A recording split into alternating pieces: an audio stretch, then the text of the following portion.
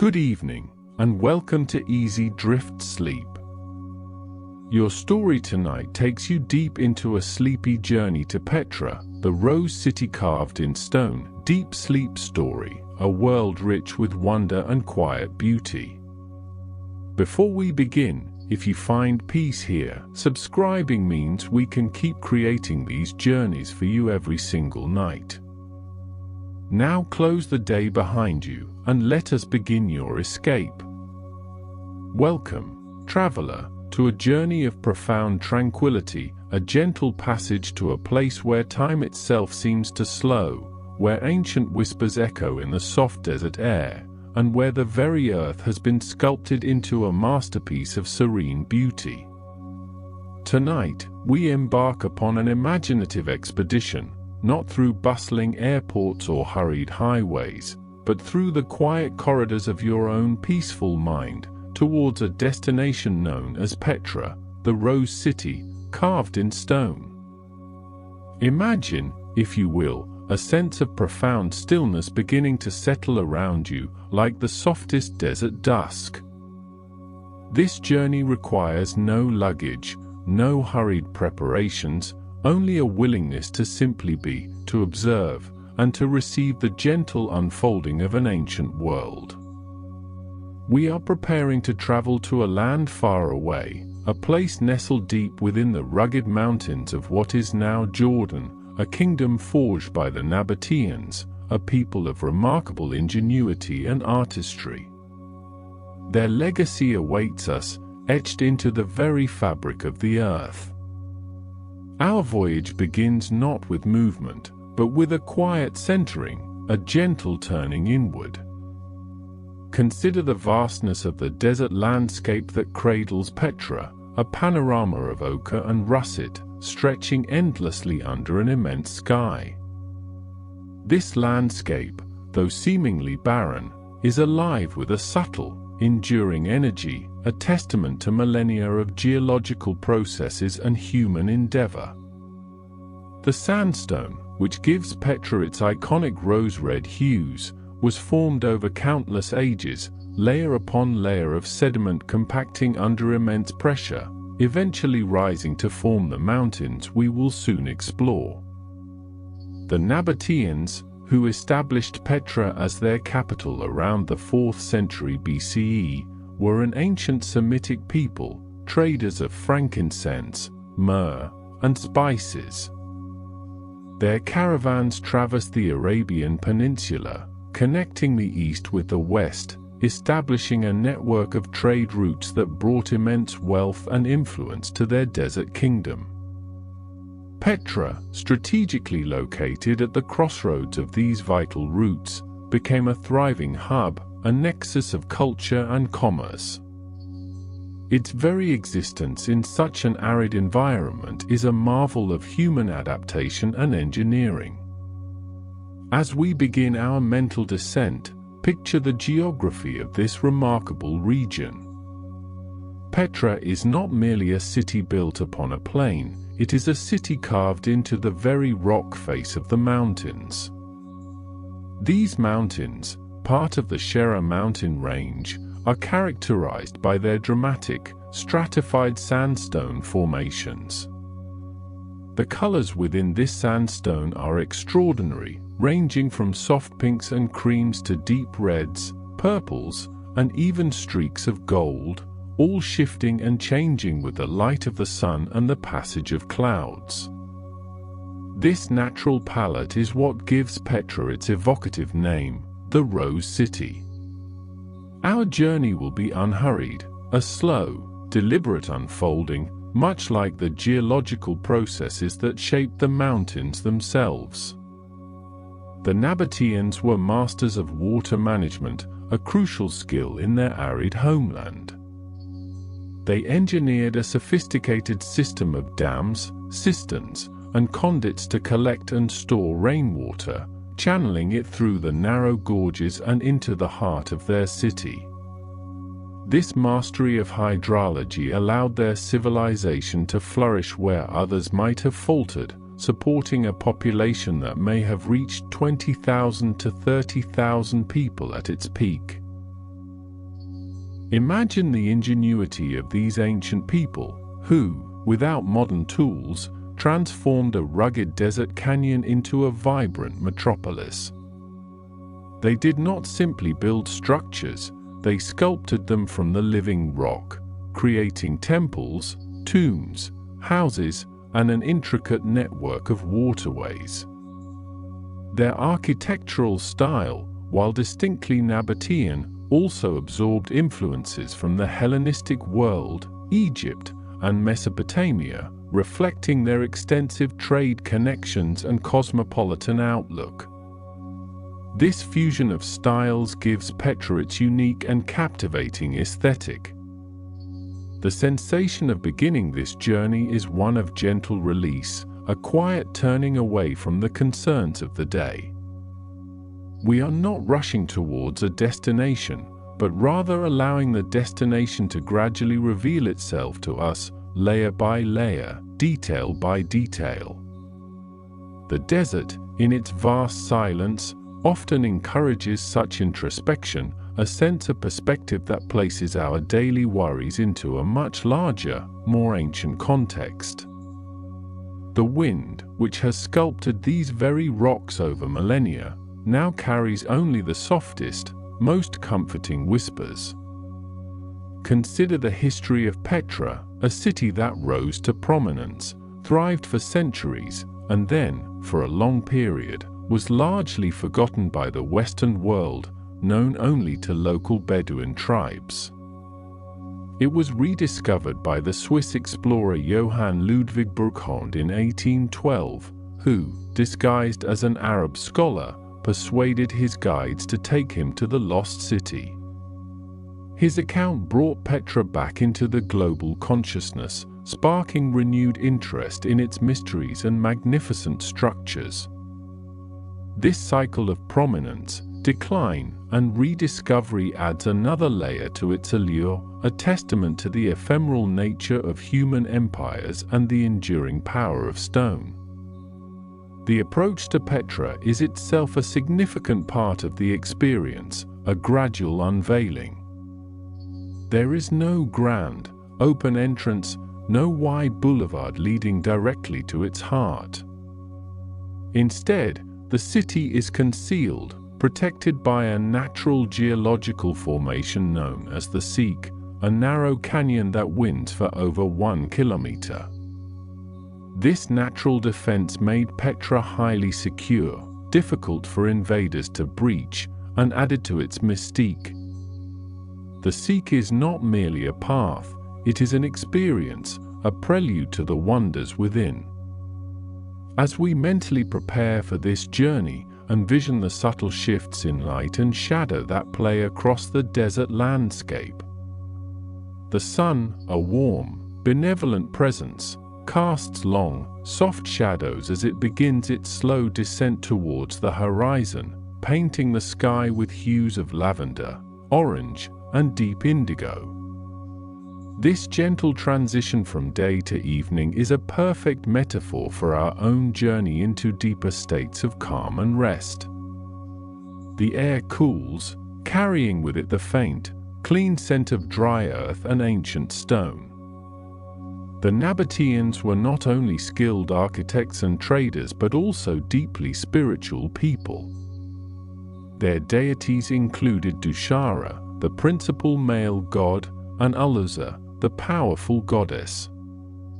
Many of the elaborate rock-cut structures we will encounter, particularly the monumental tombs and temples, served religious purposes, reflecting their beliefs about the afterlife and the divine.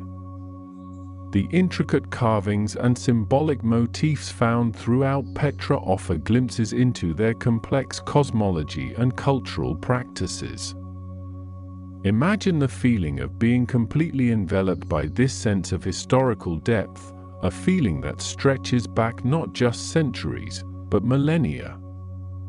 The very ground beneath our imaginary feet holds stories of countless generations, of bustling markets, sacred rituals, and the quiet lives of a people who mastered their environment with remarkable grace. This deep connection to the past can be profoundly grounding, reminding us of the enduring cycles of life and the vastness of human history. The journey to Petra is a journey into the earth itself, into the heart of the mountains. The Nabataeans understood this intimate relationship with their environment, not as something to be conquered, but as something to be integrated with, to be shaped and honored. Their architecture often follows the natural contours of the rock, blending seamlessly with the landscape rather than imposing upon it. This harmony between human creation and natural form is one of Petra's most captivating qualities. As we draw closer, picture the subtle changes in the terrain. The open desert plains gradually give way to more rugged hills, then to dramatic rock formations that rise steeply from the earth. These formations, sculpted by wind and water over eons, display a myriad of textures and patterns, like nature's own colossal artwork. Each curve, each striation in the rock, tells a story of geological time, a narrative far older than any human civilization. The Nabataeans' mastery extended beyond water management and architecture. They were also skilled artisans. Their pottery, often characterized by thin walls and delicate painted decorations, has been found throughout the region, indicating their widespread trade network. They also produced intricate metalwork and textiles, further demonstrating their sophisticated craftsmanship. These details, though small, paint a vivid picture of a highly developed and culturally rich society. Our path is one of quiet contemplation, a slow, deliberate approach that allows the mind to gently disengage from the day's events.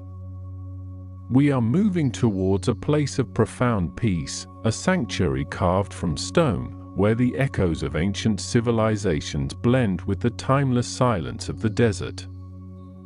The air around us feels calm and still, a gentle embrace that encourages a deep sense of security and well-being.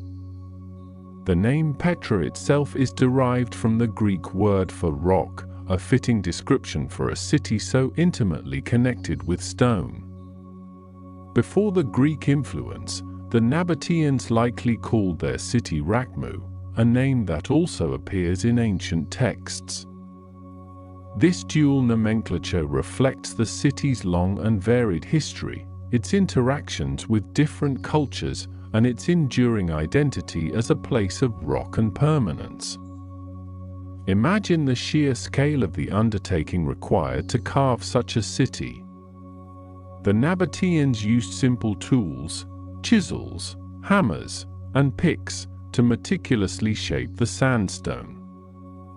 They often worked from the top down, carving intricate facades and interiors with remarkable precision. This method of construction, starting from the highest point and working downwards, is a testament to their engineering prowess and their ability to visualize complex structures within the raw rock. The sensation now is one of gentle anticipation, not of excitement, but of a calm readiness to absorb the beauty that awaits. We are moving towards a threshold, a gateway to a world both ancient and eternally present. The sounds of the modern world are fading, replaced by a quiet hum, a subtle resonance that feels deeply comforting, like the gentle whisper of the wind through distant canyons. The trade routes that passed through Petra were not just conduits for goods, they were also pathways for ideas, technologies, and artistic styles. This constant exchange enriched Nabataean culture, allowing them to adapt and innovate, integrating foreign elements into their own unique artistic expression.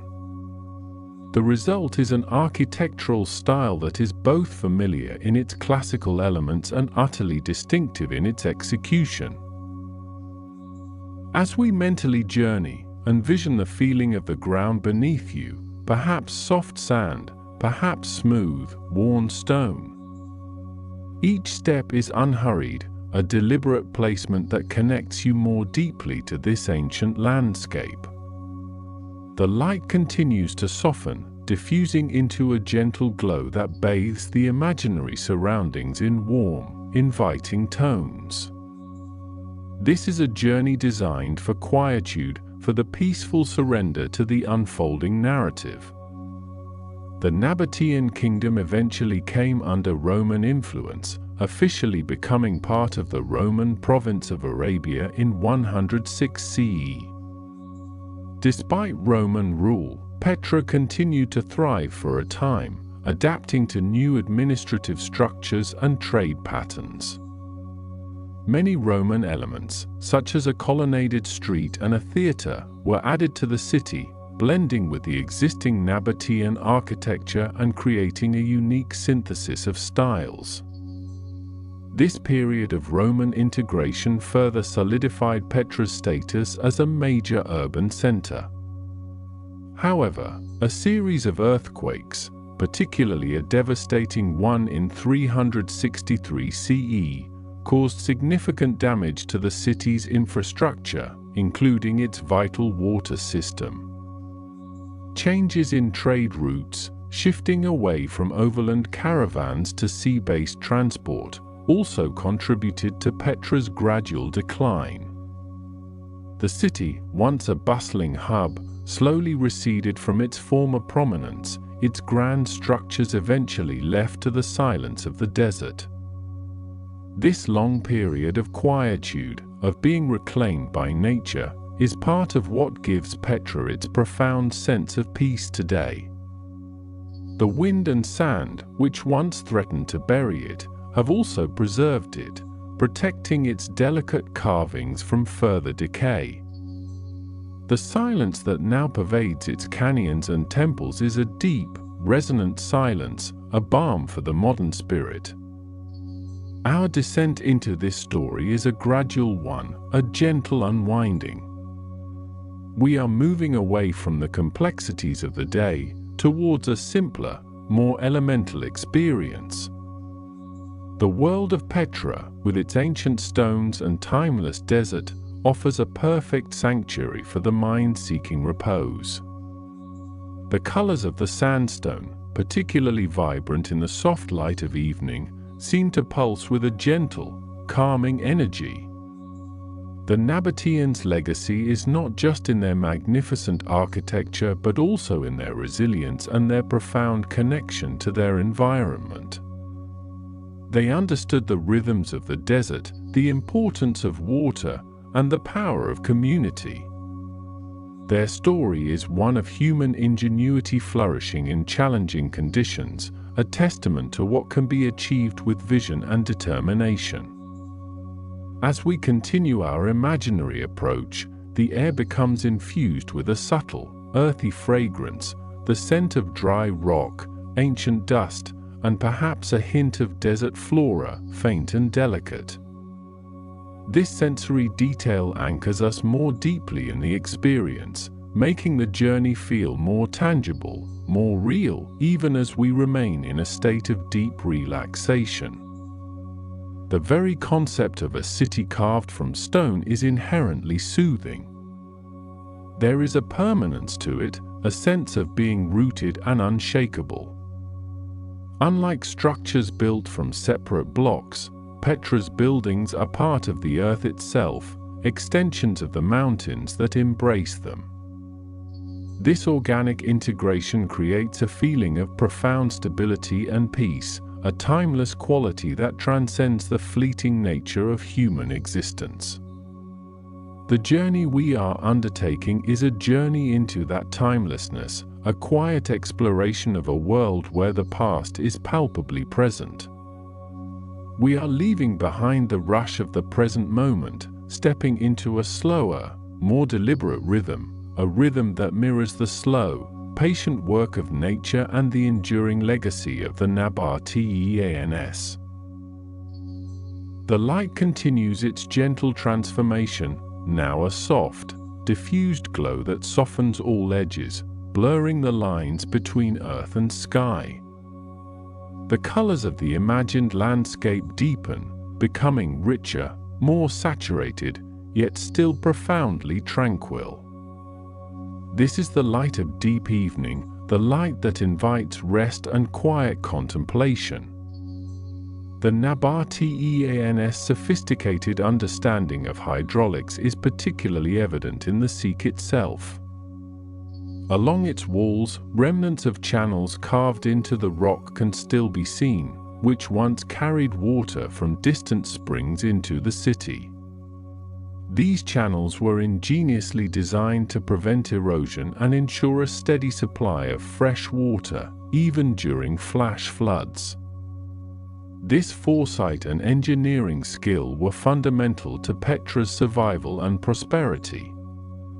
Imagine the quiet sound of water, not a rushing torrent, but a gentle trickle, a steady flow through these ancient conduits. This subtle sound, even in imagination, can be incredibly calming, a reminder of life sustained in the heart of the desert. It speaks of resourcefulness, of harmony with nature, and of the enduring power of ingenuity. As we draw nearer to the entrance of the Sikh, the towering rock faces begin to close in, creating a sense of being gently embraced by the earth. These natural walls, sculpted by millennia of geological forces, rise majestically, their surfaces etched with countless patterns and textures. This is not a claustrophobic feeling, but one of profound enclosure, of being held safely within the ancient embrace of the mountains.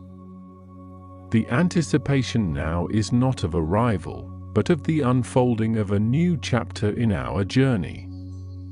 We are approaching the very threshold of Petra, the point where the natural world transitions into the magnificent, rock-cut city. This transition is gradual, almost imperceptible, a seamless blending of nature and human artistry. The air around us is still, carrying only the faintest breath of a breeze, a gentle caress that whispers secrets of the ages. This stillness is profound, a deep quiet that allows the mind to settle, to find its own natural rhythm of peace. We are preparing to step into a world where silence is not an absence, but a presence, a rich tapestry woven from history and natural beauty.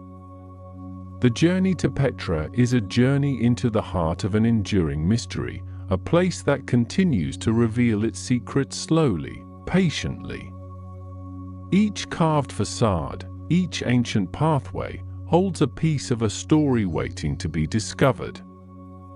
Our journey tonight is a gentle invitation to simply be present with this unfolding, to allow the imagery and the history to wash over us like a calming tide.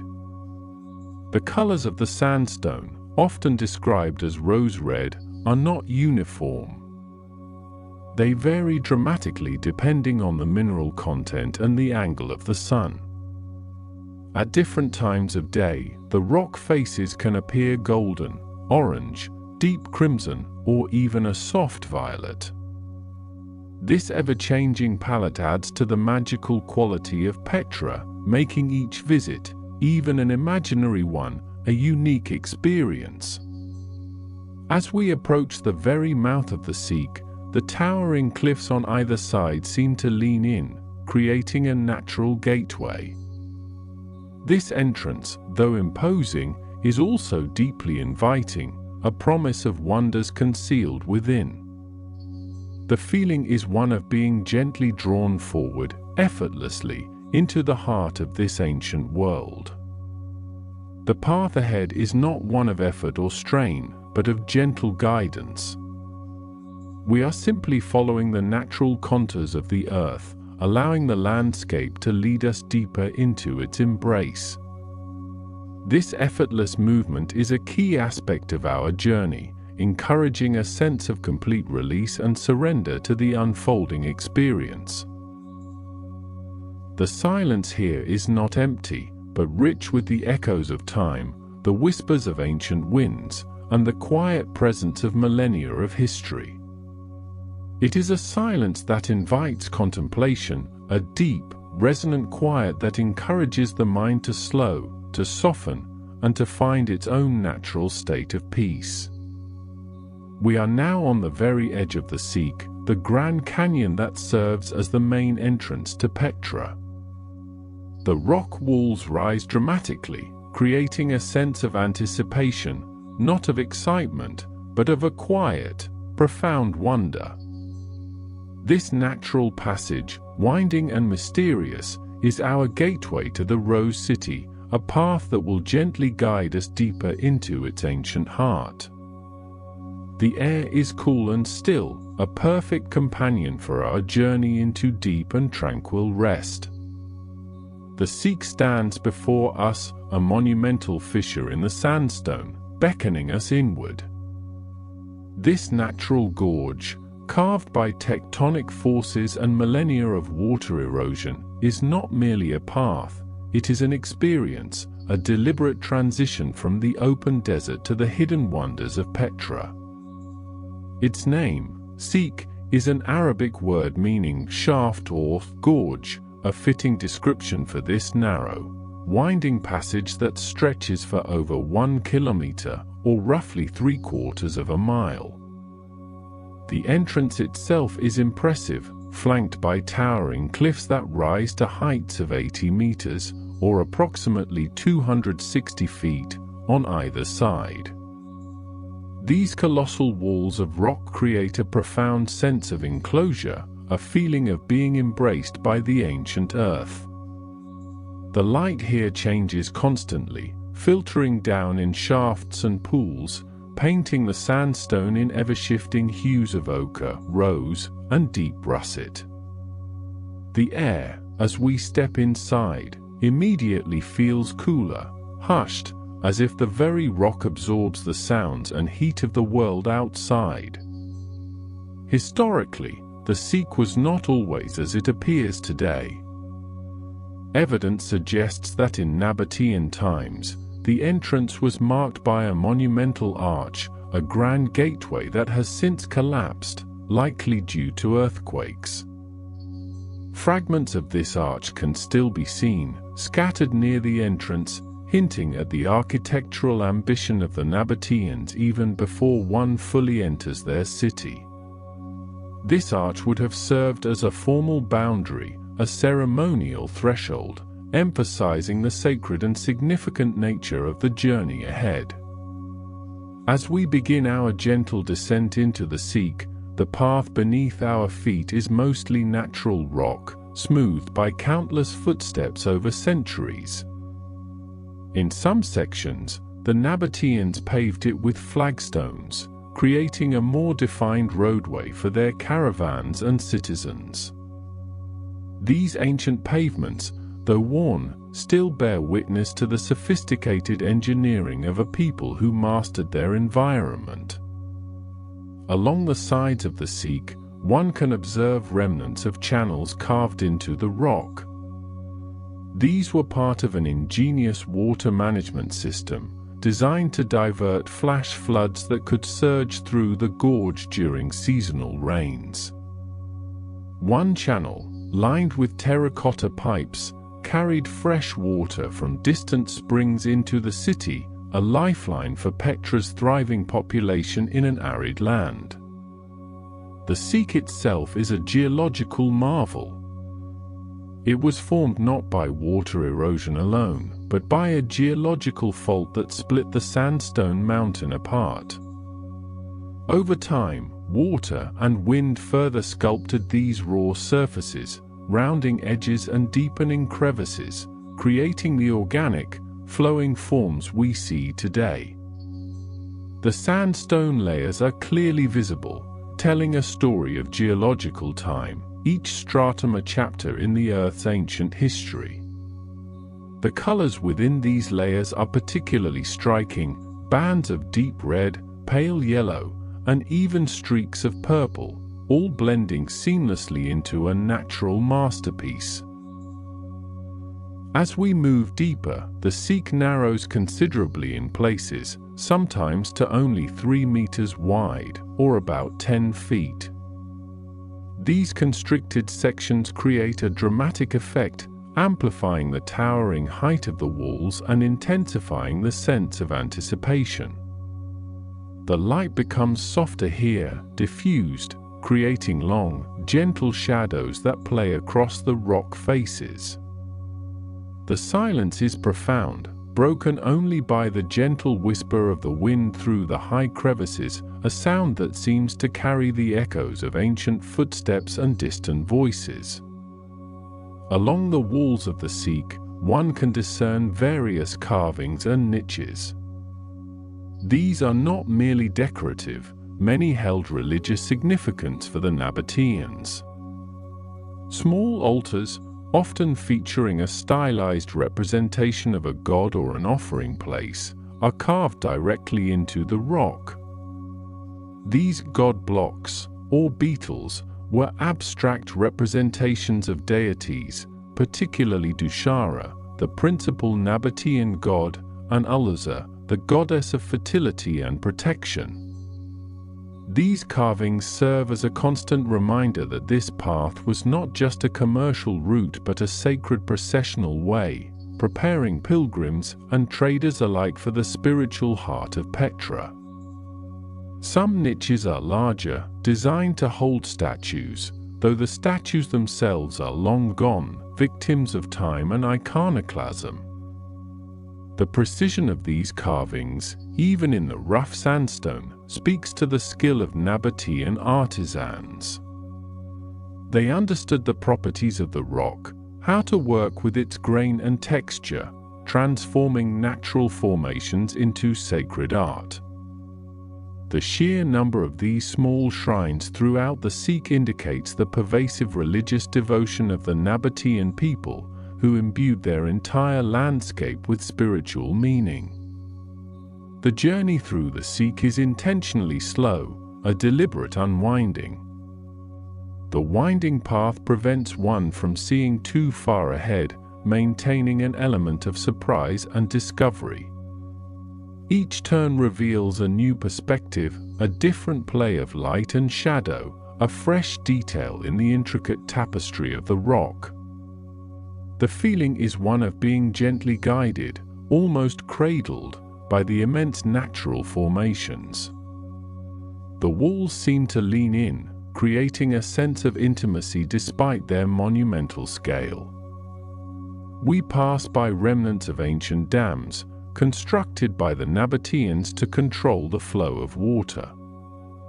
These structures were crucial for protecting the city from flash floods, a recurring danger in desert environments. The ingenuity of their hydraulic engineering is truly remarkable. They built diversion tunnels and channels to redirect floodwaters away from the main Sikh, preserving the path and the city beyond.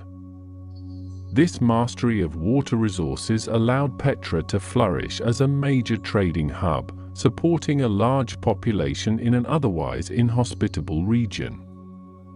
The Sikh also bears traces of the Roman presence in Petra. After the Roman annexation of Nabataea in 106 AD, they too utilized and adapted the existing infrastructure. While the Nabataeans were the primary architects of Petra, the Romans left their own distinctive marks, often incorporating their architectural styles into existing Nabataean structures. However, within the Sikh itself, the Nabataean influence remains dominant, a testament to their enduring legacy. The colors of the sandstone are particularly vibrant in the soft, filtered light of the Sikh. The predominant reddish-pink hue, which gives Petra its famous moniker, the Rose City, is due to the presence of iron oxides in the sandstone. But within this general color, there are countless variations, streaks of deep crimson, pale apricot, sandy beige, and even hints of purple and gray. These subtle shifts in color create a dynamic visual experience, making the rock walls seem alive, almost breathing. The air remains cool and still, carrying a faint, earthy scent of ancient stone and dry desert. The sounds of the outside world have completely faded, replaced by a profound quietude. This deep silence is not empty, it is filled with the presence of history, with the echoes of a civilization that thrived here for centuries. It is a silence that invites contemplation, a quiet space for the mind to settle and unwind. As we continue our gentle journey, the path occasionally widens, offering brief glimpses of the sky above, a narrow ribbon of blue framed by the towering cliffs. These moments of openness are fleeting, quickly returning to the intimate embrace of the gorge. The sense of anticipation builds not with excitement, but with a quiet, profound wonder, a serene curiosity about what lies around the next bend. The geological formations within the Seek are endlessly fascinating. The sandstone has been sculpted by natural forces into smooth, undulating curves, sharp angles, and intricate patterns. Some sections resemble vast, flowing draperies, while others appear as colossal, weathered faces or abstract sculptures. These natural artworks are a testament to the patient power of nature, shaping the earth over millions of years. The Nabataeans chose this natural entrance to their city with great care. The Seek offered natural defense, making Petra incredibly difficult to attack. Any invading army would have to pass through this narrow, easily defensible gorge, making them vulnerable to attack from above. This strategic location was a key factor in Petra's long-term survival and prosperity as an independent kingdom. The Seek is more than just a physical path, it is a symbolic journey. It represents a passage from the mundane world into a sacred space, from the known to the unknown.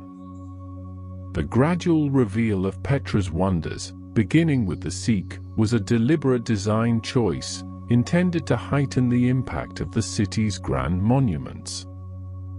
The journey itself is part of the experience, a ritualistic preparation for the grandeur that awaits. We move at a measured, unhurried pace, allowing the gentle rhythm of the Seek to envelop us. There is no need for haste here, only a quiet appreciation for the ancient beauty that surrounds us. The path is smooth, a soft incline that barely registers as a descent, yet we are steadily moving deeper into the earth, deeper into the heart of Petra. Along the lower sections of the Seek walls, one can sometimes spot evidence of ancient graffiti, small carvings left by travelers and pilgrims from centuries past. These simple marks, often symbols or names, connect us directly to the people who walked this very path so long ago, sharing a common human experience across vast stretches of time. They are faint whispers from the past, adding another layer to the rich history embedded in these rocks. The Seek's unique microclimate fosters a few hardy plants that cling to the rock faces, drawing moisture from the occasional seep or morning dew. Small ferns, mosses, and resilient desert shrubs add subtle touches of green to the predominantly red and orange landscape. These patches of life are a testament to the enduring power of nature, finding ways to thrive even in the most challenging environments. The light continues its gentle dance, shifting from bright, direct shafts to soft, diffused glows. The shadows lengthen and shorten, creating an ever-changing panorama of light and form. This constant interplay of light and shadow emphasizes the three-dimensional quality of the Seek, making the rock walls seem to undulate and breathe. The silence here is a comforting presence, a soft blanket that wraps around us. It is a silence that encourages introspection, a peaceful stillness that allows the mind to quiet its own internal chatter. The rhythmic, gentle movement forward, combined with this profound quiet, creates a deep sense of calm. The Seek is a testament to the enduring power of both nature and human ingenuity. It is a place where geological forces have sculpted a masterpiece and where an ancient civilization has left its indelible mark, harmonizing with the natural landscape rather than dominating it. The Nabataeans understood the profound beauty and strategic importance of this gorge, and they enhanced it with their own subtle yet significant contributions. As we approach the end of this long, winding passage, the walls seem to open just slightly, allowing a brighter, more expansive light to filter in from ahead. There is a subtle shift in the atmosphere, a sense of nearing a threshold. The air might feel a fraction warmer, the light a touch clearer, signaling the imminent reveal of something truly magnificent. The final turn within the Seek is perhaps the most famous, the most anticipated. It is here that the narrow gorge, after its long, winding embrace, finally begins to part, offering the first, breathtaking glimpse of Petra's most iconic monument. This moment is carefully orchestrated by the natural architecture of the Seek itself, a grand reveal that has captivated travelers for centuries. The anticipation is not a rush of excitement, but a quiet, profound sense of wonder, a gentle unfolding. The Seek has prepared us for this moment, slowing our pace, calming our senses, and attuning us to the ancient rhythms of this place. We are now at the very precipice of discovery, ready to witness the culmination of this extraordinary journey. The soft, glowing light ahead hints at the grandeur to come, a promise of beauty carved from the very heart of the earth. The air is still, holding its breath, as if in reverence for what is about to be unveiled. This gentle transition from the enclosed Seek to the open space beyond is a natural progression, a gradual awakening to the wonders of the Rose City. The journey through the Seek has been a passage not just through space, but through time, connecting us to the ancient Nabataeans who walked this very path. Their presence is palpable in the carved channels, the weathered niches, and the enduring spirit of this sacred gorge. We are merely following in their footsteps, guided by the same natural beauty and profound mystery that drew them here. As the Seek begins to widen, the feeling is one of a gentle release, a quiet opening. The towering walls, which have been our constant companions, now begin to recede, preparing to reveal the first monumental structure of Petra. This moment is not sudden, but a slow, deliberate unveiling, allowing the mind to gently absorb the majesty that is about to appear. The colors of the sandstone seem to intensify with the increasing light, glowing with an inner luminescence. The air carries a faint, almost imperceptible hum, a resonance from the vast, ancient landscape. All senses are gently attuned, receptive to the profound beauty that lies just beyond this final bend. We are now poised at the very edge of revelation, our journey through the Seek complete. The path has brought us deep into the heart of the mountain, and now it prepares to open into the very soul of Petra. The quietude of the Seek has settled deeply, leaving a profound sense of peace, a perfect state of calm as we prepare for the gentle unveiling of the city's greatest treasure. The final turn of the Seek now unfurls, a grand, slow revelation. The narrow chasm, which for so long held us within its cool, shadowed embrace, begins to widen, its towering walls drawing back with a stately grace.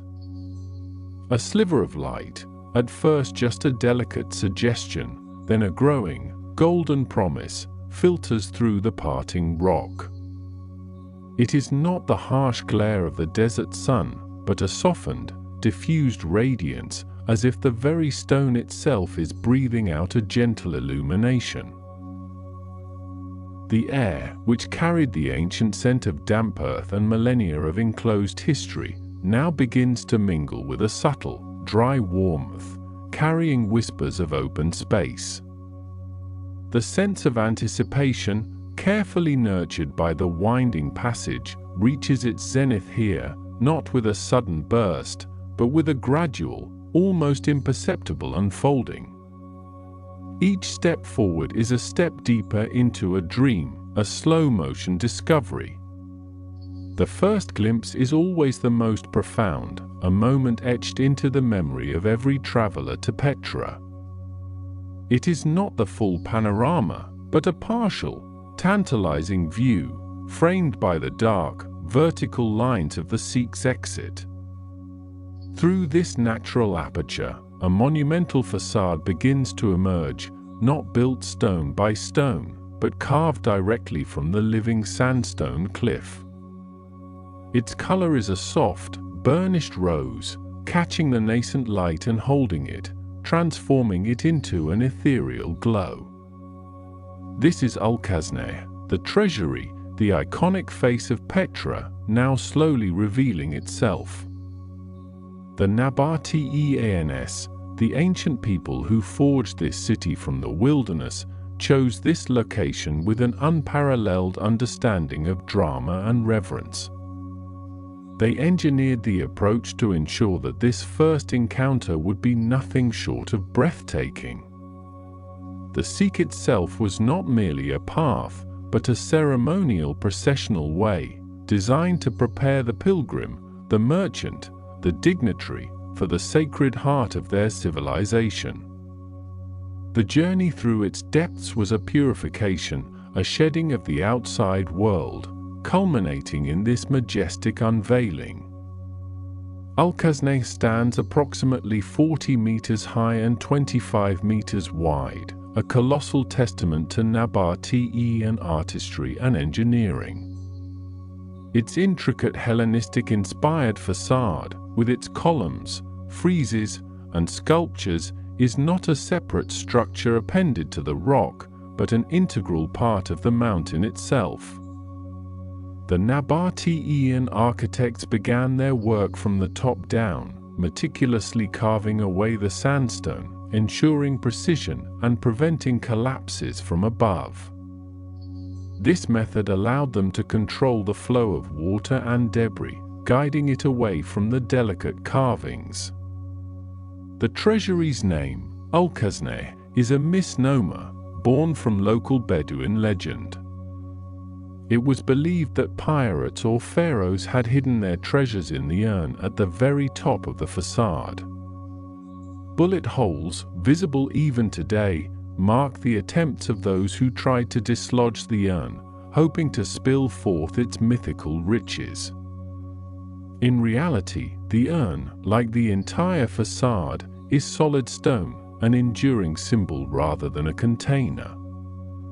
Archaeological consensus suggests that Ulkasneh was most likely a tomb, specifically a royal tomb, perhaps for King Aretas IV, who reigned from 9 BC to 40 AD. This period marked the zenith of Nabataean power and prosperity, and the grandeur of the monument certainly reflects such importance. The elaborate funerary architecture of the Nabataeans often combined elements from various cultures they encountered through their vast trading network, Egyptian, Assyrian, Greek, and Roman, blending them into a distinctive Nabataean style. The facade features 6 Corinthian columns supporting a broken pediment, with a tholos, or circular temple, rising from its center. Within the tholos, a conical roof is surmounted by the aforementioned urn. Niches and relief sculptures adorn the facade, though many have been eroded by centuries of wind and sand. Figures of Amazons, winged Victories, and other mythological beings are believed to have once graced its surfaces, symbols of the afterlife and divine protection. The central figure within the tholos is thought to be Isis Tyche, a goddess representing fate and fortune, often depicted with a cornucopia, symbolizing abundance. The purpose of such elaborate tomb architecture was not merely to house the deceased, but to honor them, to ensure their passage into the afterlife, and to project the power and wealth of the living. The Nabataeans held a deep reverence for their dead, and their burial practices were central to their culture. They believed in a form of continuity, where the deceased continued to exist in a spiritual realm, and the tomb served as a gateway, a permanent dwelling place. As the Sikh finally opens fully, the entire magnificent structure of Ulkasne stands revealed, bathed in the soft, diffused light of early morning or late afternoon, depending on the sun's angle. The sandstone, naturally variegated with swirls of pink, orange, red, and even purple, seems to shift and deepen in color, a living canvas responding to the subtle changes in light. The sheer scale of it, rising directly from the earth, carved with such precision and artistry, evokes a profound sense of wonder. The ground beneath our feet, once the uneven, water-worn bed of the Sikh, now broadens into a wide, open plaza. This plaza, though seemingly natural, was likely leveled and prepared by the Nabataeans to create a grand approach to the treasury. The silence here is different from the enclosed hush of the Sikh. It is an expansive quiet, filled with the vastness of the open sky above and the monumental presence of the carved city around us. The air is still, carrying only the faintest whisper of a breeze, a gentle caress against the face. To the left and right of Ulkasne, the cliffs continue, revealing more carved facades, though none as grand or as intricately detailed as the treasury. These smaller tombs and dwellings, often simpler in design, hint at the vastness of the city that stretches beyond this initial, dramatic entrance. They are like silent sentinels, guarding the secrets of the valley, their weathered surfaces telling stories of time and endurance. The Nabataeans were a remarkable people, originally nomadic Arabs who, by the 4th century BC, had established a thriving kingdom. Their success was built upon their mastery of water management in an arid land and their strategic control of the lucrative incense and spice trade routes. Petra, their capital, was not merely a city of tombs, but a vibrant, bustling metropolis, home to tens of thousands of people. It was a crossroads of cultures, where goods and ideas flowed between Arabia, Egypt, Syria, and the Mediterranean world. Their engineering prowess was legendary. They developed sophisticated systems of dams, cisterns, and ceramic pipes to collect and store every drop of precious rainwater, channeling it into the city. This allowed them to sustain a large population and even cultivate gardens in the desert. The Sikh itself, while a natural geological formation, was modified by the Nabataeans. They carved channels along its walls to divert floodwaters, protecting the city from flash floods and also to carry fresh water into the city center. The architecture of Petra is a fusion of local traditions and foreign influences. While the facades often display Hellenistic and Roman elements, the interiors of the tombs are typically much simpler, reflecting a more ancient, indigenous style. They often consist of a single, unadorned chamber, sometimes with rock-cut benches or burial niches. This contrast between the elaborate exterior and the plain interior suggests that the facade was primarily for public display, a statement of wealth and status, while the interior served a more private, sacred function. As we stand before Alcazne, the sheer scale of the human endeavor required to create such a monument becomes almost incomprehensible. Imagine the Nabataean stonemasons, suspended by ropes from the cliff face, chipping away at the sandstone with iron tools, guided by master architects and engineers. Each column, each capital, each relief figure was painstakingly carved, not added, but revealed from the solid rock. The work would have taken years, perhaps decades, involving hundreds of skilled laborists. The color of the sandstone is one of Petra's most captivating features. Geologically, it is a type of Nubian sandstone formed over millions of years from ancient desert sands. The varying hues are due to the presence of different minerals, primarily iron oxides, which oxidize over time to produce the reds, oranges, and purples.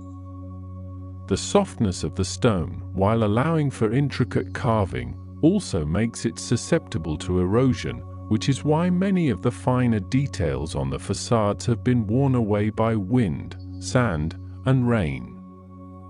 The sunlight continues its gentle dance across the facade of Alcazne, highlighting different features, casting new shadows. The intricate carvings seem to breathe, to shift with the light, revealing new depths and textures.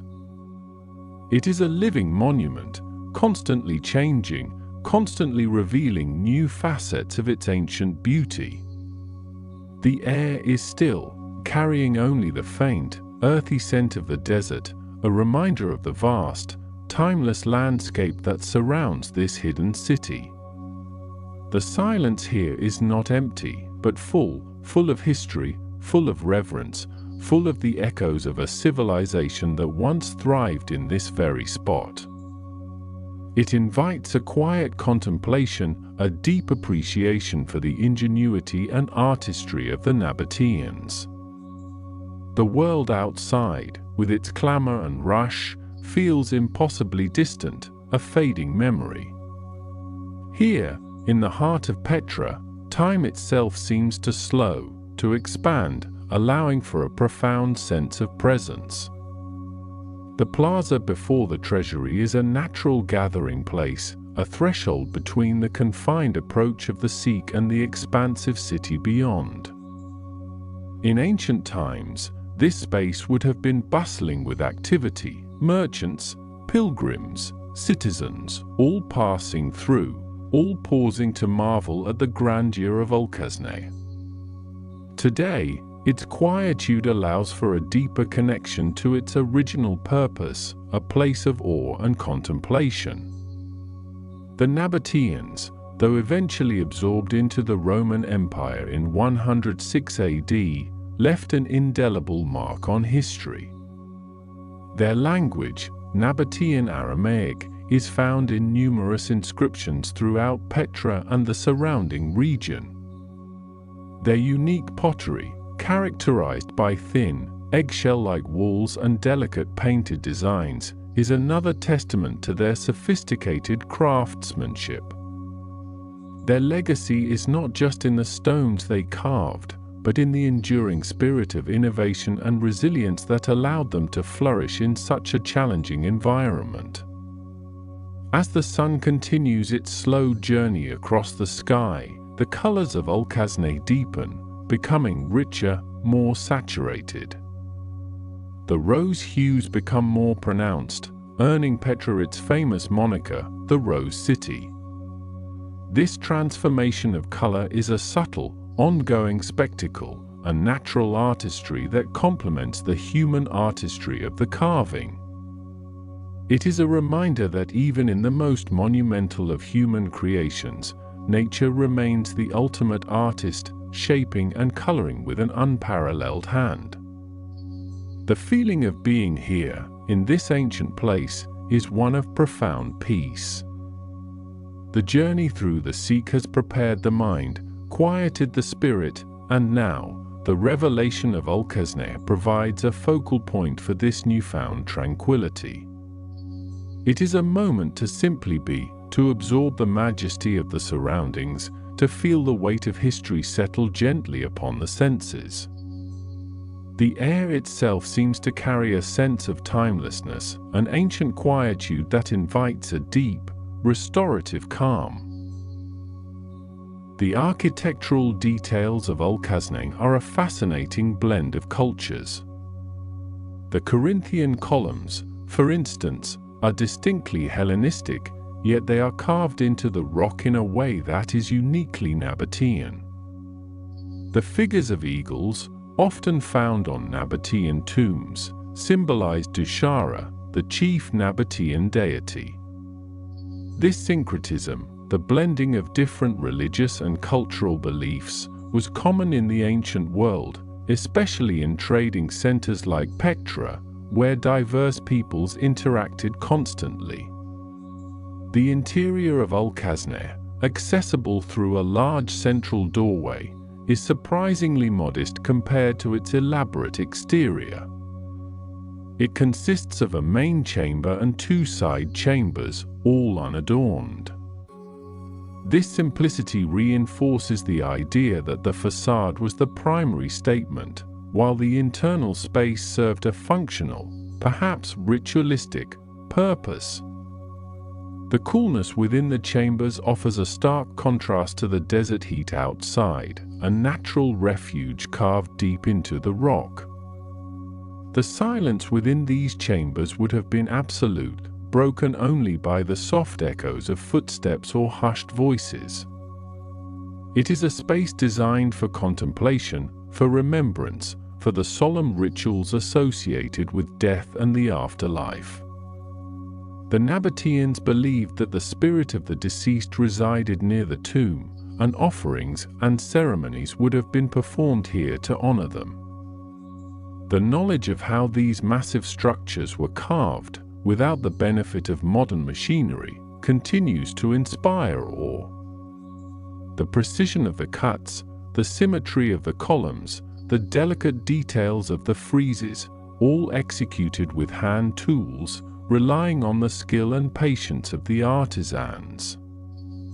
It speaks to a level of dedication and craftsmanship that is rarely seen today.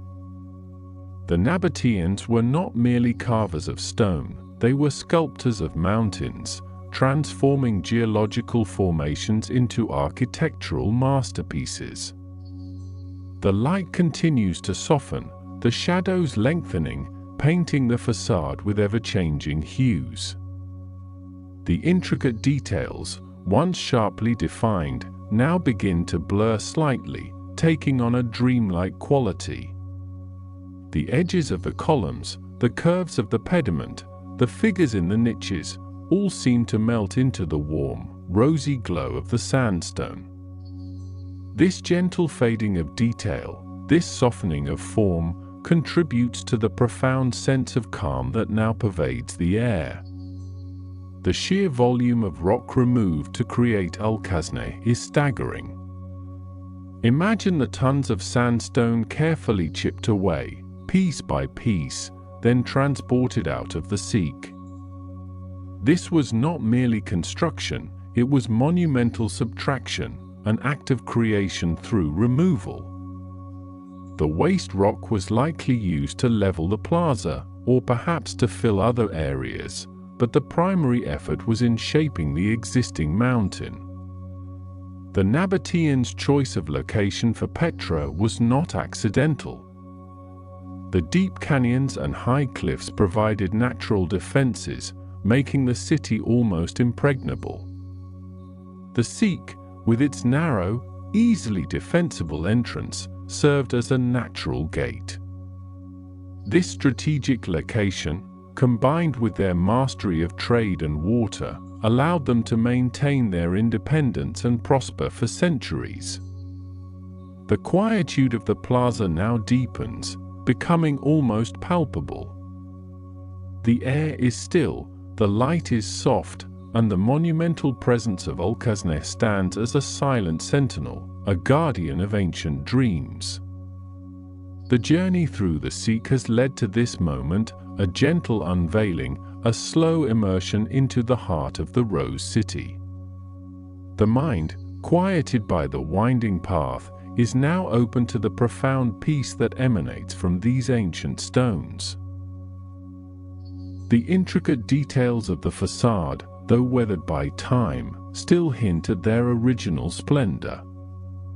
The delicate floral patterns, the geometric motifs, the stylized figures, each element tells a part of the Nabataean story, a narrative carved in stone. These are not merely decorations, they are symbols, conveying meaning, expressing beliefs, and communicating across millennia. The soft, warm colors of the sandstone now seem to embrace everything, creating a sense of comfort and serenity. The light, no longer bright, but a gentle, diffused glow, casts long, soft shadows that dance and shift with the imperceptible movement of the sun. It is a light that soothes, that calms, that invites a deep, peaceful repose. The very air seems to hum with a quiet energy, an ancient vibration that resonates with the deepest parts of the soul. The journey has brought us to this point of profound stillness, a place where the grandeur of human achievement meets the timeless beauty of the natural world. The Seek has receded into memory, its cool shadows replaced by the warm, embracing light of the open plaza. Alcazne stands before us, not as a distant marvel, but as an intimate presence, its silent majesty a gentle lullaby. The world outside has faded, replaced by the enduring peace of Petra, a city carved from dreams, now holding us in its quiet embrace. The Seek has receded into memory, its cool shadows replaced by the warm, embracing light of the open plaza. Alcazne stands before us, not as a distant marvel, but as an intimate presence, its silent majesty a gentle lullaby. The world outside has faded, replaced by the enduring peace of Petra, a city carved from dreams, now holding us in its quiet embrace. The great facade of Alcazne, often called the treasury, now reveals itself in its full, astonishing detail. It is not merely a structure, but a monumental sculpture, carved directly into the living rock face. The Nabataeans, the ancient people who created Petra, were master stone carvers, and this edifice stands as their most celebrated achievement. Its name, the treasury, comes from a Bedouin legend that pirates hid their treasure in the stone urn at its summit, an urn that bears the marks of many bullets fired in futile attempts to dislodge its supposed riches. Yet, the true treasure lies in the artistry itself, in the sheer scale and precision of its creation. The sandstone here glows with a soft, ethereal light, its hue shifting from a deep rose red to a pale, almost golden orange, depending on the angle of the sun. The Nabataeans chose this particular cliff face for its remarkable color and its prominent position at the end of the Seek, ensuring that every visitor would be met with this breathtaking spectacle. The facade rises over 40 meters high, approximately 130 feet, and spans nearly 25 meters, or 82 feet, wide, an immense canvas of carved stone. At its base, 6 Corinthian columns support a broad entablature, leading to a central portico. The entrance itself is dark, a portal into the mountain's heart, though the interior chambers are far simpler than the elaborate exterior, serving primarily as a royal tomb. Above the columns, the facade is divided into 2 levels. The lower level features a grand portico, flanked by two smaller side chambers, each adorned with intricate carvings. The upper level is even more elaborate, with a circular tholos, a domed circular building, at its center, flanked by broken pediments and further columns. The upper level is even more elaborate, with a circular tholos, a domed circular building, at its center, flanked by broken pediments and further columns. The carvings themselves are a blend of Nabataean and Hellenistic influences, reflecting the cultural crossroads that Petra represented. Figures of deities and mythical creatures adorn the facade. On the lower level, figures believed to represent Castor and Pollux, the twin gods, stand guard, their forms weathered by millennia of wind and sand. Winged victories, symbols of triumph, are also present, their delicate forms etched into the stone. Eagles, symbols of the sun god Dushara, the principal Nabataean deity, are also carved into the rock, their powerful wings spread wide. At the very top, the massive urn, which sparked the legend of hidden gold, is a focal point. This urn, like much of the facade, was not built up, but carved down, meticulously shaped from the existing rock. The Nabataeans began carving from the top of the cliff face, working their way downwards, a testament to their engineering prowess and their profound understanding of stone. This method allowed them to manage debris more effectively and ensure structural integrity. The details are mesmerizing. The Corinthian capitals of the columns are exquisitely rendered, with acanthus leaves curling gracefully, each leaf a testament to the carver's skill. The friezes above the columns depict scenes of mythical battles and processions, though time and erosion have softened their sharper edges, giving them a dreamlike quality. Even the smallest decorative elements, like the rosettes and garlands, are carved with an astonishing level of precision, suggesting a deep reverence for beauty and craftsmanship. The purpose of Ulkasne is widely believed to be a mausoleum for a Nabataean king, likely Aretas IV, who reigned from 9 BC to 40 AD. This period marked the zenith of Nabataean power and prosperity. The grandeur of the tomb was intended to reflect the king's status and to honor his memory, a permanent monument etched into the very fabric of the earth. The location, directly facing the Sikh's exit, ensured that the king's final resting place would be the first and most impressive sight for all who entered the city. The plaza before Ulkasne is a natural amphitheater, a vast, open space where the ancient Nabataeans would have gathered. The ground here is soft sand, interspersed with ancient flagstones, worn smooth by countless footsteps over 2 millennia. The air is still, carrying only the faintest whisper of the desert breeze. The light, now a gentle, diffused glow, bathes the entire scene in a warm, inviting embrace. Imagine the silence that must have fallen as the first rays of dawn touched this facade, awakening its colors.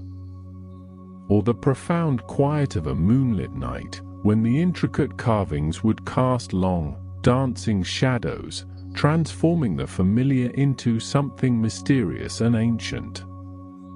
The Nabataeans understood the interplay of light and shadow, using it to enhance the dramatic effect of their architecture. The deep recesses of the carvings would hold the darkness, while the protruding elements would catch the light, creating a dynamic, ever-changing tableau. The scale of this undertaking is almost incomprehensible. To carve such a structure without modern tools, using only chisels, hammers, and the sheer force of human will, speaks volumes about the Nabataean people. They were not only traders and engineers but also artists and architects of the highest order. Their mastery of hydraulics, their ability to channel and conserve water in this arid landscape, allowed their civilization to flourish, supporting the vast workforce required for such monumental projects. The sandstone itself is a remarkable material. Formed over millions of years from ancient seabeds, it is relatively soft when first exposed, allowing for carving, but hardens over time, providing durability. Its layered composition, visible in the subtle striations across the rock face, contributes to its unique aesthetic. These layers tell a geological story, a narrative of ancient oceans and shifting sands, now transformed into the canvas for human artistry.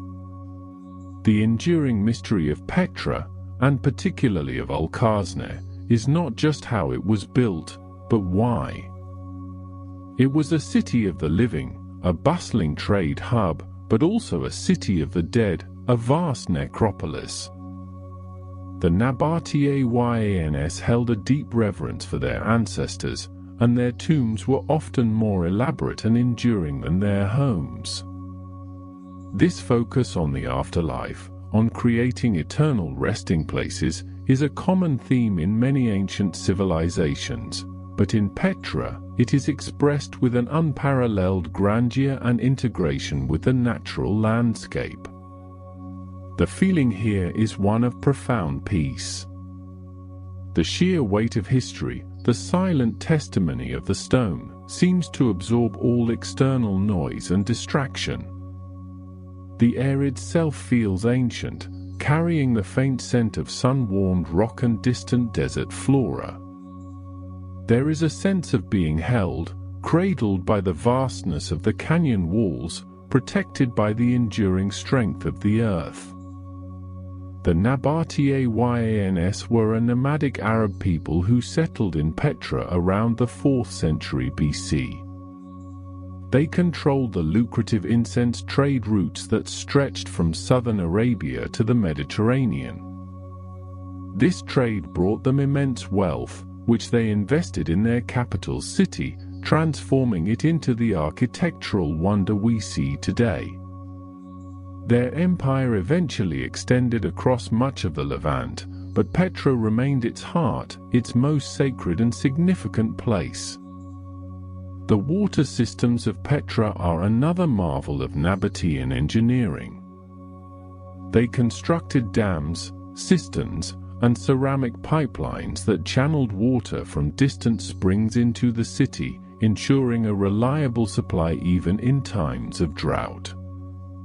This mastery of water management was crucial for sustaining a large population and for supporting the extensive agricultural terraces that once lined the surrounding valleys. The Sikh itself contains remnants of these water channels, carved into its walls, a subtle reminder of the ingenuity that allowed this city to thrive. As we stand before Alkazne, the details of its creation and its history gently unfold, like a story whispered by the wind. The precise angles of the columns, the delicate curves of the pediments, the enigmatic expressions of the carved figures, all contribute to a sense of timeless wonder. The Nabataeans did not simply build, they sculpted the very landscape, blurring the lines between nature and architecture. The light continues its gentle dance across the facade, softening the edges, deepening the colors. The rose red of the stone seems to breathe, to pulsate with a quiet energy. It is a color that evokes warmth, comfort, and the deep, ancient heart of the earth. This unique coloration is due to the high iron content in the sandstone, which oxidizes over time, creating the spectrum of reds, oranges, and pinks that give Petra its famous moniker, the Rose City. The silence here is not an empty silence, but a full one, rich with the echoes of history, the whispers of ancient lives, and the profound stillness of the desert. It is a silence that invites contemplation, a quietude that allows the mind to settle, to find its own rhythm. The great scale of Aucassin, rather than overwhelming, becomes a source of calm, a monumental presence that grounds the senses. The craftsmanship is so refined that it is easy to forget this was carved by hand, without the aid of modern machinery. Each chisel mark, though long smoothed by wind and time, represents an individual act of creation, a moment of human endeavor. The precision required to carve such symmetrical and intricate details into a vertical rock face, starting from the top and working down, is truly astonishing. They would have used scaffolding, likely constructed from wood, anchored into small holes carved into the rock, which are still visible in places. The Nabataeans developed their own distinct writing system, an Aramaic script, which can be seen in inscriptions throughout Petra, though not prominently on Aucassin itself. These inscriptions often detail dedications, funerary prayers, or records of ownership, providing invaluable insights into their language and beliefs. Their language, a dialect of Aramaic, was a lingua franca of the ancient Near East, reflecting their extensive trade networks. The influence of other cultures is evident in the architectural style of Aucassin. While distinctly Nabataean in its execution and integration with the landscape, the Hellenistic elements, the Corinthian columns, the pediments, the tholos, show the impact of Greek and Roman art. The Nabataeans were highly adaptable, incorporating elements from the cultures they encountered through trade, yet always imbuing them with their own unique artistic sensibility. This fusion created a style that is both familiar and uniquely Petran. The enduring legacy of Petra is not just in its physical structures, but in the story it tells of human resilience, ingenuity, and artistic expression in harmony with nature.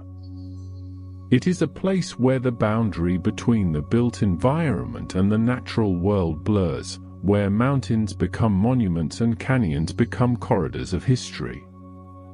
The city was abandoned by its inhabitants around the 7th or 8th century AD, possibly due to shifting trade routes, earthquakes, or changes in climate, and remained largely unknown to the Western world for over 1 millennium. It was rediscovered by the Swiss explorer Johann Ludwig Burckhardt in 1812, who disguised himself as an Arab scholar to gain entry. The quiet majesty of Aucassin continues to hold us. Its presence is a gentle anchor, a point of focus that allows the mind to drift peacefully. The details of its carvings, the subtle play of light on its surface, the ancient warmth of its rose-red stone, all contribute to a profound sense of calm. The air is still. The world outside this ancient plaza seems distant and unimportant. Here, in the heart of Petra, time itself seems to slow, to expand, to offer an infinite moment of tranquility. The gentle breeze that occasionally whispers through the plaza carries no urgency, only the soft rustle of invisible currents. It is a breath of ancient air, carrying the faint scent of sun-baked stone and the vast, empty expanse of the desert beyond. The silence is profound, broken only by the softest sounds, perhaps the distant call of a bird, or the faint sifting of sand. These sounds are not intrusive, but rather serve to deepen the sense of peace, to highlight the stillness that pervades this sacred space. The intricate details of the facade continue to reveal themselves, even in the soft, unchanging light. The delicate fluting of the columns, the precise angles of the cornices, the almost imperceptible variations in the sandstone's texture, each element contributes to the overall harmony. It is a masterpiece of balance and proportion, a structure that feels both grand and intimately connected to its surroundings. The Nabataeans understood the power of architectural presence, designing Ulkasneh to be awe-inspiring, yet also deeply integrated into the natural landscape. The enduring mystery of the Nabataeans themselves adds another layer to the tranquility. They were a sophisticated civilization, yet much about their daily lives, their beliefs, and their ultimate decline remains shrouded in the mists of time. This sense of ancient, unresolved history lends a dreamlike quality to Petra, making it a place where imagination can roam freely, unburdened by the demands of the present. The feeling of being small in the face of such monumental beauty is not one of insignificance, but rather one of profound connection. It is a reminder of the vastness of time, the enduring power of nature, and the remarkable capacity of human creativity. This connection to something larger than oneself can be deeply calming, fostering a sense of perspective and quiet contentment. The rose-red color of the stone is particularly soothing. It is a color associated with warmth, comfort, and the gentle glow of a sunset.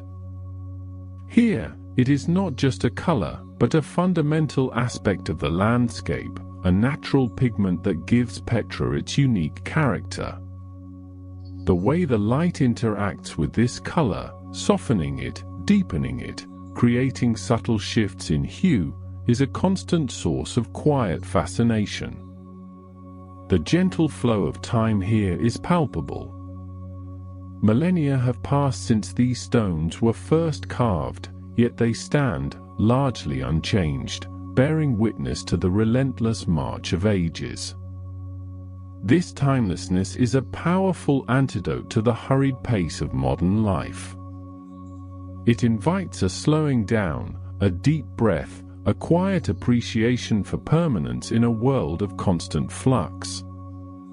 The plaza before Ulkasneh is a sanctuary, a place of quiet contemplation. The towering cliffs that surround it provide a sense of enclosure and protection, creating a natural embrace. The open sky above, now a deepening twilight blue, adds to the feeling of vastness, yet the immediate surroundings are comforting and secure. It is a place where one can feel utterly safe, held within the ancient heart of the earth. The gentle warmth that lingers in the air, a residue of the day's sun, is comforting. It is a dry warmth, characteristic of the desert, that soothes without stifling. The air is clean, pure, carrying no harshness, only the subtle, earthy scent of ancient stone. This sensory experience, the soft light, the quiet air, the gentle warmth, all contribute to a profound sense of peace. The silence deepens further, becoming a soft, enveloping blanket. The world shrinks to this single, magnificent view, this ancient marvel. The details of Ulkasneh continue to hold a gentle sway over the mind, their intricate beauty acting as a quiet lullaby. The figures carved into the stone seem to watch over this peaceful scene, guardians of an ancient slumber. The journey through the Sikh, with its towering walls and winding path, has brought us to this moment of quiet revelation.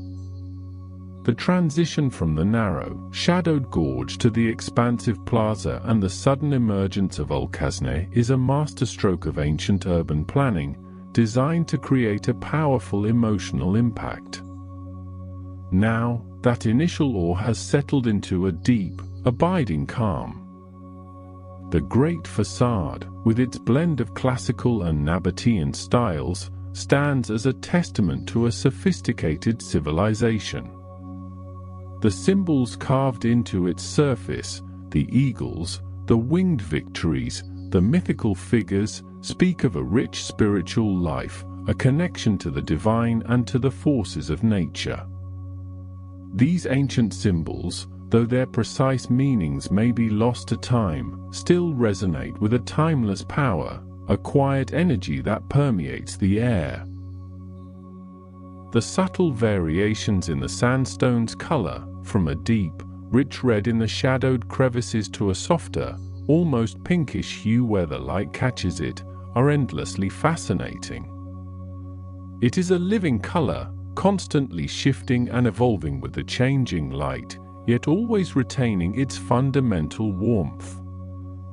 This natural artistry of the stone itself is as captivating as the human artistry carved into it. The feeling of being utterly still, utterly present in this ancient place, is a rare gift. The mind, unburdened by external distractions, can simply rest, observing the quiet grandeur of ochre. The monumental scale, rather than being overwhelming, becomes a source of profound stability, a solid, unchanging presence in a world that often feels fleeting. The silence here is not an absence of sound, but a presence of peace. It is the sound of ancient stone breathing, of millennia passing, of the desert holding its secrets. This profound quietude allows the inner world to expand, to find its own gentle rhythm, mirroring the slow, deliberate pace of geological time. The world outside this ancient city has faded completely, leaving only the soft embrace of Petra. The air itself seems to carry the echoes of ancient whispers, the soft murmur of a bygone era. These are not disturbing sounds, but rather a gentle hum of history, a subtle vibration that adds to the depth of the tranquility. It is a place where the past feels close, tangible, yet utterly serene, a quiet presence that soothes the soul. The journey has been one of discovery, not just of a physical place, but of a profound sense of peace. The grandeur of Petra, particularly ochre, is not just about its visual impact, but about the feeling it evokes, a feeling of timelessness, of enduring beauty, of quiet wonder. It is a place where the mind can truly rest, cradled by the ancient earth and the silent majesty of human achievement. The gentle glow of the rose-red stone, the profound stillness of the air, the quiet presence of the ancient carvings, all combine to create an atmosphere of unparalleled calm.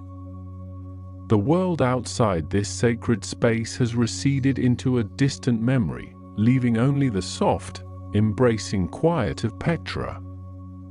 The great facade, a silent guardian, watches over this peaceful moment, its intricate details a gentle lullaby for the senses. Its presence is a soft, unwavering anchor, holding us gently in this timeless space, inviting a deeper, more profound sense of rest. The path ahead beckons, a continuation of this gentle journey into the heart of the ancient city, promising more wonders, more quiet revelations, as we drift further into the embrace of Petra's enduring peace. The path ahead, now gently illuminated by the soft, diffused light of early morning, winds deeper into Petra's embrace. We move beyond the immediate grandeur of the treasury, its monumental presence slowly receding behind us, yet its memory lingers like a soft echo in the quiet air. Our journey continues along the main track, a natural thoroughfare that has guided travelers for millennia, carved and worn smooth by countless footsteps, Nabataean, Roman, Byzantine, and Bedouin. This ancient route, known as the Sikh, has now opened into a wider, more expansive valley, revealing the true scale of the city that once thrived here. This broader area is often referred to as the Outer Sikh, a transitional space where the dramatic, narrow canyon begins to give way to the more open heart of Petra. Here, the sandstone cliffs, still towering and majestic, start to display a different character. They are no longer just walls of a chasm but canvases for a new array of carved structures, each one a testament to the Nabataeans' extraordinary skill and their profound connection to this landscape. These early structures, less ornate than the treasury, are often referred to as the Street of Facades. They line the route, a series of monumental tombs and dwellings, each one cut directly into the living rock, creating a continuous, breathtaking display of ancient architecture. The Street of Facades is a remarkable sight, a procession of rock-cut tombs that hint at the wealth and social hierarchy of Petra's inhabitants. Many of these facades feature multiple stories, with rows of rectangular openings resembling windows, though they are purely decorative, a stylistic choice to mimic residential buildings.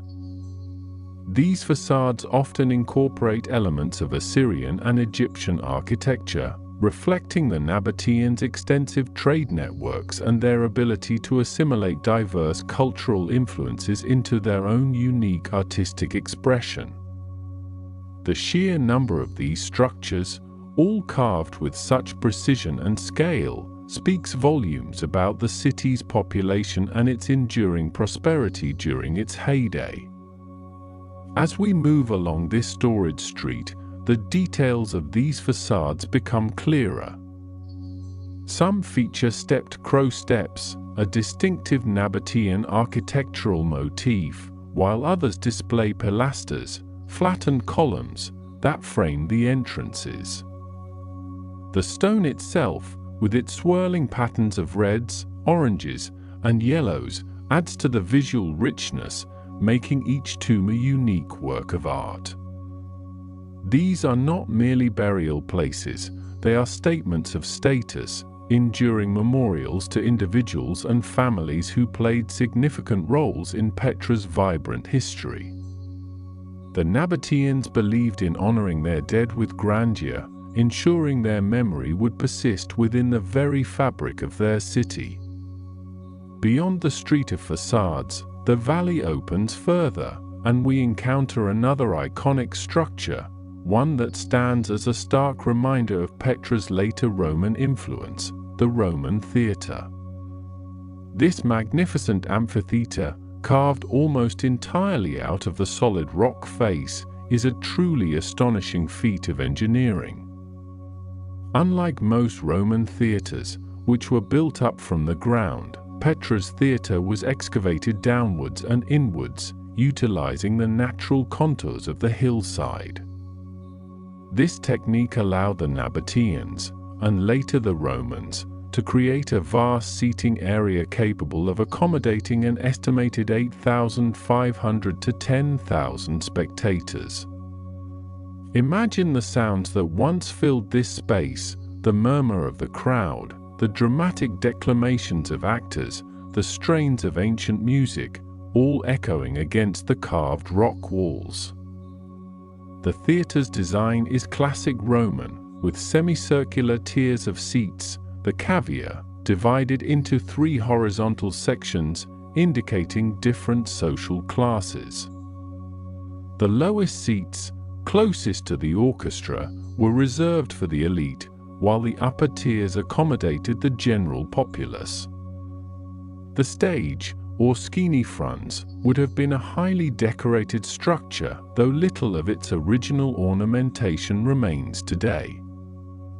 Yet, even in its current state, the sheer scale and the precision of its carving are deeply impressive. The construction of such a large theatre within a rock-cut city highlights the Nabataeans' sophisticated understanding of urban planning and their embrace of cultural amenities. While it was likely initiated by the Nabataeans, the Romans certainly expanded and refined it after their annexation of Petra in 106 AD. This theatre served not only as a venue for dramatic performances but also for public assemblies and religious ceremonies, demonstrating its central role in the city's social and cultural life. Standing within its silent embrace now, one can almost feel the echoes of past spectacles, a powerful connection to the vibrant life that once pulsed through this ancient city. As we continue our gentle journey past the theatre, the landscape begins to transform once more. The valley widens considerably, revealing the true extent of the ancient city centre. This area is known as the Colonnaded Street, the main thoroughfare of Petra, a grand boulevard that once bustled with activity. Imagine this street in its prime, lined with shops, public buildings, and temples, with columns rising majestically on either side, supporting porticos that provided shade from the desert sun. Today, many of these columns lie scattered, testament to earthquakes and the passage of time, but their bases and fragments still mark the original layout, allowing us to reconstruct its former glory in our minds.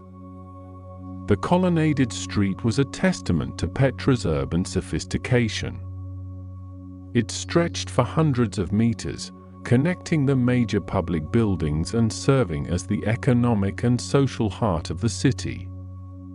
The street itself was paved with large, carefully cut stone slabs, some of which are still visible beneath the sand.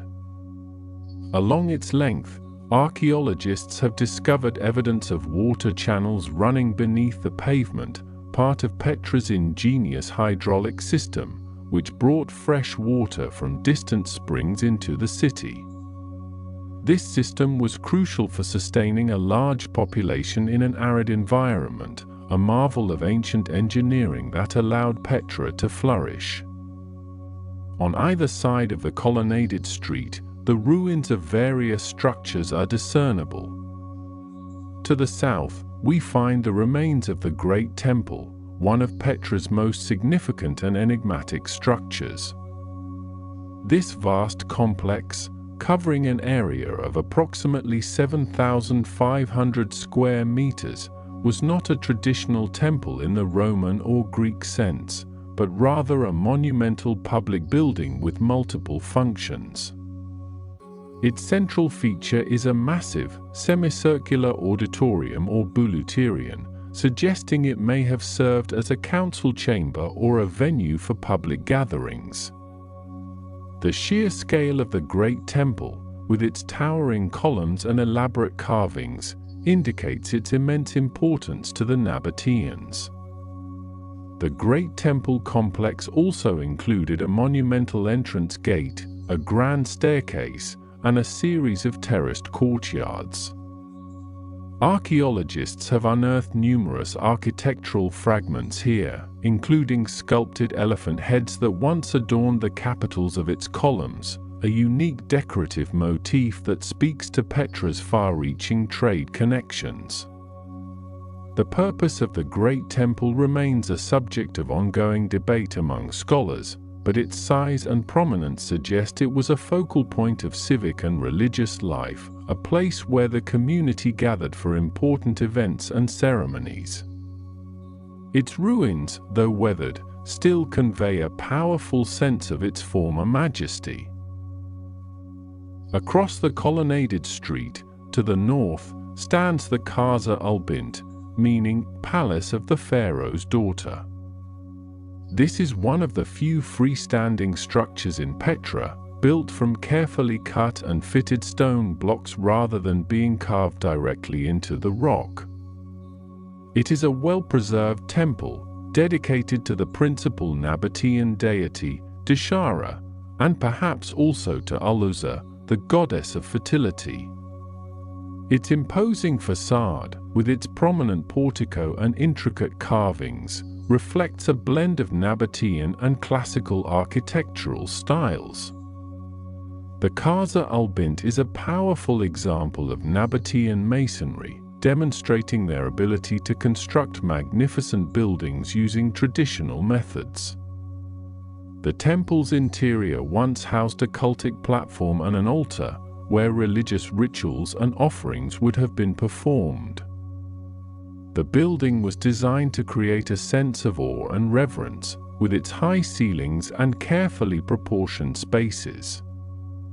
Unlike the rock-cut tombs, which were primarily funerary, the Casa al-Bint was a living temple, a place of active worship and spiritual significance for the Nabataean people.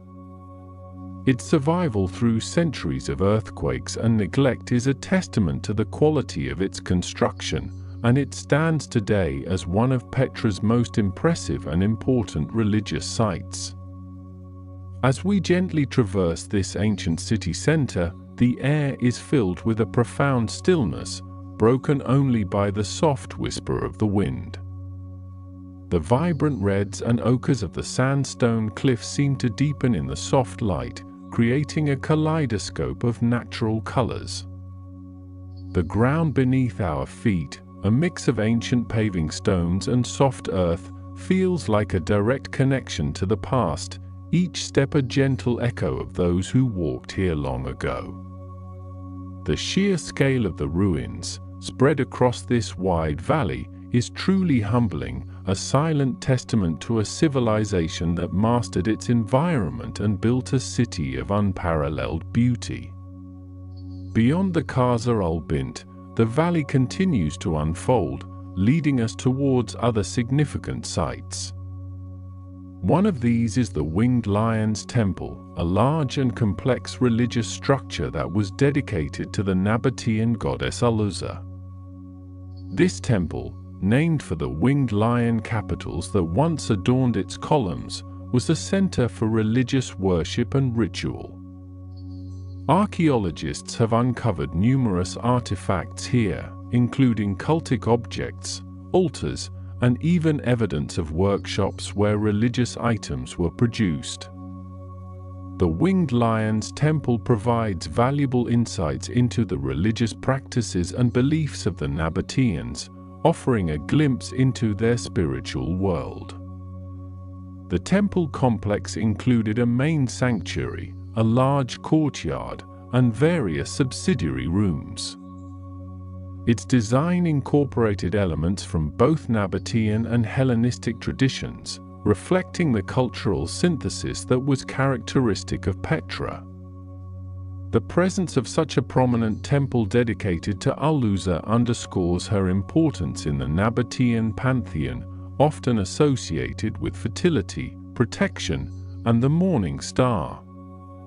The meticulous excavation and reconstruction efforts at this site have revealed much about the temple's original appearance and its function within the city's religious landscape.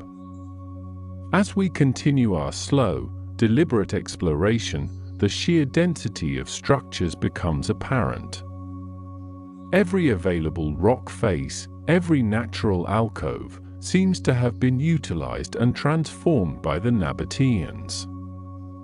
We encounter smaller tombs, residential caves, and water cisterns, all integrated seamlessly into the natural environment. The Nabataeans were masters of water management, a critical skill in the desert. Their sophisticated system of dams, channels, and cisterns collected and stored rainwater, allowing them to sustain a large urban population and even irrigate agricultural lands. This hydraulic ingenuity was as vital to Petra's survival as its strategic location on trade routes. The water channels, often carved into the sides of the Sikh and along the city streets, are a subtle but pervasive feature of Petra. They demonstrate a deep understanding of hydrology and a remarkable ability to engineer solutions for their arid environment. These channels would have directed water to public fountains, private homes, and agricultural plots, ensuring a steady supply even during long dry periods. The Nabataeans' mastery of water management allowed their city to thrive where others would have withered, a testament to their resourcefulness and foresight. As the morning progresses, the light shifts, casting new shadows and highlighting different aspects of the rock-cut architecture. The vibrant colors of the sandstone, the deep reds, the soft pinks, the creamy whites, and the occasional streaks of purple become even more pronounced, creating a living canvas that changes with every passing moment. This natural artistry of the stone, combined with the human artistry of the carvings, makes Petra a truly unique and mesmerizing place. The quiet beauty of the surroundings invites contemplation, a gentle slowing of the mind as we absorb the intricate details and the vast sweep of history. Our journey now takes us towards the higher reaches of Petra, along paths that ascend into the surrounding mountains. These routes, though sometimes steep, offer breathtaking panoramic views of the city below, revealing its layout and its integration with the landscape in a way that is not possible from the valley floor. One such path leads to the high place of sacrifice, a sacred site perched atop Jebel al-Madbar, one of the highest peaks overlooking Petra. The ascent is gradual, winding through natural rock formations and past smaller rock-cut shrines and dwellings. The high place of sacrifice is a prime example of Nabataean religious practices. It is an open-air altar, meticulously carved into the mountaintop, designed for ancient rituals. The site includes two obelisks, carved directly from the living rock, which stand as silent sentinels. These obelisks are believed to represent the Nabataean gods Dushara and Ulazar, or perhaps the two sons of Dushara.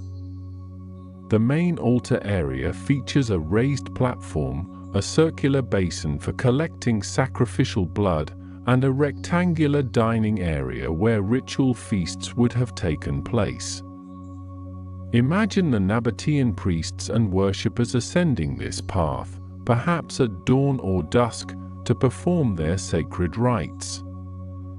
The panoramic views from this vantage point are spectacular, encompassing the entire city of Petra and stretching out to the distant desert landscape. The act of climbing to such a high, isolated place for worship suggests a deep reverence for the divine and a desire to connect with the spiritual realm in a profound way.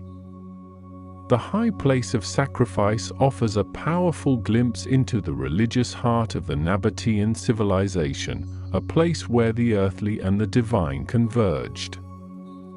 The stillness at this elevated site is particularly profound. The wind whispers through the rocks, carrying ancient secrets. The distant ruins of the city below appear almost miniature, a sprawling tapestry of human endeavor against the vastness of nature. This perspective allows for a different appreciation of Petra, not just as a collection of impressive buildings, but as a carefully planned city deeply intertwined with its natural, sacred landscape. The Nabataeans chose this location not only for its strategic advantages but also for its spiritual resonance, for the powerful presence of its towering mountains and hidden valleys. As we descend from the high place of sacrifice, the path leads us through different sections of the city, revealing more of its residential areas and smaller, less monumental structures. We encounter numerous caves and rock-cut dwellings, which once housed the ordinary citizens of Petra. These simple caves, often modified with carved facades or interior features, provide a sense of the daily life of the Nabataeans, a counterpoint to the grandeur of the tombs and temples. They are a reminder that Petra was not just a city of monuments but a vibrant, living community. The ingenuity of the Nabataeans extended to their domestic architecture as well. Many of these residential caves were designed to be cool in summer and relatively warm in winter, utilizing the natural insulation of the rock. Some even featured carved benches, shelves, and niches, making them surprisingly comfortable and functional. The presence of smoke stains on the ceilings of some caves indicates the use of indoor fires for cooking and warmth, further illustrating the adaptability of the Nabataeans to their environment. Our journey continues, a gentle progression through the layers of Petra's history. We pass by the Byzantine church, a later addition to the city, built during the period when Petra was part of the Byzantine Empire. This church, with its intricate mosaic floors depicting animals, geometric patterns, and seasonal personifications, stands as a testament to Petra's enduring significance and its transformation over time. The mosaics, remarkably well preserved, offer a beautiful glimpse into the artistic traditions of the Byzantine era and the Christian community that once thrived here. The Byzantine church complex included a baptistery, an atrium, and several chapels. Its construction utilized existing Nabataean and Roman structures, adapting them for Christian worship. The discovery of numerous papyrus scrolls within the church, known as the Petra papyri, has provided invaluable insights into the daily life, legal affairs, and economic activities of the Byzantine inhabitants of Petra in the 6th century AD. These documents shed light on land ownership, marriages, and financial transactions, painting a vivid picture of a bustling Christian community. The presence of the Byzantine church, alongside the Nabataean temples and Roman structures, highlights Petra's long and complex history, a city that adapted and evolved through successive empires and cultures. Each layer of history has left its mark, contributing to the rich tapestry that is Petra today. The quiet contemplation of these different architectural styles and cultural influences allows for a deeper understanding of the city's resilience and its enduring appeal. As we approach the end of this chapter of our journey, the light begins to soften further, casting long, gentle shadows across the valley. The air grows cooler, carrying the faint scent of desert herbs and ancient stone. The sounds of the day, the distant calls of birds, the soft rustle of wind through the sparse vegetation, begin to recede, replaced by a profound quietude. We find ourselves in a secluded part of the city, perhaps near one of the many hidden valleys or smaller canyons that branch off from the main thoroughfare.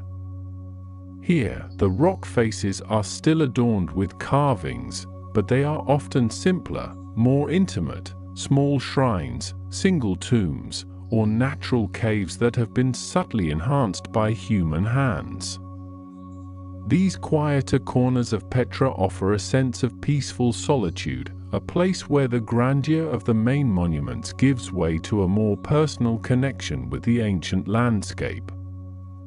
The intricate details of the sandstone, the subtle shifts in color, the gentle erosion patterns, all become more apparent in this tranquil setting. The feeling of timelessness here is palpable. The stone has witnessed millennia of sunrises and sunsets, of human endeavors and the slow, inexorable march of nature. It holds within its silent depths the echoes of countless lives, stories untold, and dreams long past. This quiet corner of Petra invites a slowing of the breath, a gentle release into the profound peace that emanates from these ancient rocks. The soft, embracing quiet of Petra continues to deepen, holding us gently in its timeless embrace. The journey continues, a gentle unfolding of ancient wonders, as we drift further into the embrace of Petra's enduring peace. The journey into Petra's heart deepens, moving beyond the initial grandeur of the Sikh, past the treasury, and into the broader expanse of the ancient city. The path now unfolds along the street of facades, a remarkable stretch where the sheer rock face is punctuated by a series of monumental tombs. These facades, carved directly into the sandstone cliffs, present a striking visual, a continuous gallery of funerary architecture, each one a testament to the Nabataean skill and their profound respect for the afterlife. These tombs, unlike the treasury's elaborate Hellenistic style, often display a more traditional Nabataean aesthetic, characterized by stepped crow steps, or crow-step gables, at their apex. This distinctive architectural feature, resembling a series of ascending blocks, is a hallmark of Nabataean design, a visual signature that sets their rock-cut monuments apart. The term crow steps itself evokes a rustic, almost organic quality, as if the very rock were stepping upwards towards the heavens.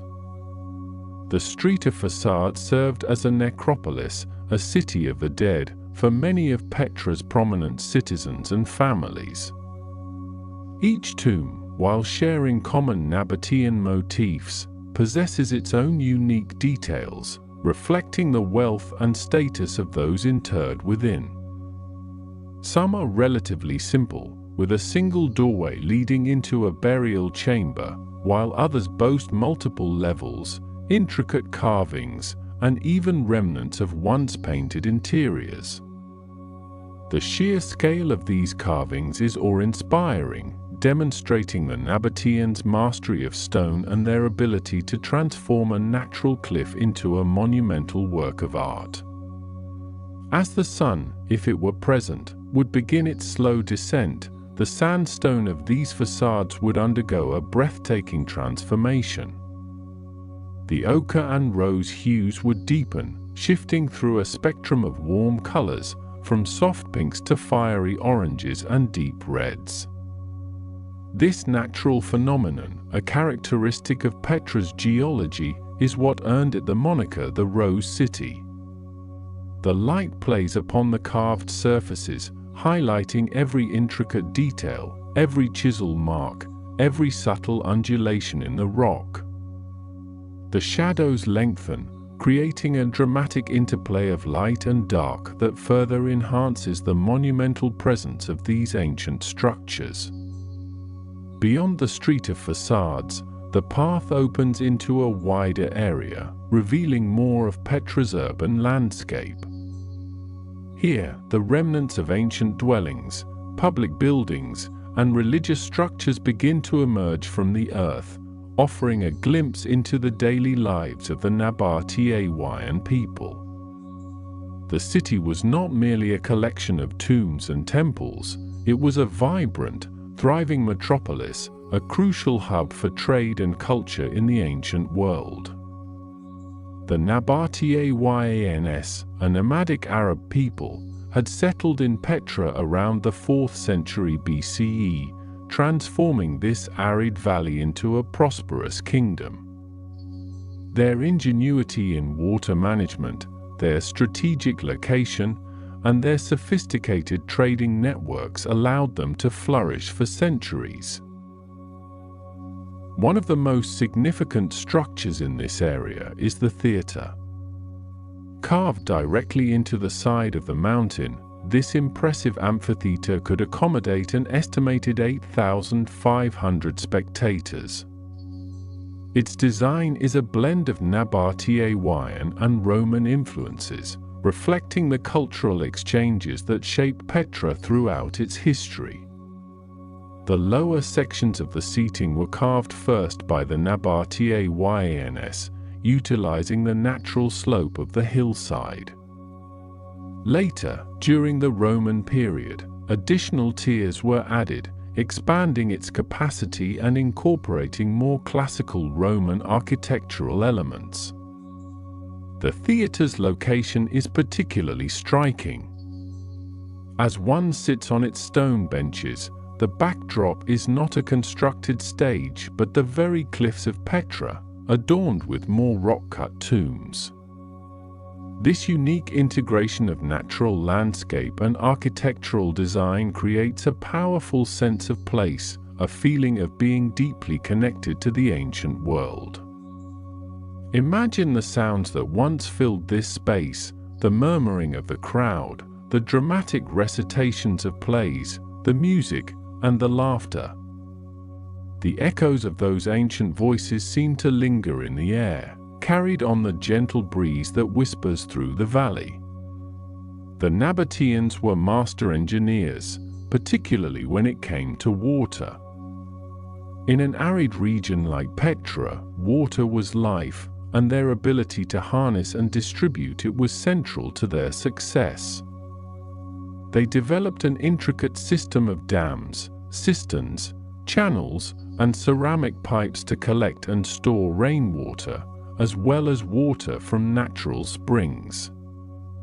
This sophisticated infrastructure allowed them to support a large population, cultivate crops, and maintain their extensive trade routes. The remains of these water systems can still be seen throughout Petra, a testament to their foresight and ingenuity. As we move deeper into the city, the royal tombs come into view, a series of monumental rock-cut structures that dominate the eastern cliff face. These are among the most impressive and visually stunning of all Petra's monuments, believed to be the final resting places of Nabataean kings and other high-ranking individuals. The royal tombs include the urn tomb, the silk tomb, the Corinthian tomb, and the palace tomb, each exhibiting distinct architectural styles and levels of ornamentation. The urn tomb, for instance, is characterized by its massive facade and a large, urn-shaped finial at its apex, which gives the tomb its name.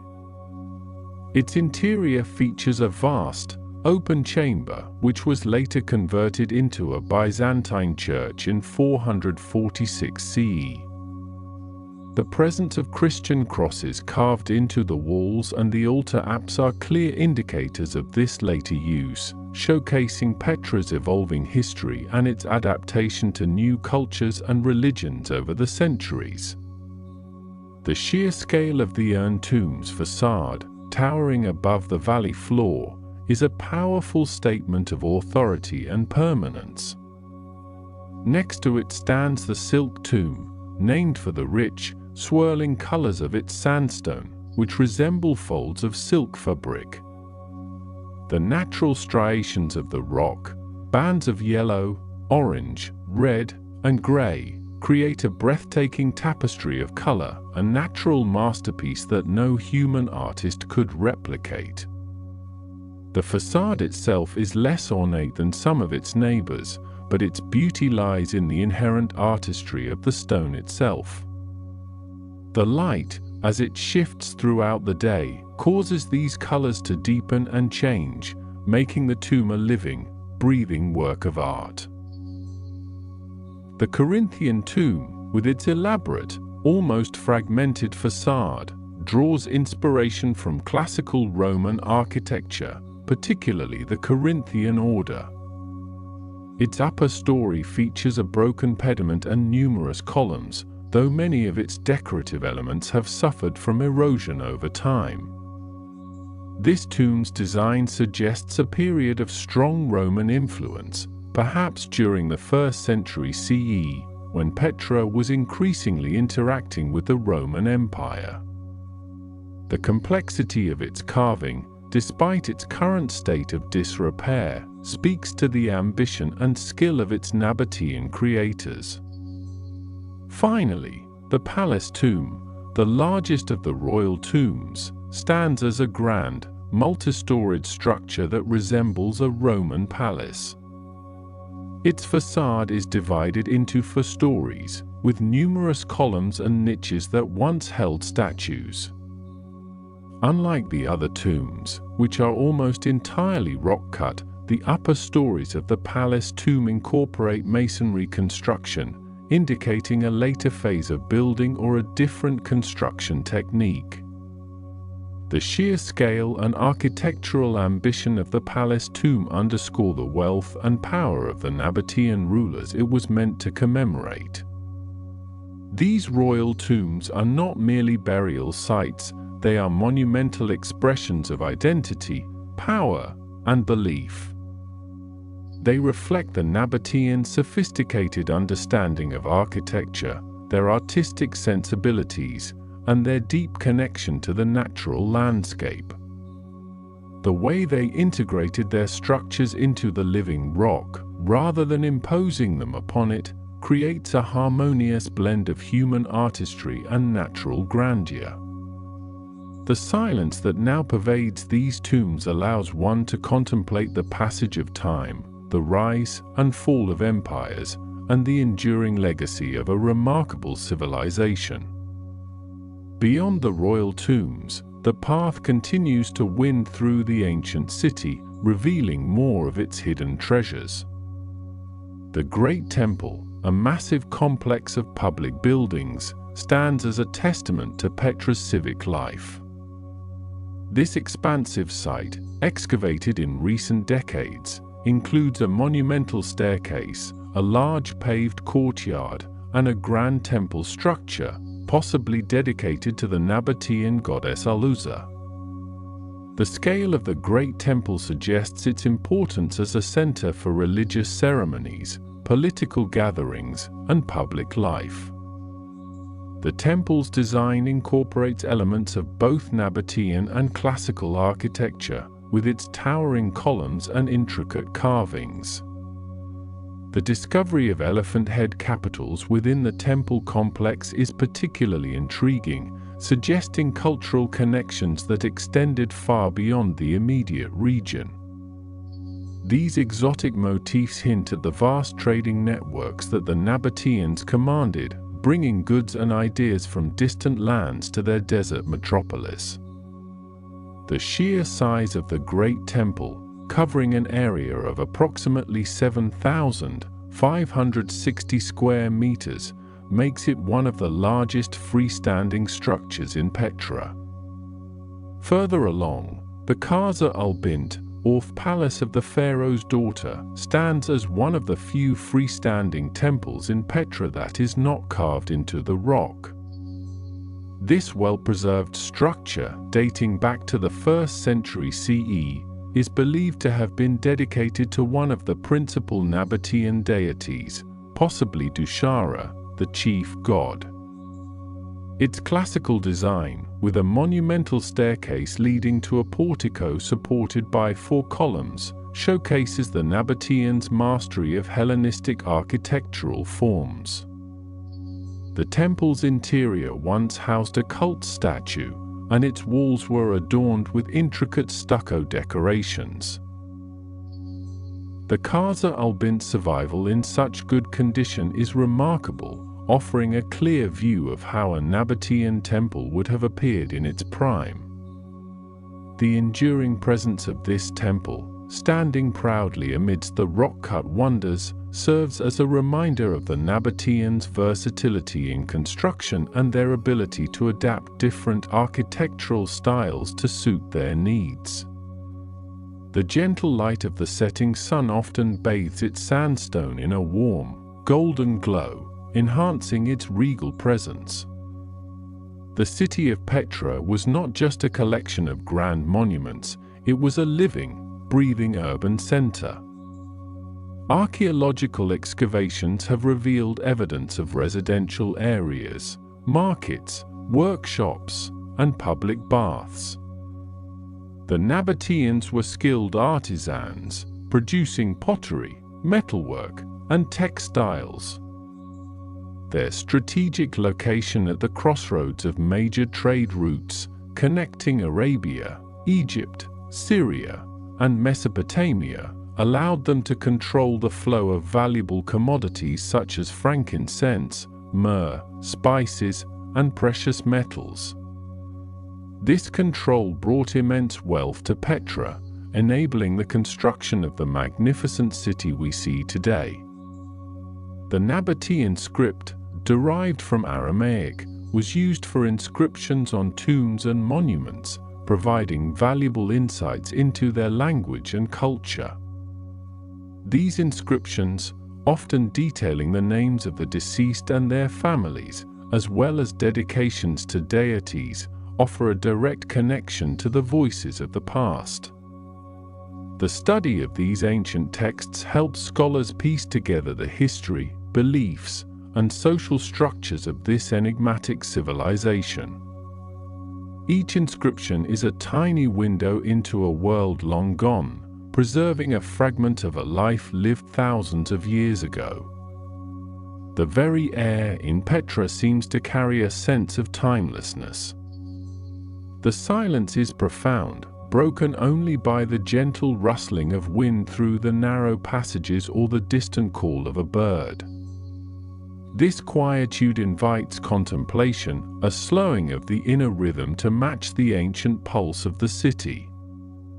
The vastness of the landscape, the sheer scale of the rock formations, and the monumental human achievements carved within them all contribute to a feeling of deep humility and wonder. As the light softens further, painting the sandstone cliffs in ever deeper shades of rose and gold, the city begins to settle into its nocturnal embrace. The details of the carvings become less distinct, merging into broader forms, creating a silhouette against the fading sky.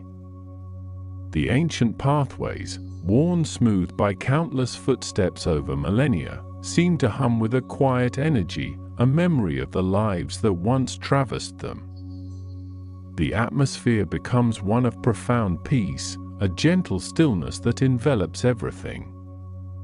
The journey through Petra is not just a physical exploration of ancient ruins, it is a journey through time, a meditation on human ingenuity, resilience, and artistic expression. It is a reminder of the cyclical nature of history, the rise and fall of civilizations, the enduring power of nature, and the persistent human desire to leave a mark upon the world. The stones themselves seem to whisper stories, carrying the weight of centuries within their silent depths. This quiet corner of Petra, as the day gradually recedes, offers a profound sense of calm. The vastness of the sky above, the ancient rock formations around, and the gentle breeze that carries the scent of the desert, all combine to create an atmosphere of deep tranquility. The mind begins to quiet, the thoughts begin to slow, and a sense of profound peace settles over the spirit. The enduring presence of these ancient wonders provides a soothing backdrop for rest, a gentle invitation to simply be. The subtle shifts in color on the sandstone, from vibrant reds to soft purples as dusk approaches, are a natural lullaby. Each shade tells a story of geological time, of minerals and erosion, of light and shadow. The air grows cooler, carrying with it the fresh, clean scent of the desert night. The world outside these ancient walls seems to fade, leaving only the profound quiet of Petra, a sanctuary carved from the very earth. This quiet embrace of the ancient city continues to deepen, holding us gently in its timeless peace. The profound quiet of Petra continues to deepen, holding us gently in its timeless peace. The air, now cool and still, carries the subtle scent of dry earth and ancient stone. The last vestiges of daylight have faded from the sky, replaced by a soft, ethereal glow that emanates from the rising moon. This lunar light begins to paint the sandstone facades in new, softer hues. The vibrant reds and purples of dusk transition into muted oranges and grays, creating a landscape of gentle shadows and luminous surfaces. Each carved detail, once sharp in the sun, now appears softened, almost dreamlike under the moon's quiet gaze. We begin a gentle exploration, moving further into the heart of this ancient city. The path beneath our feet is smooth, worn by centuries of passage, yet it feels welcoming and soft. The vastness of the space around us is comforting, not overwhelming. We are small within this grand architecture, yet completely safe, completely enclosed by its enduring strength. The silence here is not empty, but full, filled with the echoes of history, the quiet breath of the desert, and the gentle presence of the ancient city itself. This silence is a blanket, warm and protective, enveloping us as we move deeper into Petra's embrace. The structures carved into the cliffs rise majestically on either side. These are not merely buildings, but sculptures born from the living rock. Their scale is immense, yet their details are intricate. Urns and columns, figures and doorways, all emerge from the sandstone, telling stories of a civilization that understood both grandeur and delicate artistry. The moonlight catches the subtle variations in the stone, highlighting patterns of erosion that have been shaped by wind and water over millennia. These natural lines and curves add another layer of beauty to the man-made carvings, blending the work of nature with the ingenuity of ancient hands. It is a seamless fusion, a testament to enduring time. The air remains pure and still, easy to breathe, filling the lungs with a sense of calm. There is no rush here, no urgency. Each step is unhurried, a gentle progression through a landscape designed for quiet contemplation. The soft desert air brushes lightly against the skin, a soothing caress.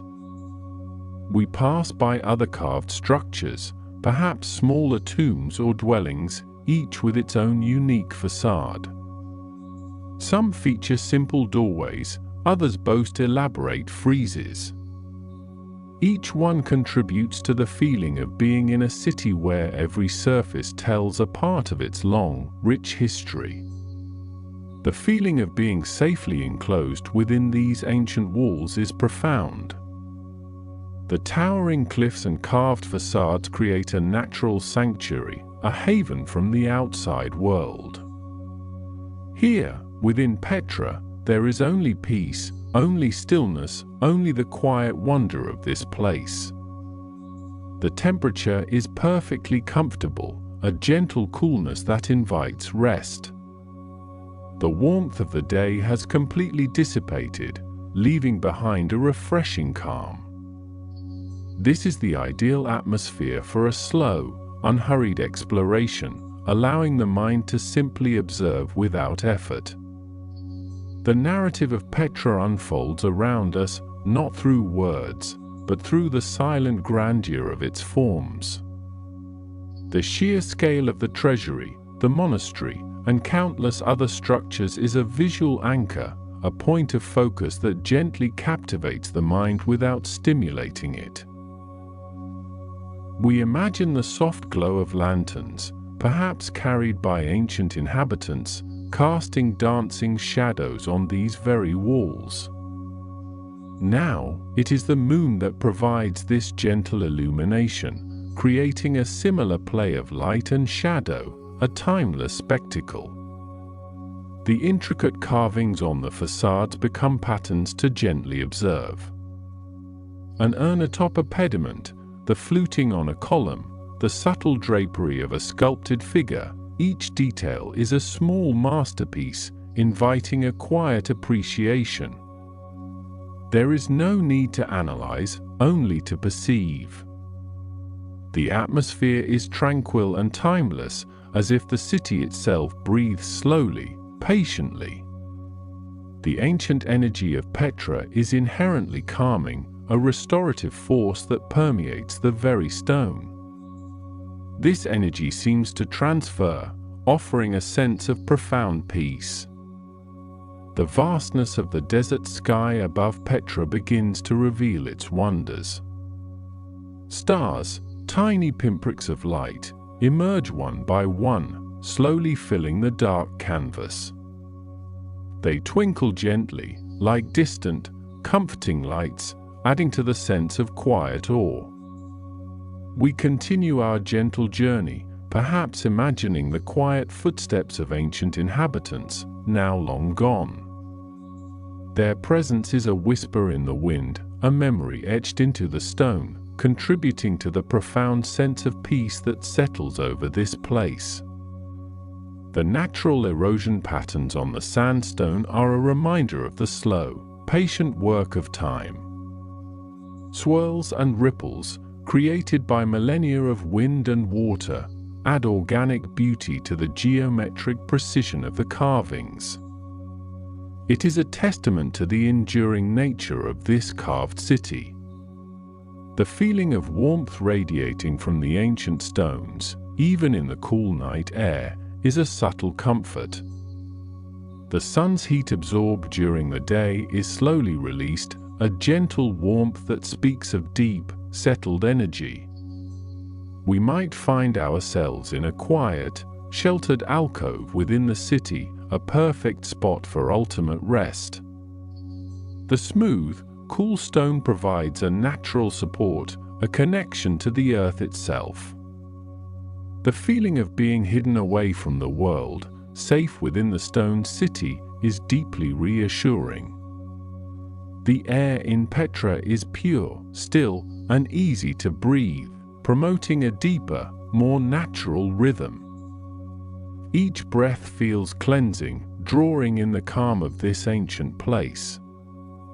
The subtle scent of dry earth or faint desert flora adds to the immersive experience. The narrative encourages a slow, unhurried exploration, where discovery is peaceful, not exciting. Each new facade, each turn in the path, brings a fresh image to gently observe, a new detail to absorb without effort. We are completely safe and protected within this ancient sanctuary. The towering walls, the deep canyons, the enduring stone, all contribute to a feeling of security that allows the mind to truly unwind. The idea of ancient spirits of peace watching over us, gentle guardians of this timeless place, adds to the sense of comfort. Their quiet presence ensures a peaceful night's rest, a deep and undisturbed slumber. The timelessness of Petra connects us to a sense of ancient peace, a peace that has endured for thousands of years. This connection is a grounding force, anchoring the mind in a state of profound calm. The soft glow of the moon continues to illuminate the carved facades, shifting subtly as if with the passage of time. This gentle play of light and shadow is a natural lullaby, a visual rhythm that encourages the mind to slow down, to settle. We might imagine touching the smooth, cool stone, feeling its texture, its solidity.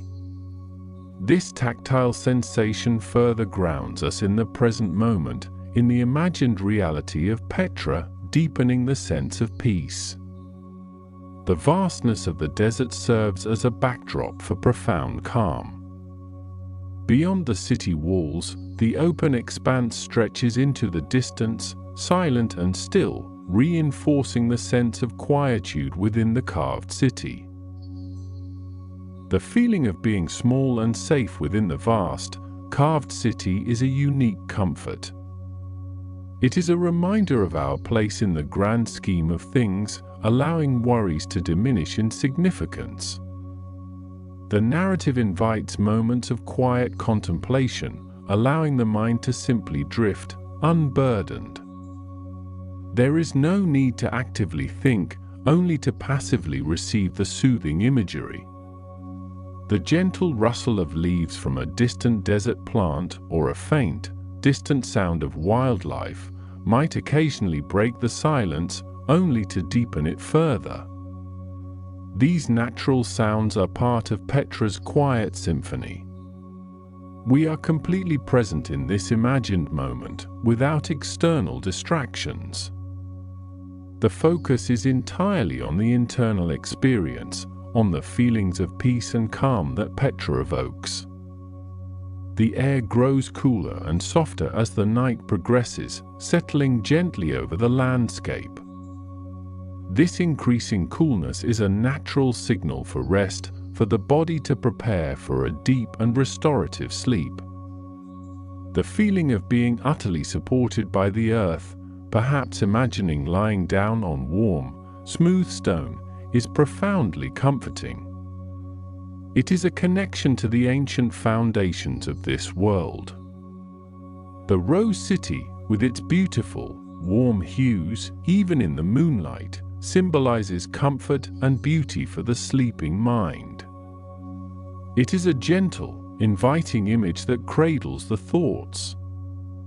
The sensation of warmth spreading through the body as relaxation deepens is a quiet comfort. It is a gentle, internal glow that mirrors the soft light of the moon on the ancient stone. The intricate carvings on the facades, such as urns, columns, or figures, are observed without requiring active analysis.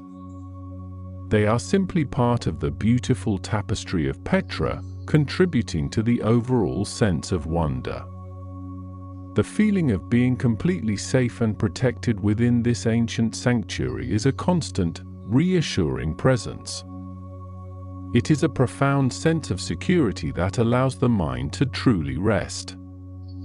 The narrative encourages a feeling of belonging and peace within this historic landscape.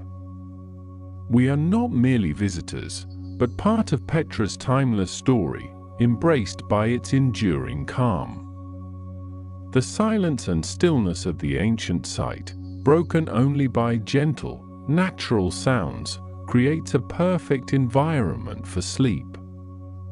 It is a quietude that invites the mind to slow, to settle, to find its own stillness. The smooth, cool surfaces of interior chambers, if we were to imagine stepping inside, would offer a sense of quiet refuge. These spaces, carved from the rock, are sanctuaries within a sanctuary. The enduring nature of the carved city is a source of comfort. It has stood for millennia, witnessing countless nights, and its steadfast presence offers a sense of stability and peace. The soft glow of lanterns or moonlight illuminating the carved facades creates a magical, dreamlike atmosphere. It is a gentle light that soothes the eyes and calms the mind. The air in Petra is pure, still, and easy to breathe, promoting deeper respiration.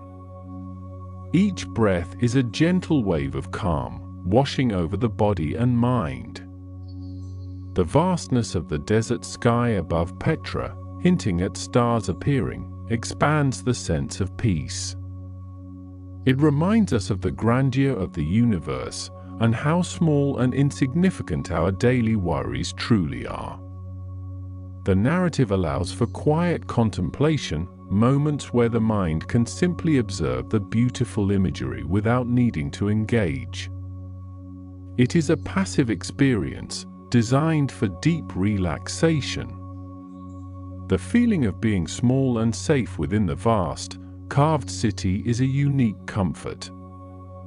It is a profound sense of protection, a feeling of being cradled by the ancient earth.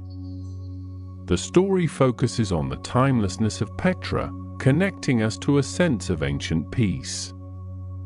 This connection is a gentle anchor, holding the mind steady as it prepares for rest.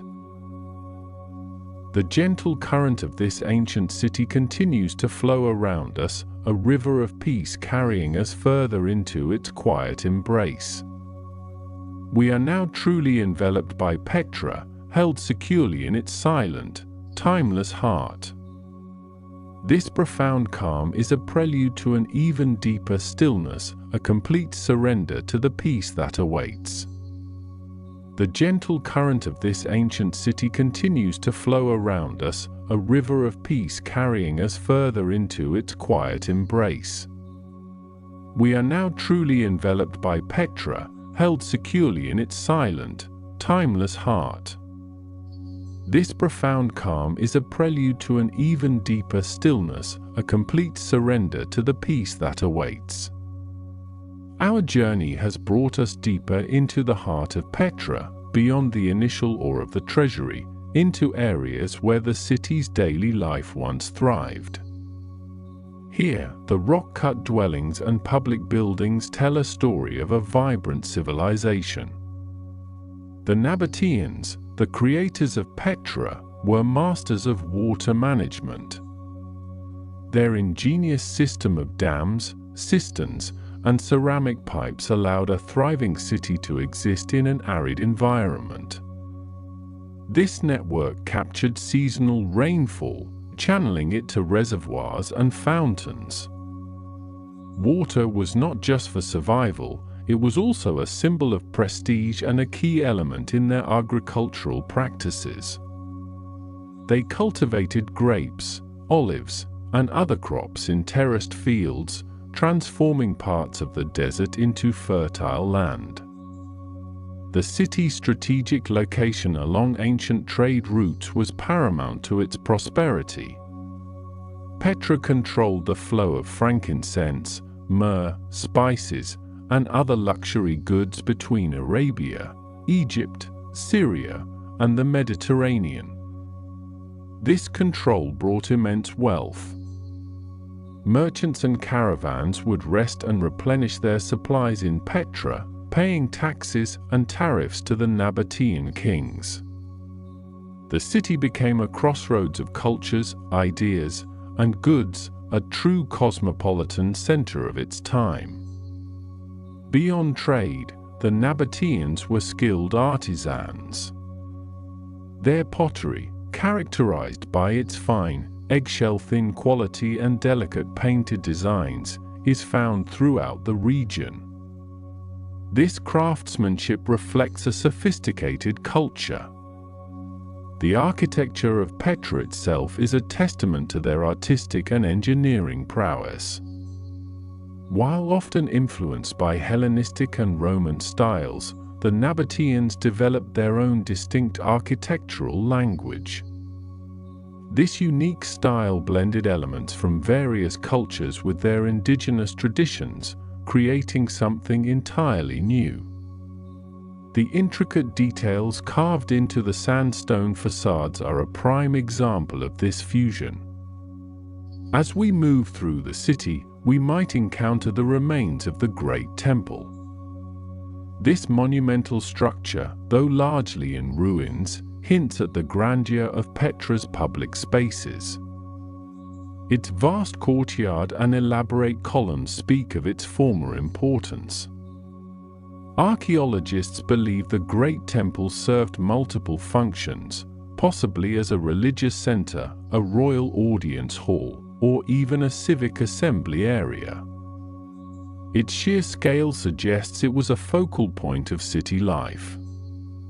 Nearby, the Casa al-Bint, or Palace of the Pharaoh's Daughter, stands as one of the few freestanding structures in Petra.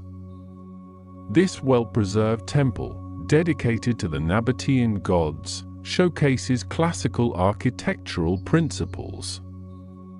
Its imposing facade, with its towering columns and ornate friezes, reflects the influence of Roman architecture. Yet, its construction techniques and some decorative elements retain a distinct Nabataean character. The Nabataeans worshipped a pantheon of gods and goddesses, including Dushara, the principal male deity, and Aluza, a prominent female deity often associated with fertility and protection. Their religious practices were deeply intertwined with their daily lives. Evidence of their religious devotion is found in the numerous altars, cultic niches, and sacrificial sites scattered throughout Petra. These sacred spaces were integral to the city's spiritual landscape. The sense of timelessness here is profound. The wind whispers through the ancient stones, carrying echoes of a distant past. It's a sound that has been heard by generations of Nabataeans, Romans, and Bedouins. The sun, as it tracks across the sky, casts ever-shifting shadows that play across the carved facades.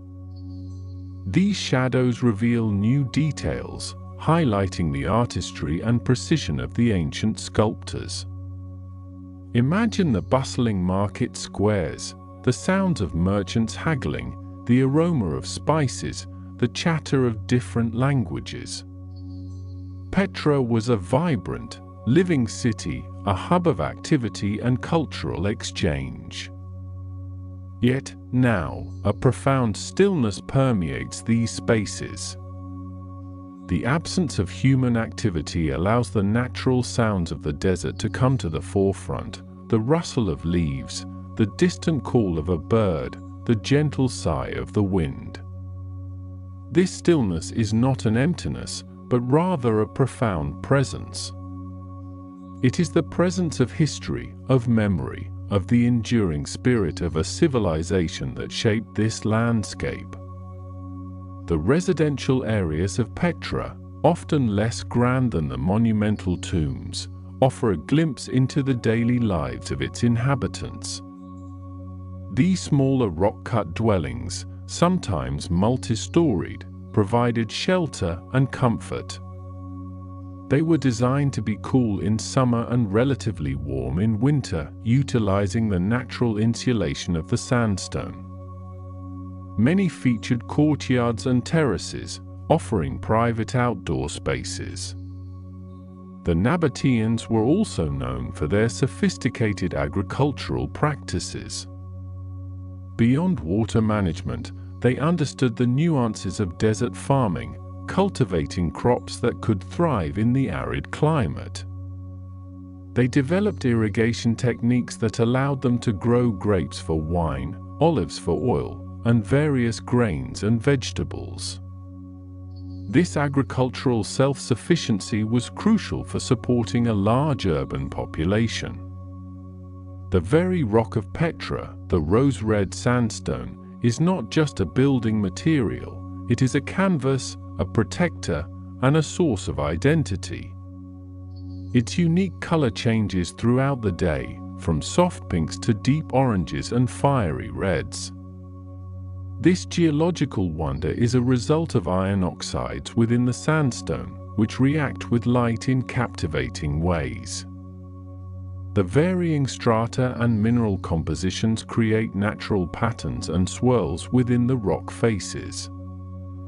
The Seek, the narrow gorge that serves as the main entrance to Petra, is a geological marvel in itself. Formed by tectonic forces and water erosion, its towering walls create a dramatic approach to the city. Walking through the Seek is an experience that prepares the visitor for the wonders ahead. The confined space, the dappled light, and the towering rock faces create a sense of anticipation and wonder. The silence within the Seek is often broken only by the sound of one's own footsteps, or perhaps the distant bray of a donkey. It is a journey into the heart of the earth, leading to a city carved from stone. The engineering required to carve these structures directly into the cliff faces is astonishing.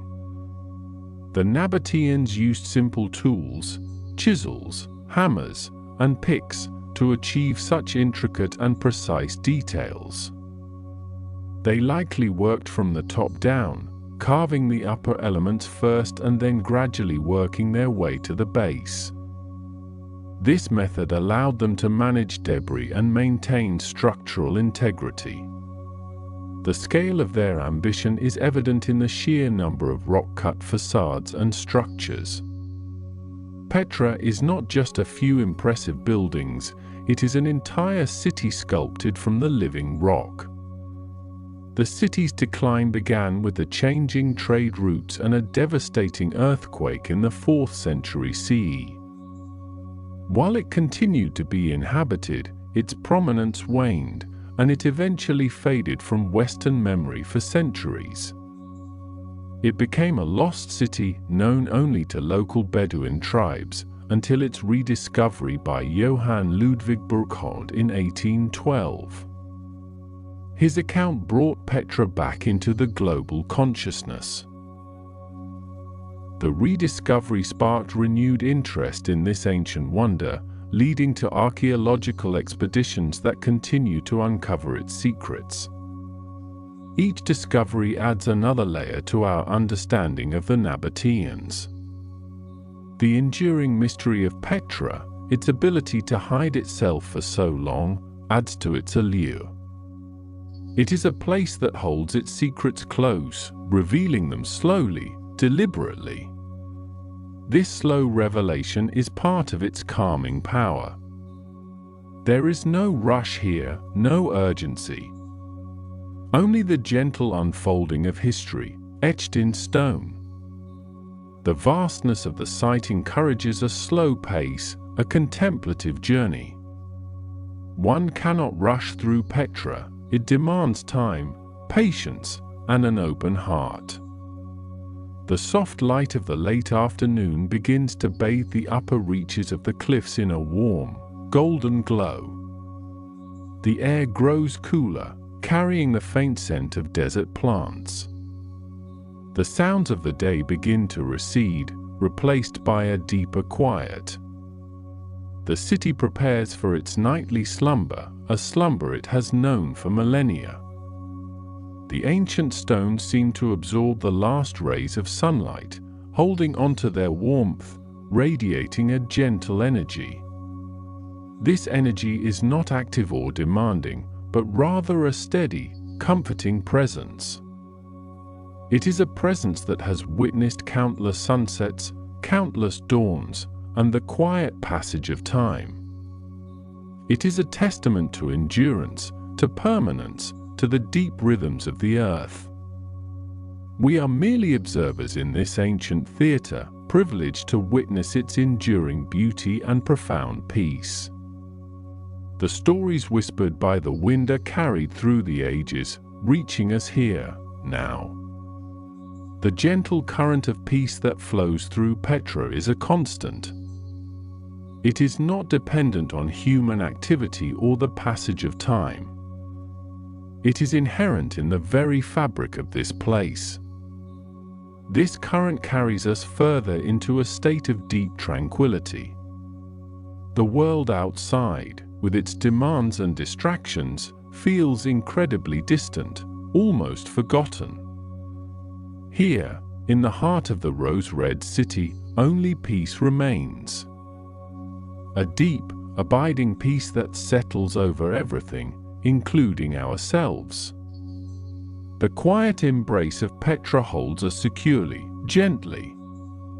It is a feeling of being completely supported, completely at ease.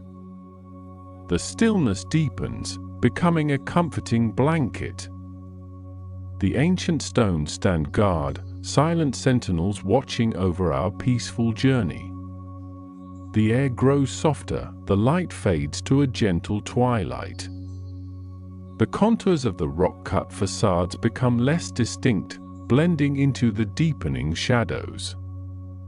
This transition from day to night in Petra is a slow, graceful dance of light and shadow. It is a natural rhythm, a profound cycle that has played out here for thousands of years. The peace of this ancient place is absolute. It is a peace that invites a complete surrender to rest, a gentle release into the quiet embrace of the night. The faint starlight begins to emerge above the high canyon walls, a shimmering veil against the dark sky. Each star a tiny beacon, a distant whisper of eternity. This vast, silent expanse of the desert night, framed by the towering cliffs of Petra, is a perfect canvas for deep rest. The world outside fades completely. Only the quiet remains, the profound stillness of an ancient city sleeping under the stars. This is a peace that settles deep within, a quiet invitation to complete calm. The air cools further, carrying the scent of ancient stone and desert dust. The stars above Petra are not just points of light. They are a window into the universe, visible with breathtaking clarity in the desert's dark embrace. Ancient cultures, including the Nabataeans, often looked to the stars for guidance. They understood celestial patterns, using them for navigation and marking seasons. The night sky was a living map, a cosmic clock. Some theories suggest certain structures in Petra might align with astronomical events. This connection to the cosmos was deeply woven into their way of life. The Nabataeans were skilled astronomers in their own right.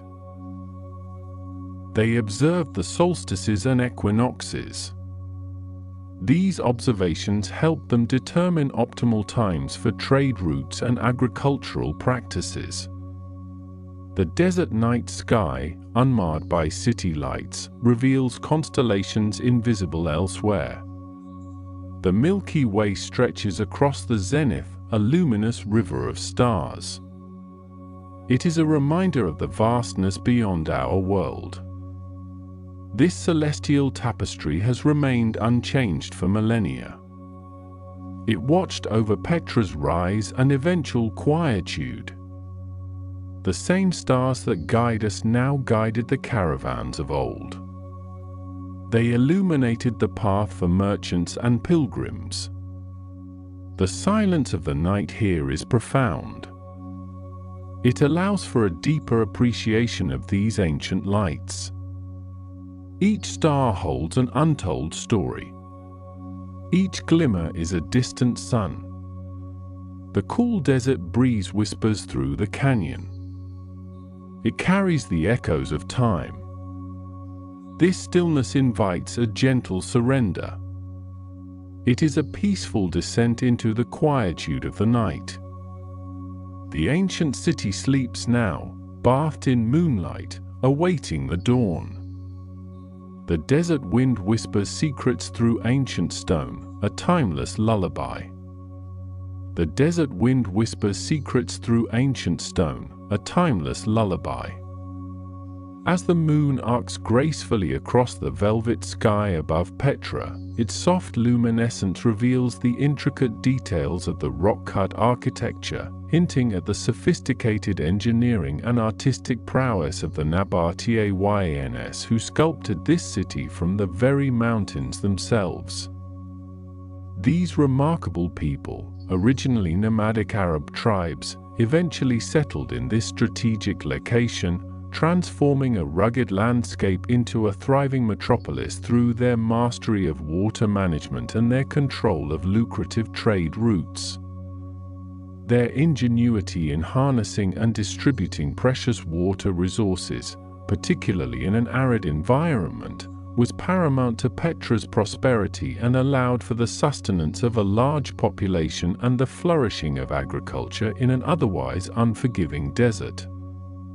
The Nabataeans developed an elaborate system of dams, cisterns, and ceramic pipelines that channeled water from distant springs and seasonal flash floods, storing it efficiently for both daily use and agricultural irrigation, a feat of hydraulic engineering that remains impressive even by modern standards. This sophisticated water infrastructure was not merely functional but also integrated seamlessly into the city's aesthetic, with carved channels often following the natural contours of the rock, demonstrating a profound respect for the environment. The primary source of water for Petra was Ain Musa, or Moses Spring, located a few kilometers outside the main city, from which water was meticulously transported through a network of conduits directly into the heart of the settlement. Beyond simple survival, the Nabataeans also used water for decorative purposes, creating fountains and pools that adorned their public spaces and private residences, adding an element of luxury to their desert oasis. Their skill in carving not only monumental facades but also intricate water systems into the sandstone cliffs highlights their deep understanding of geology and hydrology, allowing them to thrive where others would have perished. The Nabataean kingdom, flourishing between the 4th century BCE and the 1st century CE, grew immensely wealthy by controlling the incense, spice, and other luxury goods trade routes that connected Arabia, India, and Africa with the Mediterranean world. Petra's strategic location, nestled amidst towering sandstone cliffs and accessible primarily through the narrow Seek, provided natural defenses that protected its valuable trade caravans and its accumulated riches. This natural fortress allowed the Nabataeans to levy taxes on passing merchants, ensuring a steady flow of income that funded their monumental constructions and their sophisticated urban planning.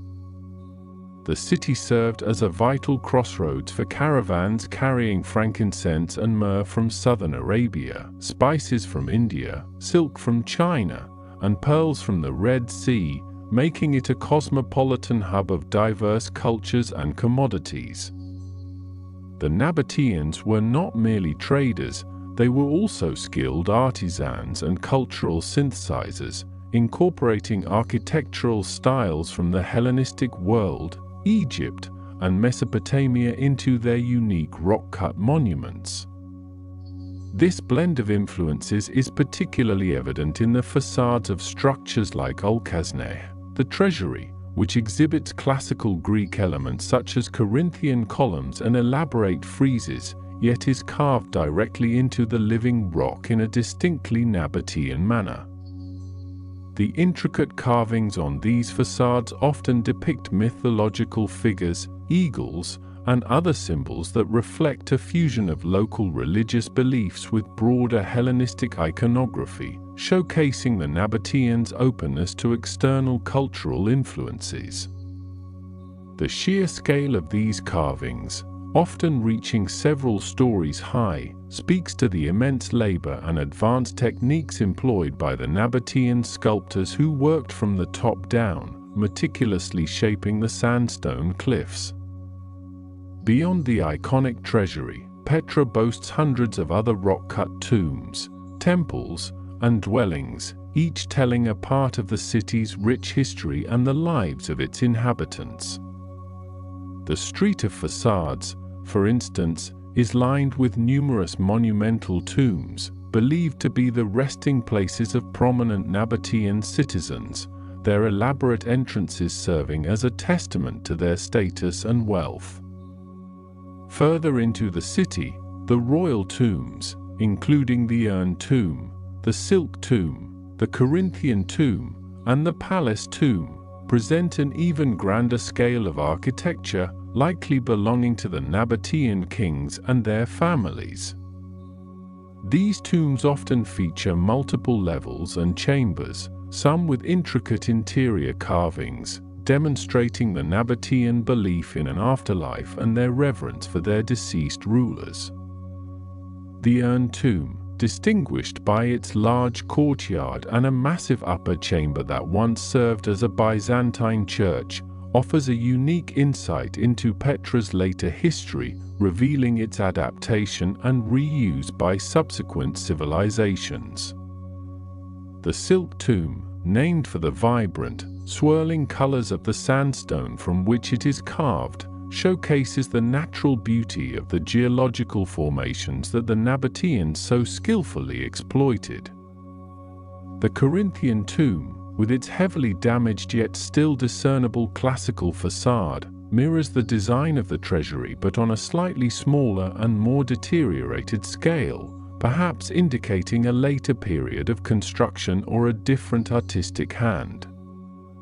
The palace tomb, the largest of the royal tombs, resembles a Roman palace facade, further illustrating the Nabataeans' ability to integrate foreign architectural motifs into their indigenous rock-cut tradition. The city's religious life was centered around various deities, with Dashara, the principal male god, and Uluza, the main female goddess, being among the most revered. Evidence of their worship can be found in numerous cultic niches, altars, and temples scattered throughout the city, often carved into the rock face or constructed as freestanding structures.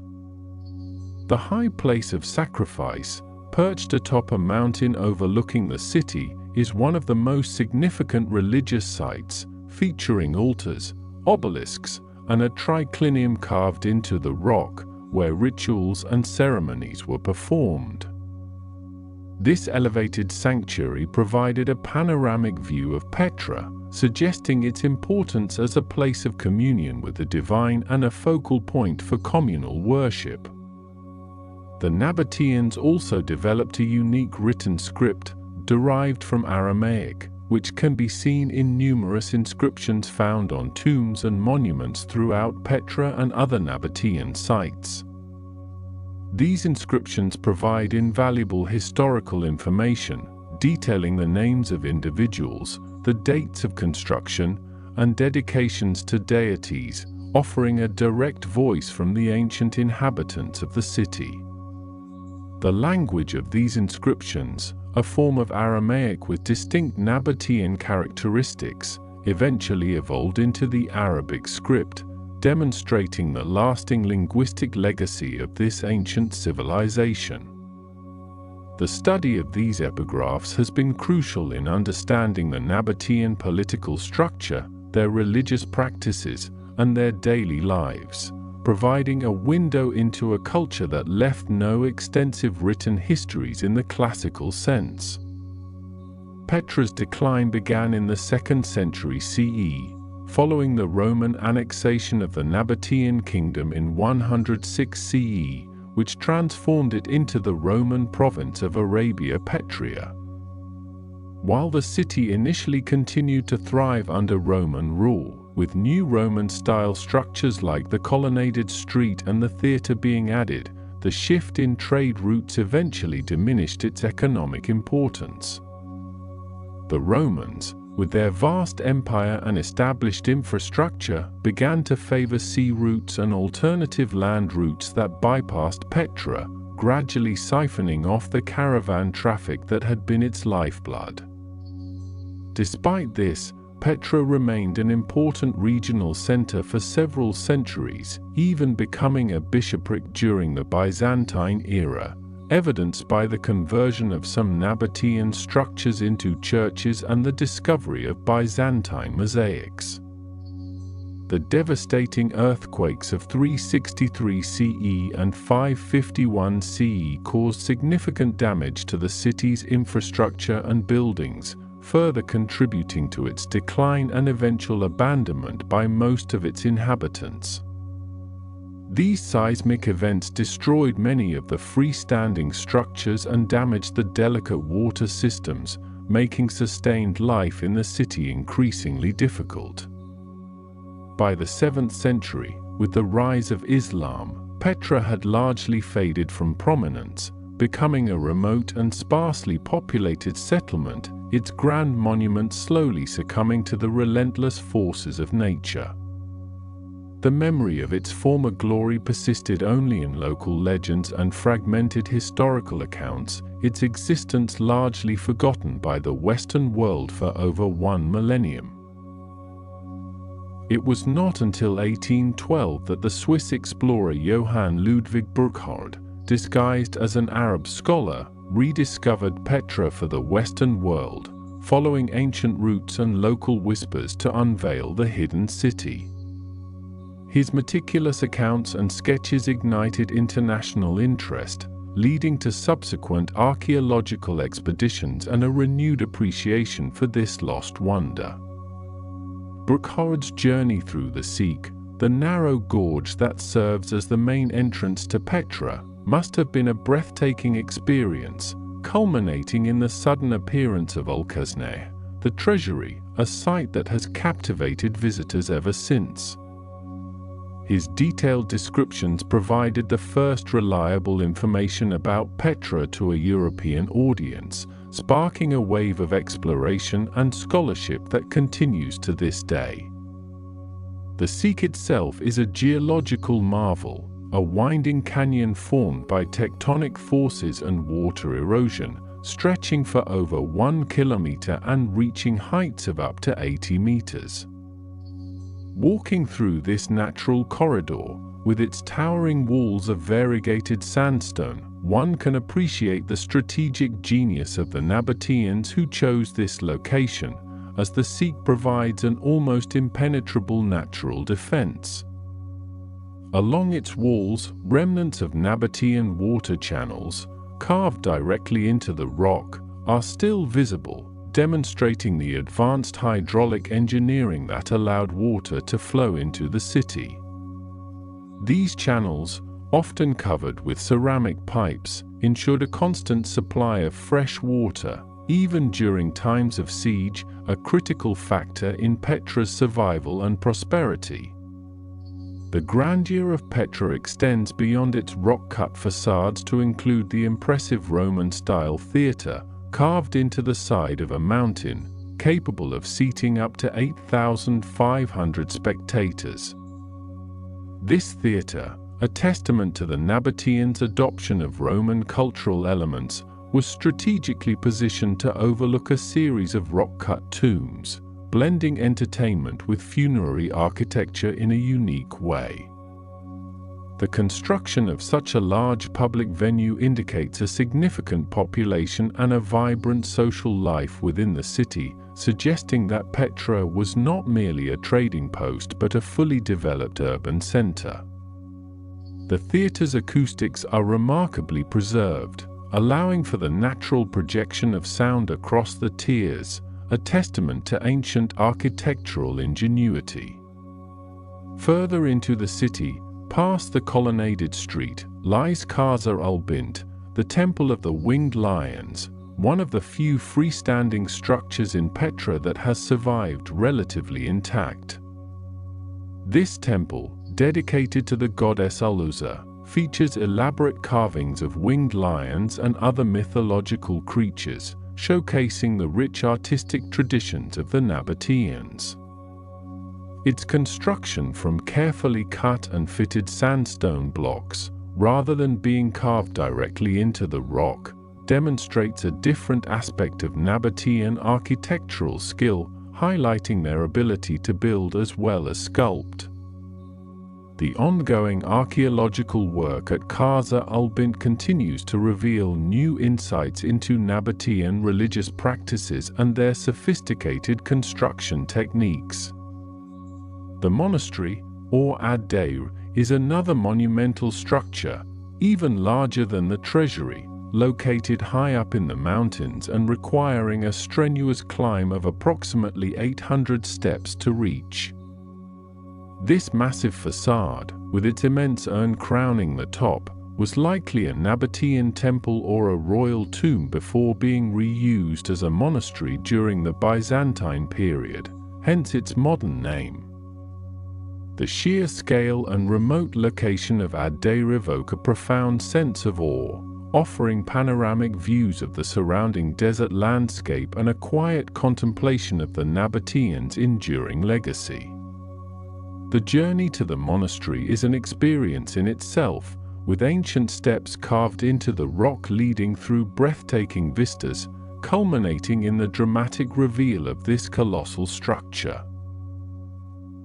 The Nabataeans' mastery of stone carving extended to smaller, more intimate details, such as the numerous cultic niches and relief carvings found throughout the Sikh and along the various pathways of Petra. These smaller shrines, often depicting deities or sacred symbols, served as places of personal worship and offerings, demonstrating the pervasive nature of religion in Nabataean daily life. The detailed craftsmanship on these smaller scale works, often overlooked in favor of the grand facades, provides valuable insights into the artistic sensibilities and religious beliefs of the Nabataean people. These subtle carvings, sometimes barely noticeable, reveal the pervasive presence of the sacred in every corner of their city. The geology of Petra, primarily composed of variegated Nubian sandstone, is responsible for the city's distinctive reddish hues, which shift dramatically with the changing light of the sun, giving rise to its poetic moniker, the Rose City. This particular type of sandstone, relatively soft and easily workable when first quarried, hardens upon exposure to air, making it an ideal material for the Nabataeans' ambitious carving projects. The natural striations and color variations within the sandstone, ranging from deep reds and oranges to yellows and purples, create a breathtaking natural canvas that the Nabataean artisans skillfully incorporated into their designs. The interplay of light and shadow on these ancient surfaces transforms the city throughout the day, revealing new depths of color and texture. The Nabataeans' understanding of astronomy is also evident in the orientation of some of their structures, which align with celestial events such as solstices and equinoxes, suggesting a sophisticated knowledge of the cosmos. This astronomical alignment often played a role in their religious practices, with certain rituals perhaps timed to coincide with specific celestial phenomena, further integrating their spiritual beliefs with the natural world. The precise positioning of key architectural elements, allowing sunlight to illuminate specific altars or chambers at critical times of the year, speaks to a profound connection between their built environment and their cosmological worldview. Such deliberate alignments underscore the Nabataeans' advanced intellectual capabilities and their deep reverence for the heavens. The preservation of Petra, despite centuries of exposure to the elements and seismic activity, is a testament to the durability of its rock-cut architecture and the dry desert climate that has protected it from excessive weathering. Unlike freestanding buildings that are vulnerable to collapse, the structures carved directly into the bedrock are inherently more stable, resisting the forces of gravity and erosion to a remarkable degree. The dry air of the desert also helps to prevent the growth of moss and other vegetation that can accelerate decay, allowing the intricate details of the carvings to remain visible for millennia. This unique combination of geological stability and climatic conditions has ensured that Petra remains one of the most remarkably preserved ancient cities in the world. The legacy of the Nabataeans extends beyond Petra to other sites in the region, such as Hegra, Embark in Sah in Saudi Arabia, which also features impressive rock-cut tombs and inscriptions, demonstrating the broader reach of their kingdom and cultural influence. These sister sites offer further insights into Nabataean architecture, art, and societal organization, revealing a consistent artistic style and religious iconography across their territorial domain. The study of these interconnected sites helps to paint a more complete picture of the Nabataean civilization, illustrating their widespread presence and their sophisticated network of trade and cultural exchange. The shared architectural motifs and epigraphic evidence across these locations confirm the unity and distinctiveness of the Nabataean cultural identity. The ongoing archaeological research at Petra continues to uncover new secrets, revealing previously unknown structures, artifacts, and aspects of Nabataean life, constantly enriching our understanding of this extraordinary city. Each new excavation, each newly deciphered inscription, adds another layer to the complex tapestry of Petra's history, bringing its ancient inhabitants closer to us. Modern technologies, such as ground-penetrating radar and drone mapping, are now being employed to explore areas that were previously inaccessible or hidden beneath centuries of sand, promising even more discoveries in the years to come. These scientific advancements allow archaeologists to peer beneath the surface, revealing the sprawling extent of the ancient city that lies buried. The experience of visiting Petra today is a journey through time, a profound encounter with an ancient civilization that mastered its environment and left an indelible mark on the landscape. The sheer scale of the monuments, the intricate details of the carvings, and the dramatic natural setting combine to create an unforgettable impression, inspiring awe and wonder in every visitor. Walking through the Sikh, emerging before the treasury, and exploring the vast expanse of the city's ruins, one cannot help but feel connected to the echoes of the past, to the footsteps of the Nabataeans who once thrived in this magnificent place. The quiet contemplation of these ancient stones, bathed in the soft moonlight, offers a unique opportunity to reflect on the ingenuity and resilience of human civilization, a timeless narrative etched in the very heart of the desert. The quiet contemplation of these ancient stones, bathed in the soft moonlight, offers a unique opportunity to reflect on the ingenuity and resilience of human civilization, a timeless narrative etched in the very heart of the desert. As the moon climbed higher, casting long, ethereal shadows across the intricate facade of the treasury, known locally as Ulkasner, one might begin to ponder the precise methods and tools the Nabataeans employed to sculpt such monumental structures directly from the living sandstone cliffs, a feat of engineering and artistry that continues to baffle modern architects and archaeologists alike.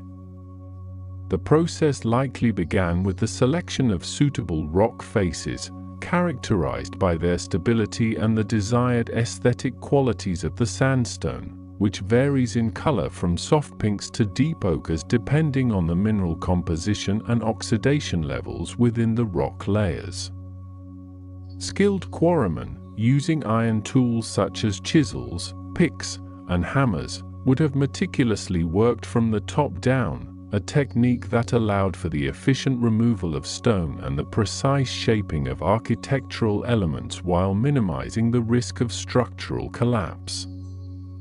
They would have first established the upper cornice and then progressively carved downwards, creating scaffolding from wooden beams inserted into carefully cut holes in the rock face, which are still visible today as small, square indentations on the higher sections of many monuments. This top-down approach not only ensured safety but also facilitated the removal of debris, which could simply be dropped to the base of the cliff, gradually accumulating to form the terraces and platforms upon which many of the lower structures and courtyards were built. The astonishing detail in the carvings, from the Corinthian capitals to the mythological figures adorning the treasury, suggests a profound understanding of classical architectural styles, likely acquired through trade and cultural exchange with the Hellenistic and Roman worlds, yet uniquely interpreted through Nabataean artistic sensibilities. These master carvers were not merely replicating foreign designs but were integrating them into their own distinct artistic language, often incorporating local deities and symbols alongside the more familiar Greek and Roman motifs, creating a syncretic style that is uniquely Petrian. The precise geometry and symmetry evident in these facades indicate a sophisticated knowledge of mathematics and design principles, perhaps guided by master craftsmen who oversaw teams of workers, each specializing in different aspects of the carving process, from roughing out the main forms to the delicate finishing touches. The sheer scale of these projects, often requiring years or even decades to complete, speaks to the organizational capabilities of the Nabataean society, which could mobilize significant labor forces and sustain them with resources drawn from their extensive trade networks. Beyond the iconic treasury, the ancient city unfolds into a sprawling metropolis of rock-cut dwellings, temples, and tombs, each telling a piece of the Nabataean story, a narrative of a resourceful people who mastered their arid environment through ingenious water management systems. The Nabataeans were pioneers in hydraulic engineering, developing an intricate network of dams, cisterns, channels, and ceramic pipelines that collected, stored, and distributed precious rainwater, transforming a seemingly inhospitable desert into a thriving agricultural and commercial hub. These sophisticated systems allowed them to sustain a large population, cultivate crops in terraced fields, and provide water for their livestock, demonstrating an unparalleled ability to adapt and innovate in the face of environmental challenges. The water management infrastructure was not merely functional but also aesthetically integrated into the urban fabric, with some channels carved directly into the rock walls of the Seek and others feeding into elaborate fountains and bathing complexes, highlighting the importance of water not just for survival but also for civic life and religious rituals. One of the most remarkable examples of their hydraulic prowess is the elaborate system that brought water from distant springs, sometimes several kilometers away, directly into the heart of the city, ensuring a constant supply even during prolonged dry spells. This network included open channels carved into the rock, covered conduits to prevent evaporation, and large underground cisterns capable of holding thousands of cubic meters of water, often lined with waterproof plaster to prevent seepage.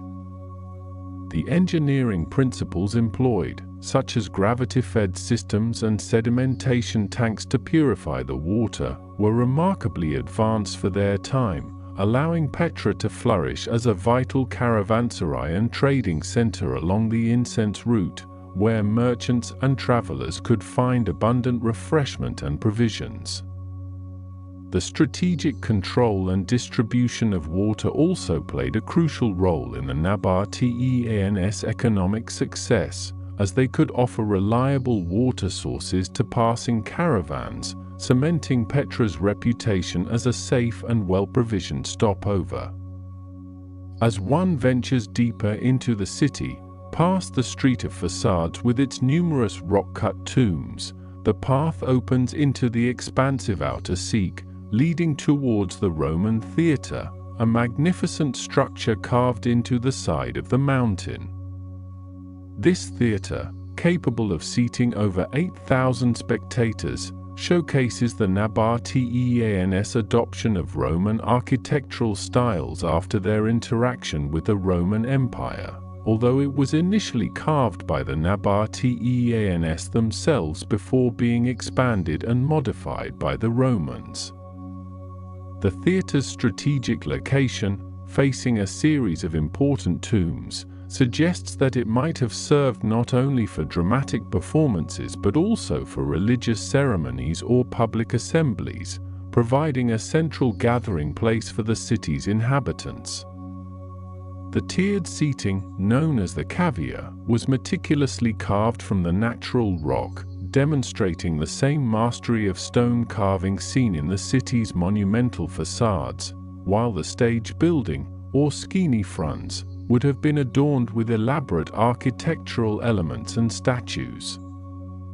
Beyond the theatre, the royal tombs, including the urn tomb, the silk tomb, the Corinthian tomb, and the palace tomb, rise majestically on the eastern cliff face, their monumental scale and elaborate facades indicating the wealth and status of the Nabataean elite they were built to commemorate.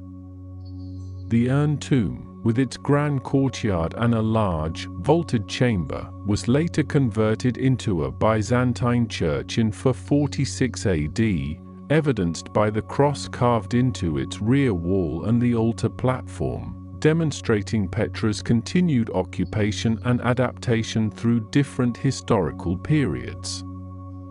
The silk tomb is renowned for the extraordinary natural striations of color in its sandstone, resembling flowing silk, which gives it a unique and captivating appearance, a testament to the natural artistry of the rock itself. The Corinthian tomb, though heavily weathered, shares architectural similarities with the treasury, featuring a broken pediment and numerous sculpted figures, suggesting a similar period of construction and stylistic influence. The palace tomb, the largest of the royal tombs, spans for stories and features a facade adorned with multiple rows of columns and niches, evoking the grandeur of a Roman palace, further illustrating the Nabataeans' ability to integrate diverse architectural traditions into their own distinctive style. Continuing along the colonnaded street, the main thoroughfare of ancient Petra, one can visualize the bustling activity of a vibrant city lined with shops, public buildings, and temples, reflecting its importance as a commercial and cultural hub. This street, paved with flagstones and flanked by rows of columns, was a central axis of urban life, connecting various parts of the city and providing a grand processional route for religious festivals and civic events.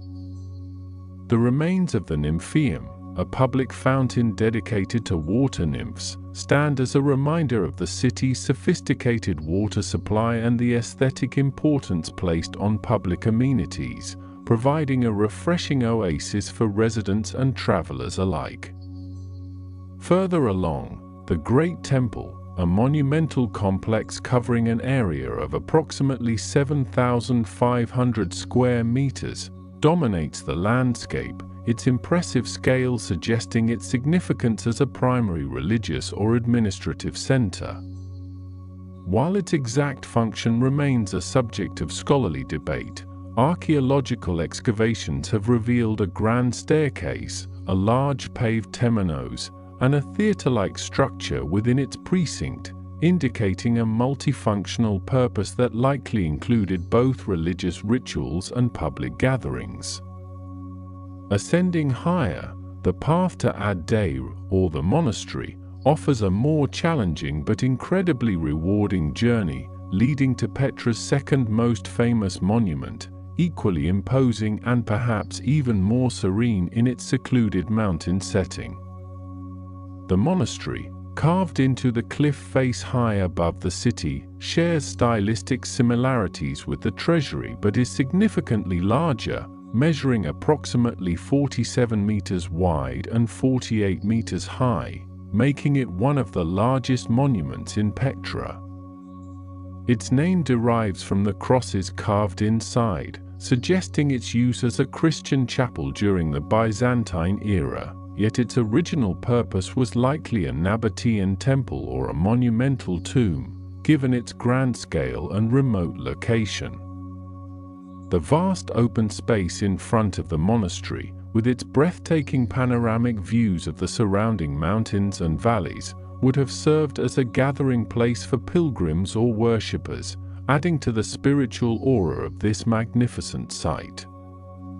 The journey to Ad-Dair, often undertaken by foot, provides a deeper appreciation for the Nabataeans' mastery of their mountainous terrain and their ability to create monumental architecture in the most challenging of locations.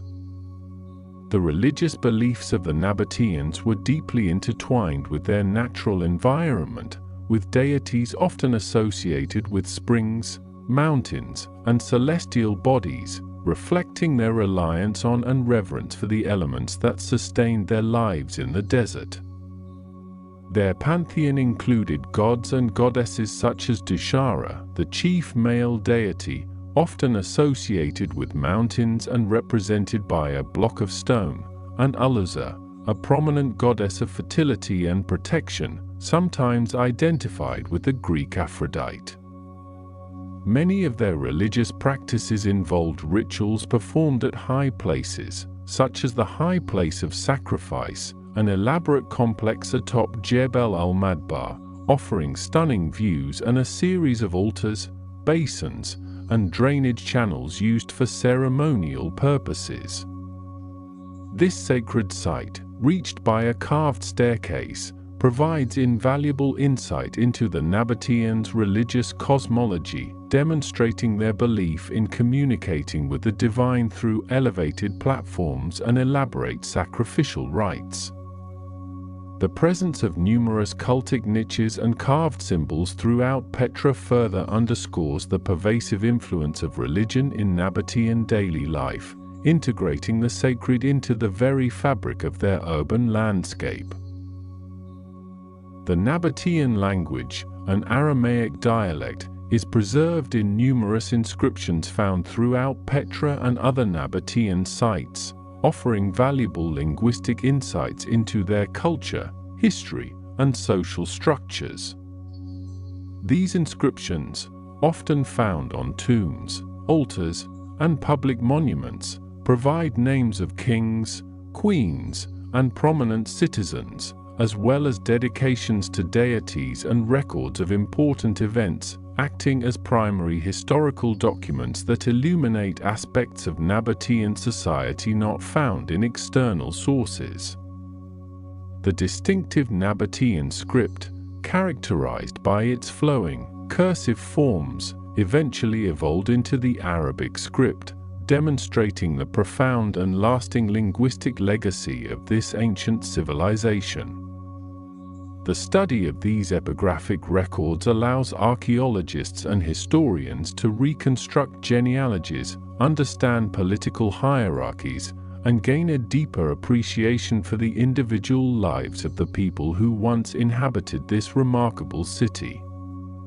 The decline of Petra as a major trading power began with the shifting of trade routes, particularly after the Roman annexation of Nabatea in 106 AD, which brought the region under direct Roman control and gradually integrated it into the Roman province of Arabia Petrea. While the city initially prospered under Roman rule, with the construction of new Roman-style buildings like the colonnaded street and the enlargement of the theatre, the Roman preference for sea routes and the rise of new trade centres eventually diminished Petra's strategic importance as a land-based caravanserai.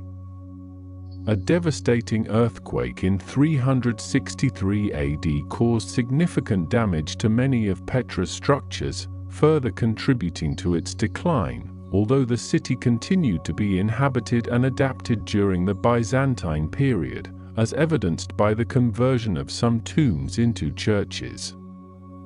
The subsequent Arab conquest in the 7th century marked another significant shift, and by the 8th century, Petra had largely fallen into disuse, becoming a forgotten city known only to local Bedouin tribes who preserved its secrets for centuries. The rediscovery of Petra by the Swiss explorer Johann Ludwig Burckhardt in 1812, disguised as an Arab scholar, marked a pivotal moment in its modern history, reintroducing this lost city to the Western world and sparking renewed interest in its archaeological wonders. Burckhardt, following rumors of a hidden city, convinced his local guides to take him to Musa's Valley to sacrifice a goat, thus gaining access to the Sikh and becoming the first European in centuries to lay eyes on the magnificent treasury. His detailed accounts, published posthumously, ignited the imagination of explorers, archaeologists, and artists, leading to numerous expeditions and systematic excavations that gradually unveiled the full extent of Petra's grandeur. The subsequent influx of researchers and tourists has transformed Petra into a global icon, a UNESCO World Heritage Site, and one of the new 7 wonders of the world, drawing millions of visitors who come to marvel at its unique beauty and historical significance. Today, the ongoing archaeological work in Petra continues to uncover new secrets, revealing previously unknown structures, artifacts, and insights into the daily lives of the Nabataeans, constantly expanding our understanding of this ancient civilization. Recent discoveries include additional residential areas, workshops, and agricultural terraces, providing a more comprehensive picture of the city's urban planning and economic activities beyond its monumental facades. The application of modern technologies, such as remote sensing, drone surveys, and advanced imaging techniques, allows archaeologists to map and analyze the site with unprecedented precision, revealing hidden features beneath the surface and within the rock formations. These continuous efforts not only help to preserve Petra's invaluable heritage but also offer fresh perspectives on the ingenuity, adaptability, and enduring legacy of the Nabataean people, whose remarkable achievements remain etched in the very stone of their extraordinary desert city. The meticulous study of pottery shards, coinage, and other small finds provides crucial chronological data and insights into trade connections, dietary habits, and social stratification, painting a vivid picture of life in ancient Petra. Furthermore, the analysis of human remains found in tombs offers information about health, diet, and even genetic origins of the Nabataean population, contributing to a holistic understanding of their society. The careful conservation of the rock-cut monuments, a complex task involving geological stabilization and protection from erosion, is an ongoing challenge, ensuring that these masterpieces of ancient engineering and art will endure for future generations to admire and study. The management of tourism, balancing access for visitors with the preservation of the fragile sandstone structures, is also a critical aspect of Petra's contemporary existence, requiring careful planning and sustainable practices to maintain its integrity as a World Heritage Site. The intricate interplay of natural forces and human endeavor that shaped Petra over millennia continues to captivate and inspire, reminding us of the profound connections between culture, environment, and the passage of time. The intricate interplay of natural forces and human endeavor that shaped Petra over millennia continues to captivate and inspire, reminding us of the profound connections between culture, environment, and the passage of time. As we delve deeper into the geological marvels that underpin Petra's existence, we discover that the very bedrock of this ancient city is primarily composed of Nubian sandstone, a vast sedimentary formation laid down over millions of years, which provided the perfect medium for the Nabataeans' extraordinary rock-cut architecture.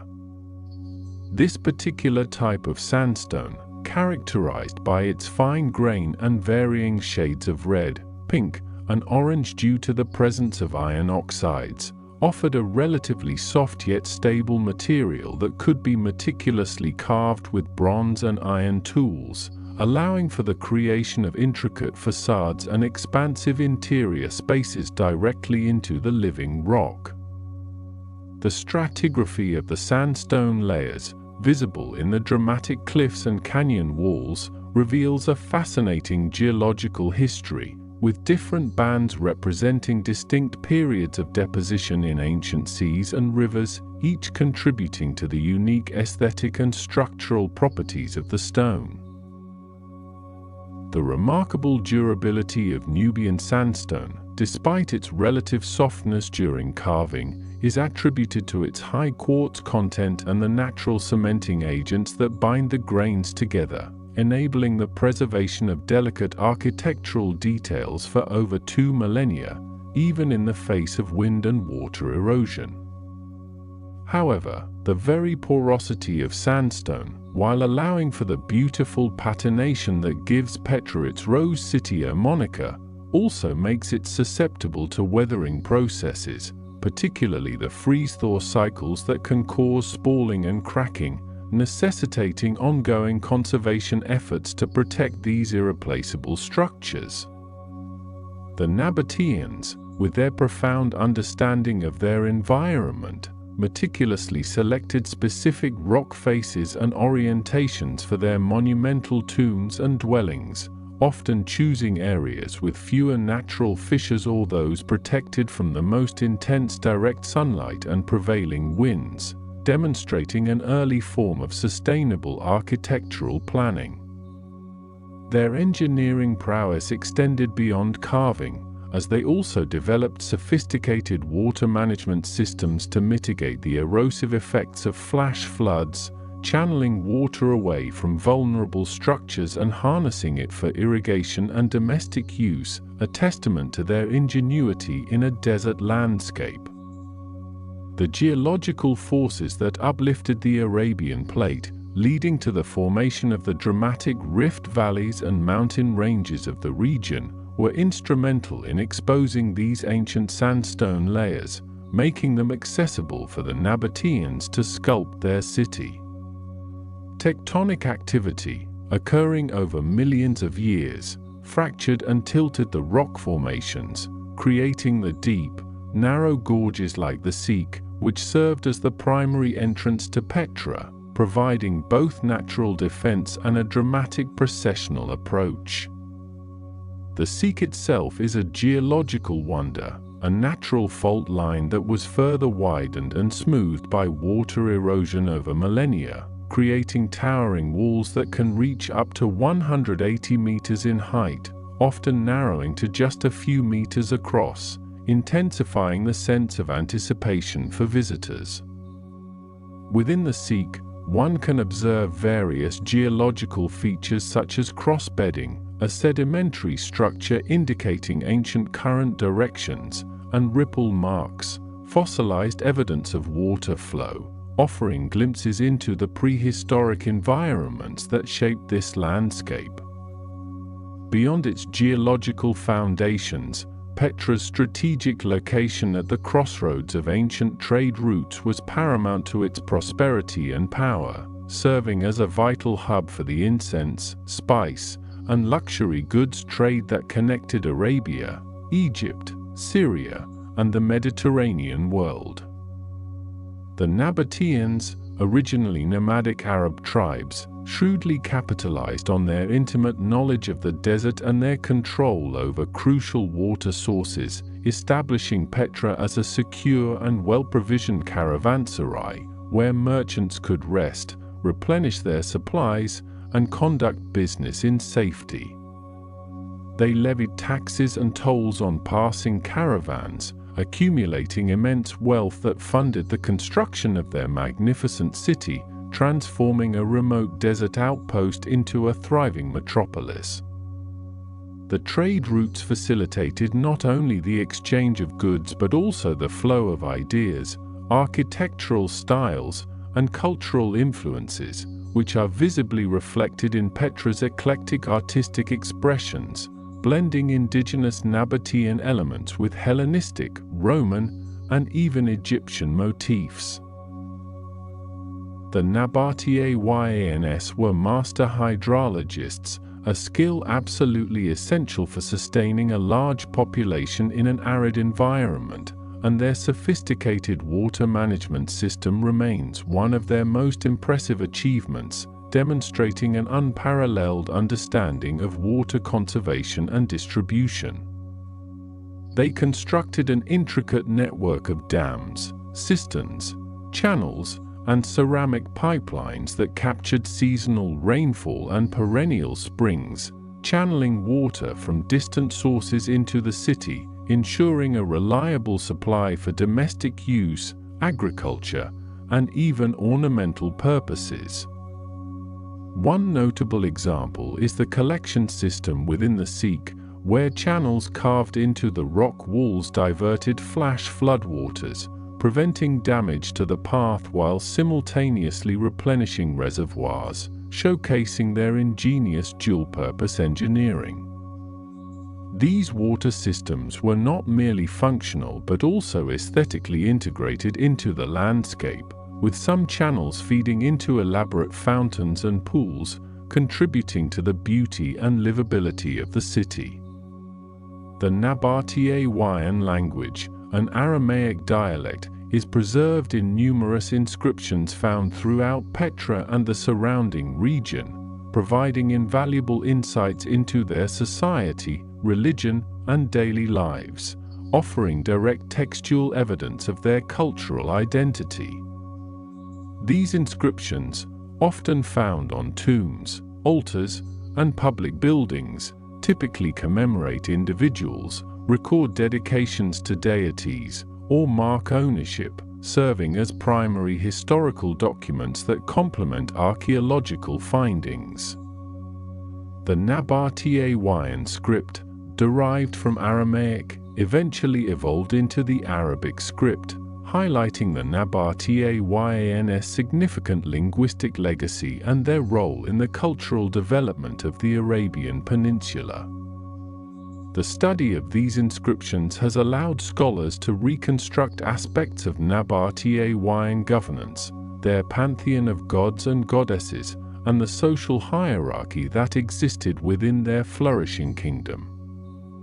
The religious beliefs of the Nabataeans were polytheistic, centered around a pantheon of deities that included Dushara, the chief male deity often associated with mountains and represented by a block of stone or an aniconic idol, and Alat, the chief female deity, a goddess of fertility and war.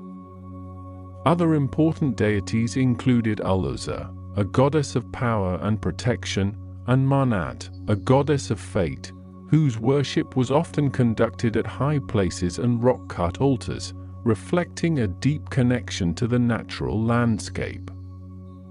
The numerous high places and sacrificial altars carved into the cliffs around Petra, such as the High Place of Sacrifice, provide compelling evidence of their elaborate religious rituals, which likely involved animal sacrifices and ceremonial feasts to honor their gods and seek their favor. These sacred sites, often located on prominent peaks overlooking the city, offered panoramic views and a sense of spiritual elevation, enhancing the solemnity of their religious observances.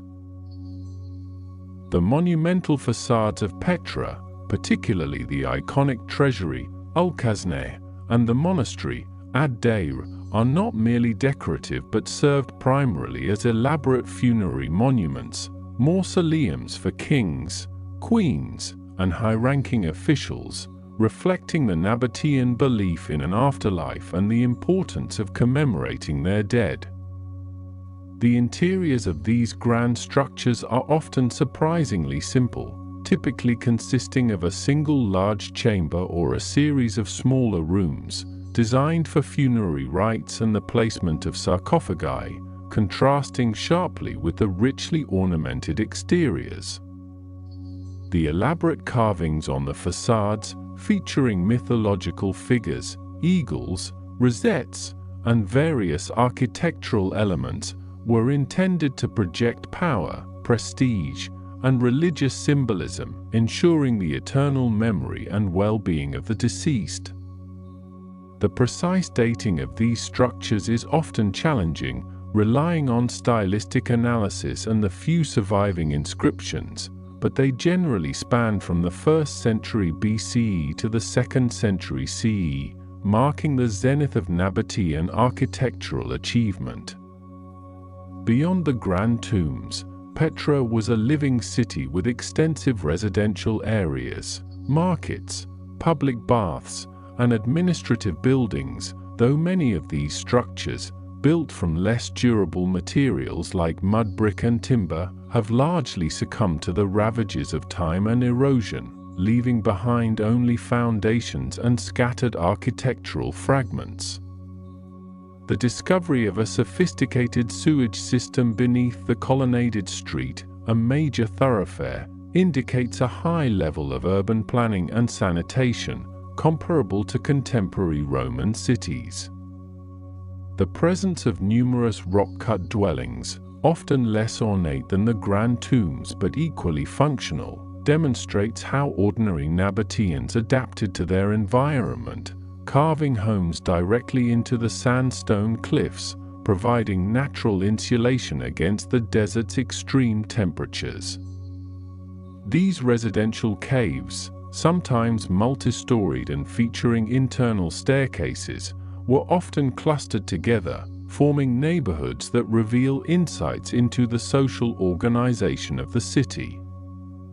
The agricultural practices of the Nabataeans were remarkably advanced for their time and environment, as they transformed barren desert land into fertile fields through ingenious water harvesting techniques, cultivating grapes, olives, and various grains to sustain their population. They constructed terraced fields on hillsides and utilized runoff farming, building small dams and diversion channels to collect rainwater and direct it to cultivated plots, maximizing every precious drop of moisture.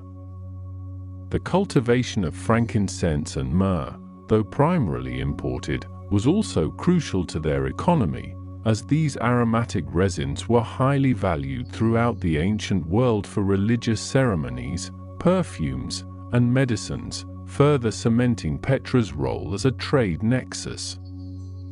Their agricultural success not only provided food security but also allowed for the production of surplus goods that could be traded, contributing to their economic prosperity.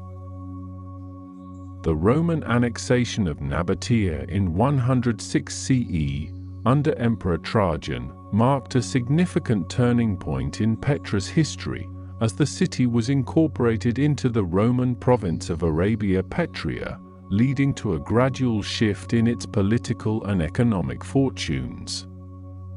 While the Romans initially invested in Petra, constructing new roads, a theatre, and other public buildings, their establishment of alternative trade routes, particularly the Via Nova Traiana, which bypassed Petra, gradually diminished its strategic importance as a primary trading hub. Despite the decline in its commercial dominance, Petra continued to flourish as a provincial capital and a religious center for several centuries, adapting to Roman administrative structures and cultural influences, as evidenced by the Roman-style colonnaded street and the refurbishment of some Nabataean structures.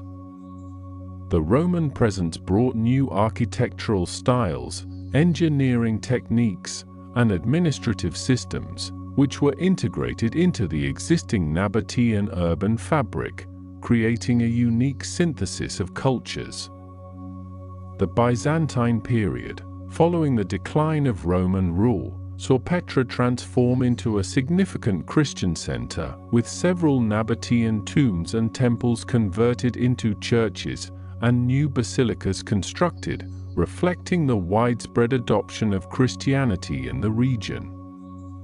Archaeological excavations have uncovered mosaics, frescoes, and other Christian artifacts from this era, providing evidence of a vibrant Christian community that continued to inhabit the city for several centuries.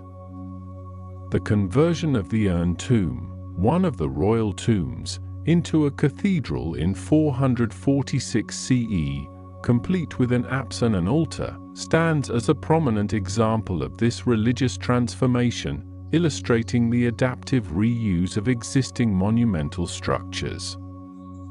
The discovery of the Petra church scrolls, a collection of papyrus documents from the 6th century CE, provides invaluable insights into Byzantine life, land ownership, and legal practices in Petra, offering a rare glimpse into the daily affairs of its inhabitants during this period. A series of devastating earthquakes, particularly a major one in 363 CE and another in 551 CE, caused significant damage to Petra's infrastructure, toppling many freestanding structures and further contributing to its gradual decline as a major urban center. These seismic events, common in the tectonically active region, severely impacted the city's water supply systems and rendered many buildings uninhabitable, prompting a steady exodus of its population. While Petra was never entirely abandoned, its population dwindled significantly after these natural disasters, and its role as a prominent city diminished, eventually becoming a remote settlement known primarily to local Bedouin tribes. The resilience of the rock-cut structures, however, allowed many of them to survive these cataclysms, standing as enduring testaments to Nabataean craftsmanship even as the surrounding freestanding buildings crumbled. For centuries, Petra remained largely unknown to the Western world, its existence a whispered legend among scholars and explorers, until its rediscovery by the Swiss explorer Johann Ludwig Burckhardt in 1812, who disguised himself as an Arab scholar to gain access to the site. Burckhardt's detailed accounts of his journey, published posthumously, ignited intense interest in Petra among European antiquarians and adventurers, leading to subsequent expeditions and the gradual unveiling of its wonders to the global community. His meticulous observations and drawings provided the first reliable documentation of Petra's architectural marvels, sparking a new era of archaeological exploration and scholarly research that continues to this day. The romanticized image of Petra as a lost city captured the imagination of the public, contributing to its mystique and its eventual designation as a UNESCO World Heritage Site. The ongoing archaeological work at Petra is a complex and multidisciplinary endeavor, involving geologists, epigraphers, anthropologists, and conservationists, all collaborating to uncover new insights into its past, preserve its fragile heritage, and manage the challenges of modern tourism. Recent excavations have focused on areas beyond the main tourist trail, revealing previously unknown residential quarters, industrial zones, and agricultural landscapes, painting a more complete picture of the city's vast extent and functional diversity. The use of advanced technologies such as LIDAR, light detection and ranging, and drone photography has revolutionized archaeological mapping, allowing researchers to create highly detailed three-dimensional models of the site, revealing hidden structures and providing new perspectives on its urban planning.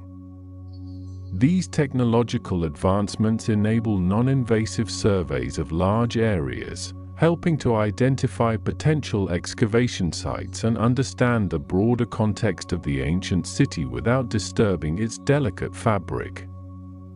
Conservation efforts at Petra are particularly challenging due to the unique properties of the sandstone, which is susceptible to both natural erosion and anthropogenic damage from visitors, necessitating a delicate balance between public access and preservation.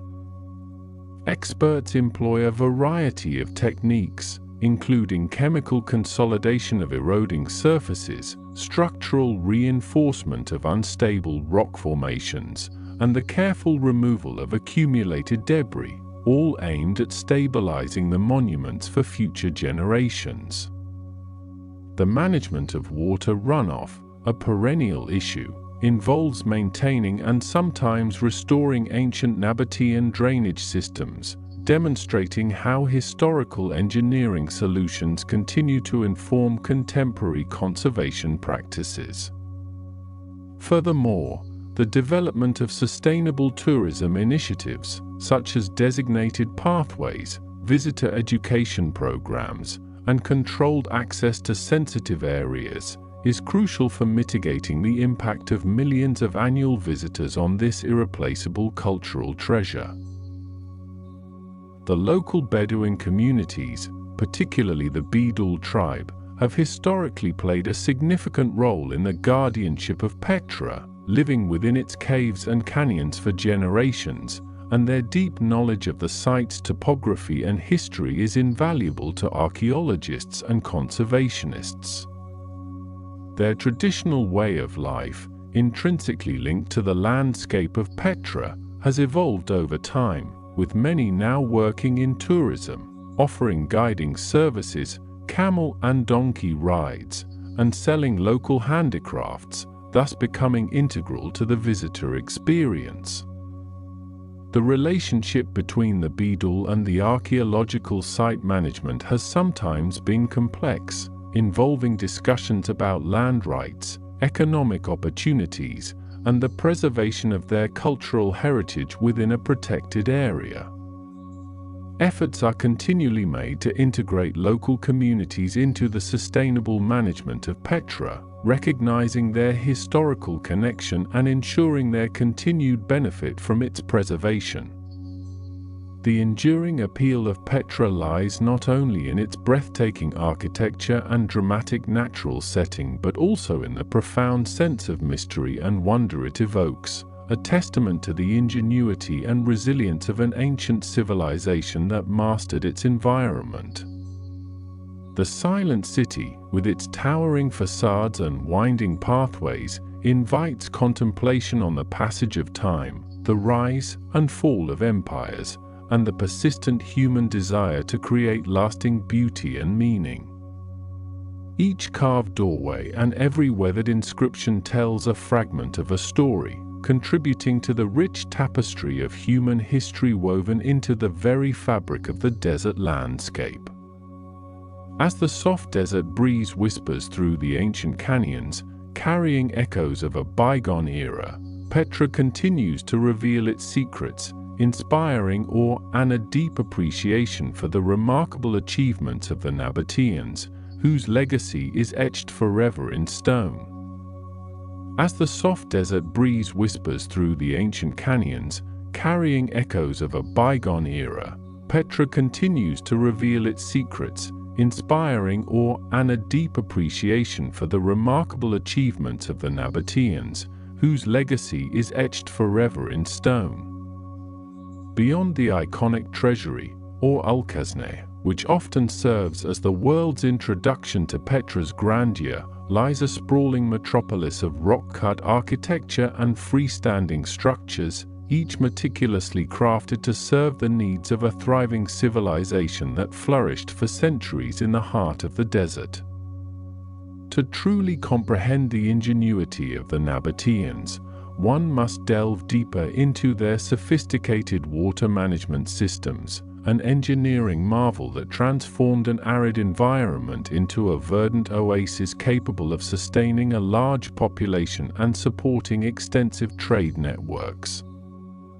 These ancient engineers meticulously designed and constructed an intricate network of dams, cisterns, channels, and ceramic pipes that captured every precious drop of rainfall, channeling it from distant wadis and mountain springs directly into the city, ensuring a consistent supply for both domestic use and agricultural irrigation. The Nabataeans understood the critical importance of water in their desert home, and their mastery of hydrologic principles allowed them to collect, store, and distribute water with an efficiency that rivals many modern systems, enabling them to cultivate crops like grapes and olives in an otherwise unforgiving landscape. This ingenious water infrastructure was not merely functional but also aesthetically integrated into the natural contours of the landscape, often featuring rock-cut reservoirs and elaborate filtration systems that ensured the purity of their vital resource. The Nabataean kingdom, centered at Petra, rose to prominence through its strategic control of the lucrative incense trade routes, which transported precious frankincense and myrrh from southern Arabia to the Mediterranean ports, connecting the ancient world's most powerful empires. This pivotal role as intermediaries in the ancient global economy brought immense wealth to Petra, allowing its inhabitants to invest heavily in the monumental architecture and elaborate tombs that we admire today, reflecting their prosperity and cultural sophistication. The city's strategic location, nestled within a natural fortress of sandstone mountains, provided both defense and a convenient stopping point for caravans laden with exotic goods, offering water, provisions, and security to weary travelers and merchants. The Nabataeans were not merely passive traders, they actively cultivated relationships with various empires, including the Ptolemaic Egyptians, the Seleucids, and later the Romans, skillfully navigating complex political landscapes to maintain their independence and economic dominance. Their unique script, derived from Aramaic, facilitated their commercial transactions and left behind a wealth of inscriptions detailing their rulers, deities, and daily lives, providing invaluable insights into their society. As you venture further into Petra, past the street of facades, where numerous rock-cut tombs with elaborate funerary architecture line the path, you encounter the Roman influence becoming increasingly evident, particularly in the construction of the magnificent Roman-style theatre. This impressive amphitheatre, carved directly into the mountainside, could accommodate an estimated 8,500 spectators, showcasing the Nabataeans' adoption of Roman cultural elements while still maintaining their distinctive architectural style. The theatre's strategic placement allowed for natural acoustics and provided a grand venue for public gatherings, religious ceremonies, and theatrical performances, underscoring the city's vibrant social life and its ability to integrate foreign architectural trends into its existing rock-cut traditions. The tiered seating, meticulously carved from the living rock, demonstrates the extraordinary skill of Nabataean stonemasons, who could transform solid sandstone into intricate structural forms with remarkable precision and artistry. Ascending beyond the theatre, the path leads to the royal tombs, a breathtaking collection of monumental funerary complexes that stand as a testament to the Nabataean elite's desire for eternal glory and remembrance. The urn tomb, with its grand facade featuring four massive columns and a large central chamber, is believed to have been converted into a Byzantine church in the 5th century CE, evidenced by the cross carved into its interior walls and the altar-like structure within. Adjacent to it, the silk tomb captivates with its swirling patterns of naturally colored sandstone, displaying vibrant hues of pink, yellow, orange, and purple that resemble flowing silk, a natural masterpiece created by geological processes over millions of years. The Corinthian tomb, reminiscent of the treasury in its architectural style but with more weathered details, features elaborate Corinthian capitals and intricate carvings, suggesting a later period of construction and perhaps a different royal occupant. Finally, the palace tomb, the largest of the royal tombs, boasts a multi-story facade with numerous columns and niches, resembling a grand Roman palace and further illustrating the Nabataeans' assimilation of classical architectural motifs into their indigenous rock-cut tradition. These tombs were not merely burial places but elaborate monuments designed to project power, wealth, and a connection to the divine, reflecting the Nabataean belief in an afterlife and the importance of honoring their deceased rulers and prominent citizens. Beyond the royal tombs, the journey continues along the colonnaded street, a historically significant thoroughfare that once served as the bustling commercial and social heart of ancient Petra, lined with shops, public buildings, and temples. This street, originally paved with flagstones and flanked by impressive columns, showcases the city's urban planning and its integration of Roman architectural elements following the Roman annexation in 106 CE, transforming Petra into the capital of the Roman province of Arabia Petrea. The remains of the Nymphaeum, a public fountain dedicated to the water nymphs, further highlight the city's sophisticated water supply system and its commitment to public amenities, providing a refreshing respite for citizens and travelers alike. The Great Temple, a massive complex situated at the end of the colonnaded street, represents one of Petra's most significant freestanding structures, featuring a grand monumental staircase, a large paved temenos, and a theatre-like auditorium, suggesting its use for both religious ceremonies and civic gatherings. Archaeologists have uncovered evidence of elephant capitals within the Great Temple, indicating a possible connection to the Nabataean deity Dushara, who was sometimes associated with elephants, or perhaps reflecting broader Hellenistic influences. The journey to the monastery, or ad-dair, is a physically demanding but immensely rewarding ascent, involving a climb of approximately 800 steps carved directly into the sandstone cliffs, offering increasingly panoramic views of the surrounding rugged landscape. This monumental structure, even larger than the treasury, stands majestically at the top of a mountain, its colossal facade carved with a simplicity and grandeur that inspires profound awe, featuring a massive urn at its apex that is believed to have once held treasures. The monastery's interior, though largely unadorned, is equally impressive in its scale, characterized by a vast, open chamber that likely served as a place of worship or a venue for important religious rituals, reflecting the Nabataeans' deep spiritual connection to their environment.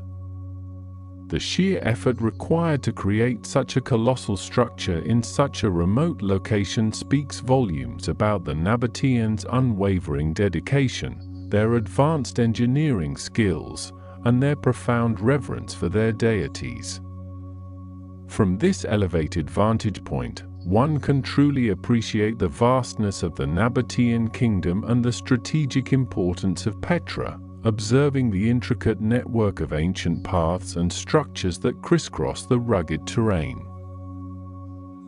The Nabataeans' religious practices were a fascinating blend of indigenous Arabian traditions and influences from the Hellenistic and Roman worlds, centered around a pantheon of deities that included Dushara, the primary male god and protector of the royal house, and Aluza, the powerful goddess associated with fertility, war, and the morning star.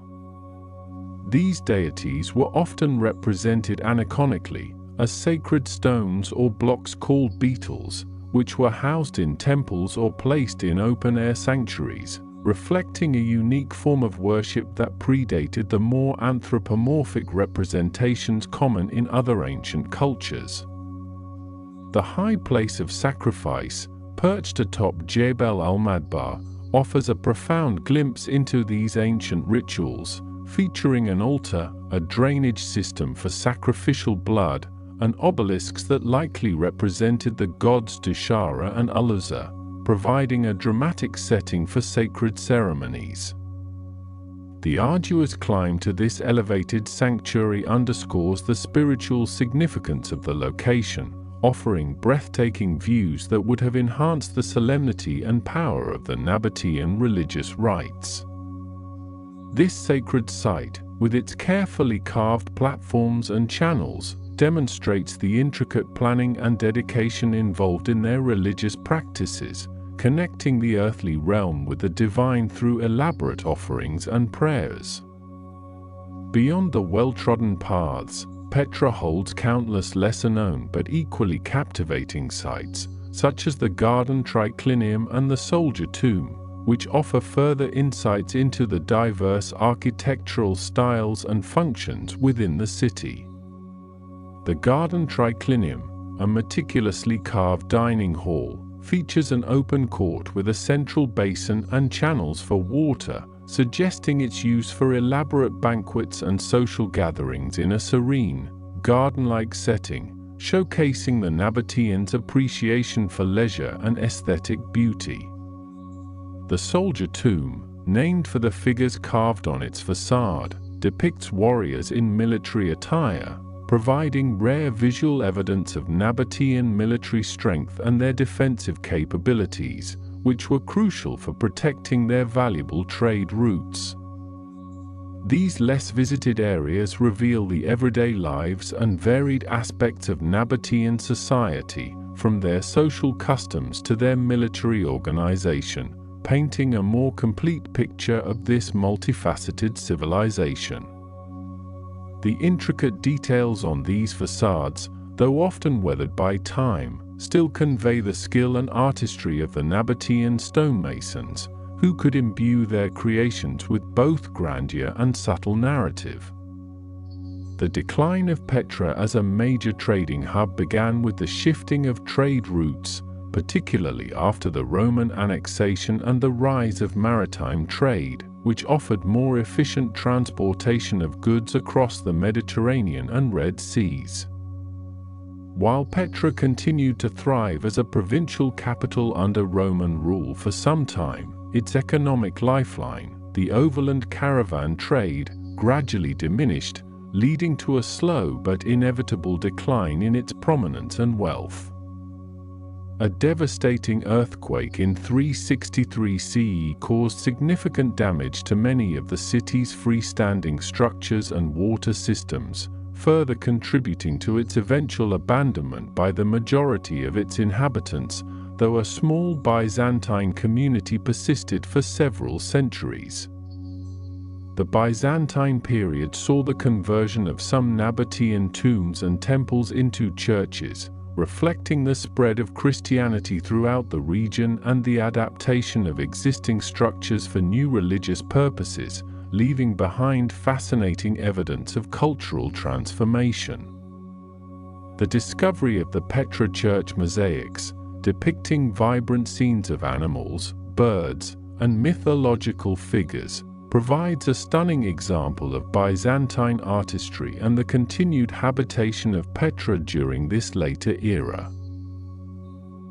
The rediscovery of Petra by the Swiss explorer Johann Ludwig Burckhardt in 1812, who disguised himself as an Arab scholar named Sheikh Ibrahim ibn Abdullah, marked a pivotal moment in Western understanding of ancient civilizations, reintroducing that lost city to the world. Burckhardt's detailed accounts of his journey and his observations of the monumental rock-cut architecture ignited widespread fascination and curiosity, leading to subsequent archaeological expeditions and scholarly research that gradually unveiled Petra's secrets. His courage and determination in venturing into a region largely unknown to Europeans at the time were instrumental in bringing this extraordinary site to global attention, paving the way for its recognition as a UNESCO World Heritage Site in 1985 and one of the new 7 wonders of the world. The ongoing archaeological work at Petra continues to unearth new discoveries, revealing previously hidden structures, artifacts, and inscriptions that constantly reshape our understanding of the Nabataeans and their remarkable achievements.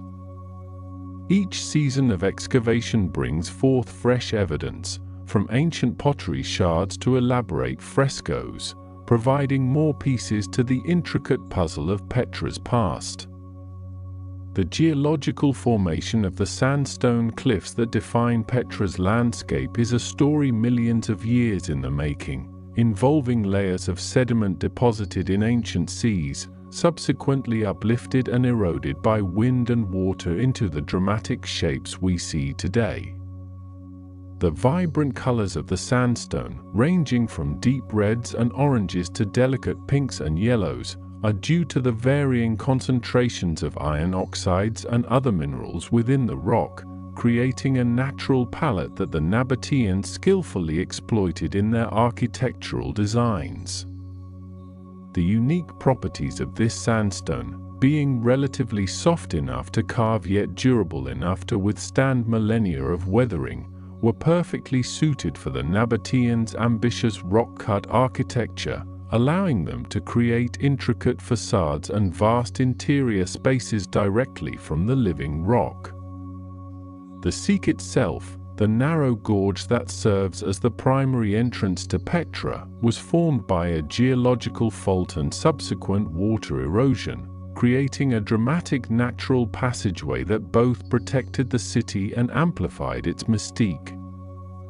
This natural defensive barrier, combined with the Nabataeans' extensive fortifications, made Petra an almost impregnable stronghold, contributing to its longevity and prosperity as a trading empire. The craftsmanship of the Nabataean stonemasons is evident not only in the grand facades but also in the intricate details of their interior carvings, such as the elaborate funerary banqueting halls, or triclinia, found within many tombs. These spaces, often featuring benches carved directly from the rock and niches for offerings, were designed for ritual meals and commemorative gatherings, allowing the living to interact with the spirits of the deceased. The precision with which these interiors were excavated, often requiring the removal of vast quantities of rock from within the mountain, speaks to their advanced understanding of quarrying techniques and their mastery of tools. The Nabataeans also incorporated elements of Hellenistic and Roman art into their designs, adapting foreign styles to suit their own cultural and religious contexts, creating a unique syncretic architectural language that is distinctly Petran. This fusion of styles is particularly noticeable in the decorative motifs, such as grapevines, eagles, and rosettes, which often adorn the friezes and capitals of their rock-cut monuments, symbolizing prosperity, divinity, and eternal life. The enduring legacy of the Nabataeans extends beyond their magnificent architecture to their sophisticated writing system, derived from Aramaic, which allowed them to record their history, religious beliefs, and commercial transactions. Numerous inscriptions found throughout Petra and other Nabataean sites provide invaluable textual evidence, shedding light on their rulers, their pantheon of gods, and the daily lives of their citizens, offering a direct voice from the past. These inscriptions, often carved with elegant script on tomb facades or altars, serve as crucial primary sources for understanding Nabataean society, their political structures, and their interactions with neighboring cultures. The study of Nabataean epigraphy continues to unlock new insights into their language and culture, allowing scholars to reconstruct aspects of their history that would otherwise remain unknown, further enriching our appreciation for this remarkable civilization. The unique characteristics of the Nabataean script, with its distinctive letter forms and ligatures, represent a significant development in the evolution of Semitic writing systems, influencing later scripts in the region. The vast necropolis of Petra, extending far beyond the royal tombs, contains thousands of rock-cut burial chambers, ranging from simple caves to elaborate multi-chambered complexes, reflecting the diverse social strata of Nabataean society. These tombs, often adorned with symbolic carvings and inscriptions, were not merely places of interment but also served as expressions of status, wealth, and religious belief, ensuring the eternal well-being of the deceased. The practice of secondary burial, where bones were collected and placed in ossuaries after initial decomposition, was also common, highlighting specific funerary customs and a deep reverence for ancestral remains. The sheer number and variety of these tombs underscore the scale of Petra's population and the importance of funerary practices in Nabataean culture, where death was viewed as a transition rather than an end. Many of these lesser-known tombs, though not as grand as the treasury or the monastery, still exhibit remarkable craftsmanship and offer intimate glimpses into the Nabataeans' personal beliefs and artistic expressions. The ingenious engineering of the Nabataeans also extended to their road networks, which facilitated the movement of goods and people across their vast kingdom, connecting Petra to other important trading centers like Bosra and Hegra. These well-maintained roads, often paved and equipped with milestones, were essential for the efficient operation of the incense trade and for maintaining political control over their territories. The construction of these roads through challenging desert terrain demonstrates their advanced surveying and construction techniques, allowing for rapid and secure transit of caravans. The remnants of watchtowers and caravanserai along these routes further illustrate the Nabataeans' commitment to protecting their trade interests and providing essential services for travelers, ensuring the smooth flow of commerce. This extensive infrastructure was a key factor in Petra's rise to prominence, enabling it to function as a central hub in the ancient world's economic network.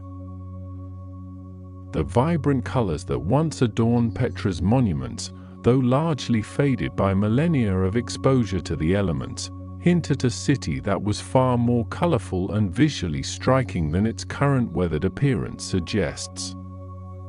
Traces of plaster and paint have been found on some facades and interiors, indicating that the Nabataeans employed a rich palette of pigments to enhance the visual impact of their rock-cut architecture, bringing life to the sandstone. These decorative elements, often depicting mythological figures, floral motifs, or geometric patterns, would have added another layer of artistic sophistication to their creations, transforming the natural rock into a vibrant canvas.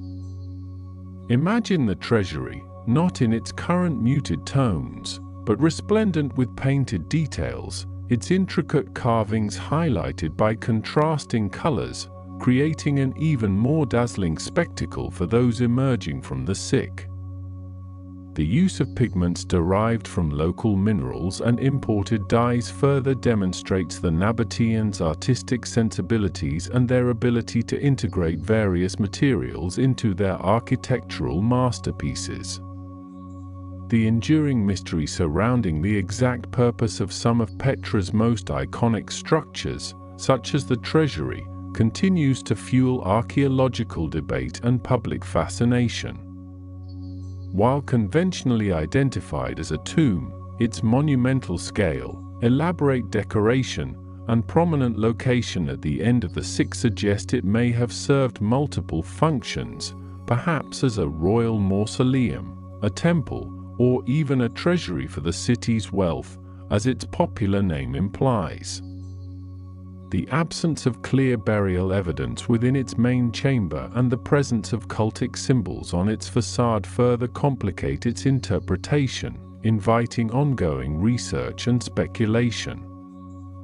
This ambiguity adds to the allure of Petra, allowing visitors and scholars alike to ponder the intentions of its ancient creators and to imagine the various roles these magnificent structures played in the life of the Nabataean capital.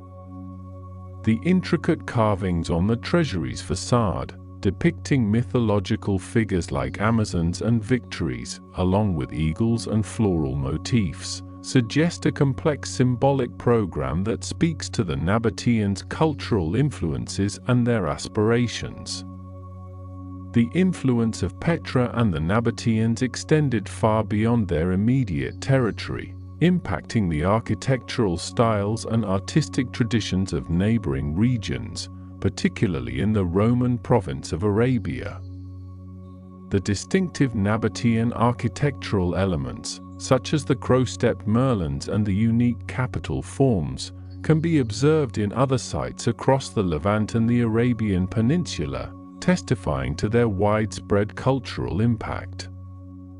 This cultural exchange was a two-way street, with the Nabataeans skillfully incorporating Hellenistic and Roman architectural motifs into their own designs, creating a unique hybrid style that is instantly recognizable. The ability of the Nabataeans to adapt and integrate foreign influences while maintaining their distinct identity is a testament to their cultural resilience and their sophisticated artistic vision. Their legacy is not merely confined to the rock-cut city but resonates through the broader archaeological landscape of the ancient Near East, offering a rich tapestry of cross-cultural interaction. The intricate details carved into the various monuments, from the delicate floral patterns to the depictions of human and animal figures, provide a wealth of information about Nabataean daily life, religious beliefs, and artistic preferences. The presence of grapevines and fertility symbols on many tombs, for instance, suggests a strong connection to agricultural prosperity and the hope for rebirth or continuation in the afterlife. The depiction of various deities, often in syncretic forms blending Nabataean and classical attributes, illustrates their complex religious landscape and their openness to external cultural influences. These artistic expressions are not merely decorative but serve as a visual language, communicating profound cultural values and beliefs across generations. Each carved element, no matter how small, contributes to a deeper understanding of the Nabataean worldview and their profound connection to their desert environment. The remarkable preservation of Petra is largely due to its remote location and the durable nature of the sandstone, which has protected its rock-cut structures from the ravages of time and human interference far better than freestanding buildings. The natural protection offered by the surrounding mountains and the narrow sea entrance also contributed to its longevity, shielding it from widespread destruction during periods of conflict. Although earthquakes and natural erosion have taken their toll, the core rock-cut monuments have largely endured, offering an unparalleled glimpse into an ancient civilization. This exceptional state of preservation makes Petra an invaluable archaeological site, providing a unique window into the architectural, artistic, and cultural achievements of the Nabataeans, whose ingenuity continues to inspire wonder and admiration. The dry desert climate further aided in the preservation of organic materials and inscriptions, allowing for more comprehensive archaeological studies. The ongoing efforts for conservation and preservation at Petra are crucial for safeguarding this irreplaceable heritage for future generations, involving international collaborations and advanced scientific techniques. These initiatives focus on stabilizing fragile rock formations, managing water erosion, and protecting the delicate carvings and frescoes from environmental damage and human impact. The careful restoration of pathways and structures, guided by archaeological research, aims to maintain the authenticity of the site while ensuring its accessibility for visitors. This commitment to conservation underscores the global recognition of Petra's outstanding universal value and the collective responsibility to protect its unique cultural and natural landscape. The meticulous work of archaeologists, conservators, and local communities ensures that the whispers of the past continue to resonate through the ancient canyons, inviting all who visit to connect with the timeless legacy of the Nabataeans, whose indelible mark on the desert remains etched forever in stone. As the sun dipped below the rugged horizon, casting long, dramatic shadows across the ancient city, it illuminated the intricate details of structures that have silently endured millennia, each carving telling a story of Nabataean ingenuity and artistic expression. The architectural styles found throughout Petra are remarkably diverse, reflecting not only the indigenous Nabataean aesthetic but also a fascinating blend of Hellenistic, Roman, and even Egyptian influences, demonstrating the extensive trade networks and cultural exchanges that characterized this vibrant desert metropolis. One of the most striking examples of this syncretism is the iconic treasury, or Alkazner, whose elaborate facade, carved directly into the rose-red sandstone cliff, features Corinthian capitals and Hellenistic sculptures, yet its sheer scale and the method of its creation are distinctly Nabataean.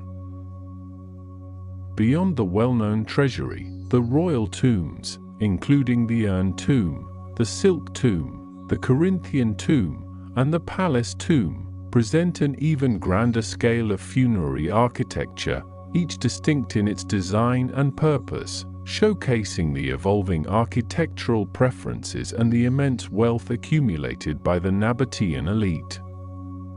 The urn tomb, for instance, with its massive forecourt and a facade that was later converted into a Byzantine church, features a prominent urn-shaped finial atop its pediment, a common Hellenistic motif adapted by the Nabataeans for their monumental burial sites. The silk tomb, named for the rich, swirling colors of the sandstone from which it is carved, exhibits a more modest yet equally captivating facade, its natural striations creating a breathtaking tapestry of reds, oranges, and purples that shimmer under the desert light. Further along the royal tombs complex, the Corinthian tomb displays a more dilapidated yet still impressive facade, its upper story adorned with a series of broken Corinthian columns and fragmented sculptures, suggesting a more ambitious and perhaps less completed design than its neighbors, hinting at the challenges of carving such elaborate structures into the living rock. The largest of these, the palace tomb, with its multi-storied facade resembling a Roman palace, is a testament to the Nabataeans' ability to integrate foreign architectural grandeur into their unique rock-cut tradition, creating a monumental statement of power and prestige. These tombs were not merely burial places but also served as symbols of status and eternal resting places designed to honor the deceased and their lineage for generations to come, reflecting a profound belief in the afterlife. The Nabataeans were also master hydrologists, a skill absolutely essential for sustaining a large population in the arid desert, and their sophisticated water management system remains one of their most impressive achievements.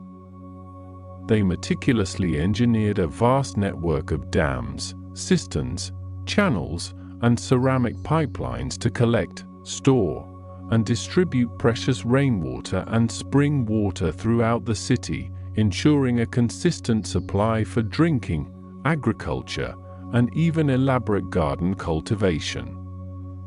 This intricate system allowed Petra to flourish as a verdant oasis in the desert, supporting a population estimated to be as high as 20,000 to 30,000 people at its peak, a remarkable feat given the challenging environment. The water channels, often carved directly into the rock walls of the Seek and other canyons, demonstrate an acute understanding of hydraulics, guiding water efficiently to reservoirs and public fountains, some of which were adorned with elaborate carvings and served as social gathering points. Evidence suggests that the Nabataeans even developed pressure systems to deliver water to higher elevations within the city, showcasing an advanced level of engineering that rivaled contemporary Roman achievements.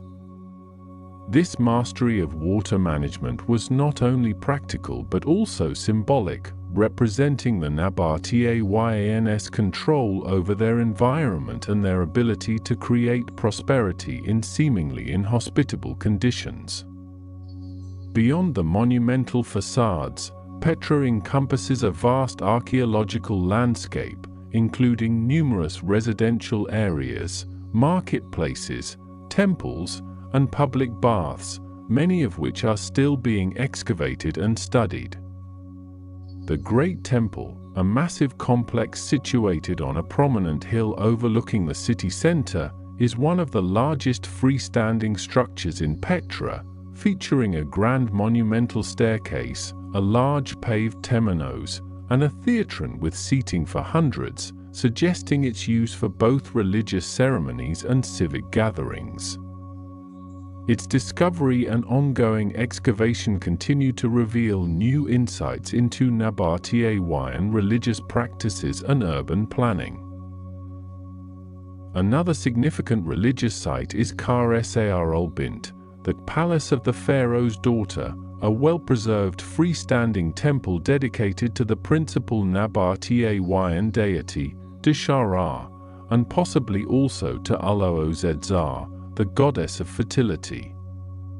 Unlike most of Petra's rock-cut structures, this temple was constructed from carefully dressed stone blocks, showcasing the Nabataeans' versatility in both carving and conventional masonry, and its orientation suggests an astronomical alignment.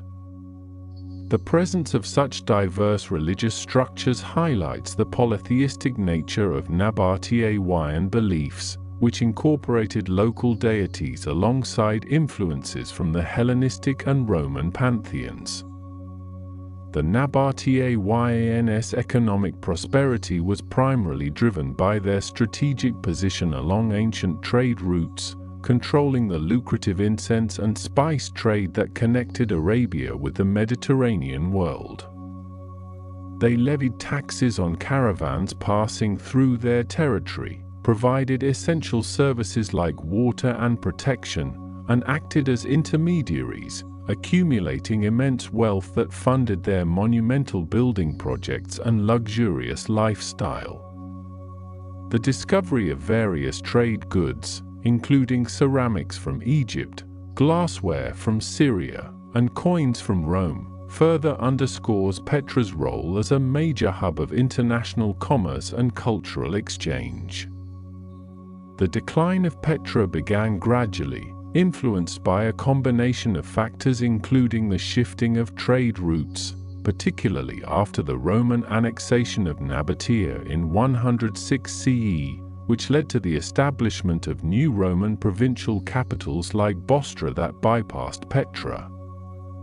While the city continued to thrive under Roman rule for a period, with the Romans even adding their own architectural elements like the colonnaded street and the Roman theatre, its strategic importance as a trade nexus diminished over time. A series of devastating earthquakes, particularly the one in 363 CE, also caused significant damage to the city's infrastructure, further contributing to its eventual abandonment and decline into obscurity.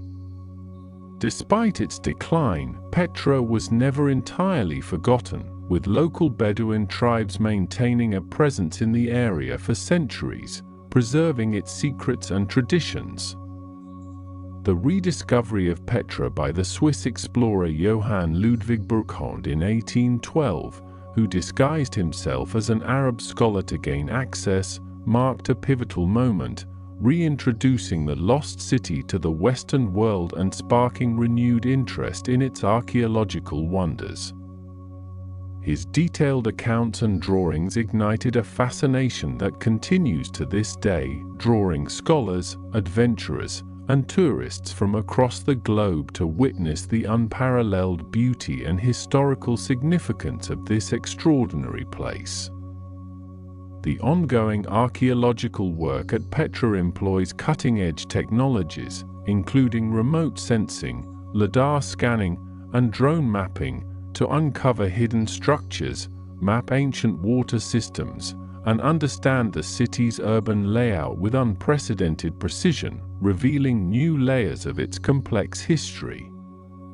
These modern techniques allow researchers to explore areas previously inaccessible or too vast for traditional excavation, continually expanding our knowledge of Nabataean civilization and their remarkable adaptation to the desert environment. The commitment to preserving Petra's fragile heritage for future generations remains paramount, ensuring that the stories etched in stone continue to inspire and educate all who encounter this magnificent testament to human ingenuity and resilience.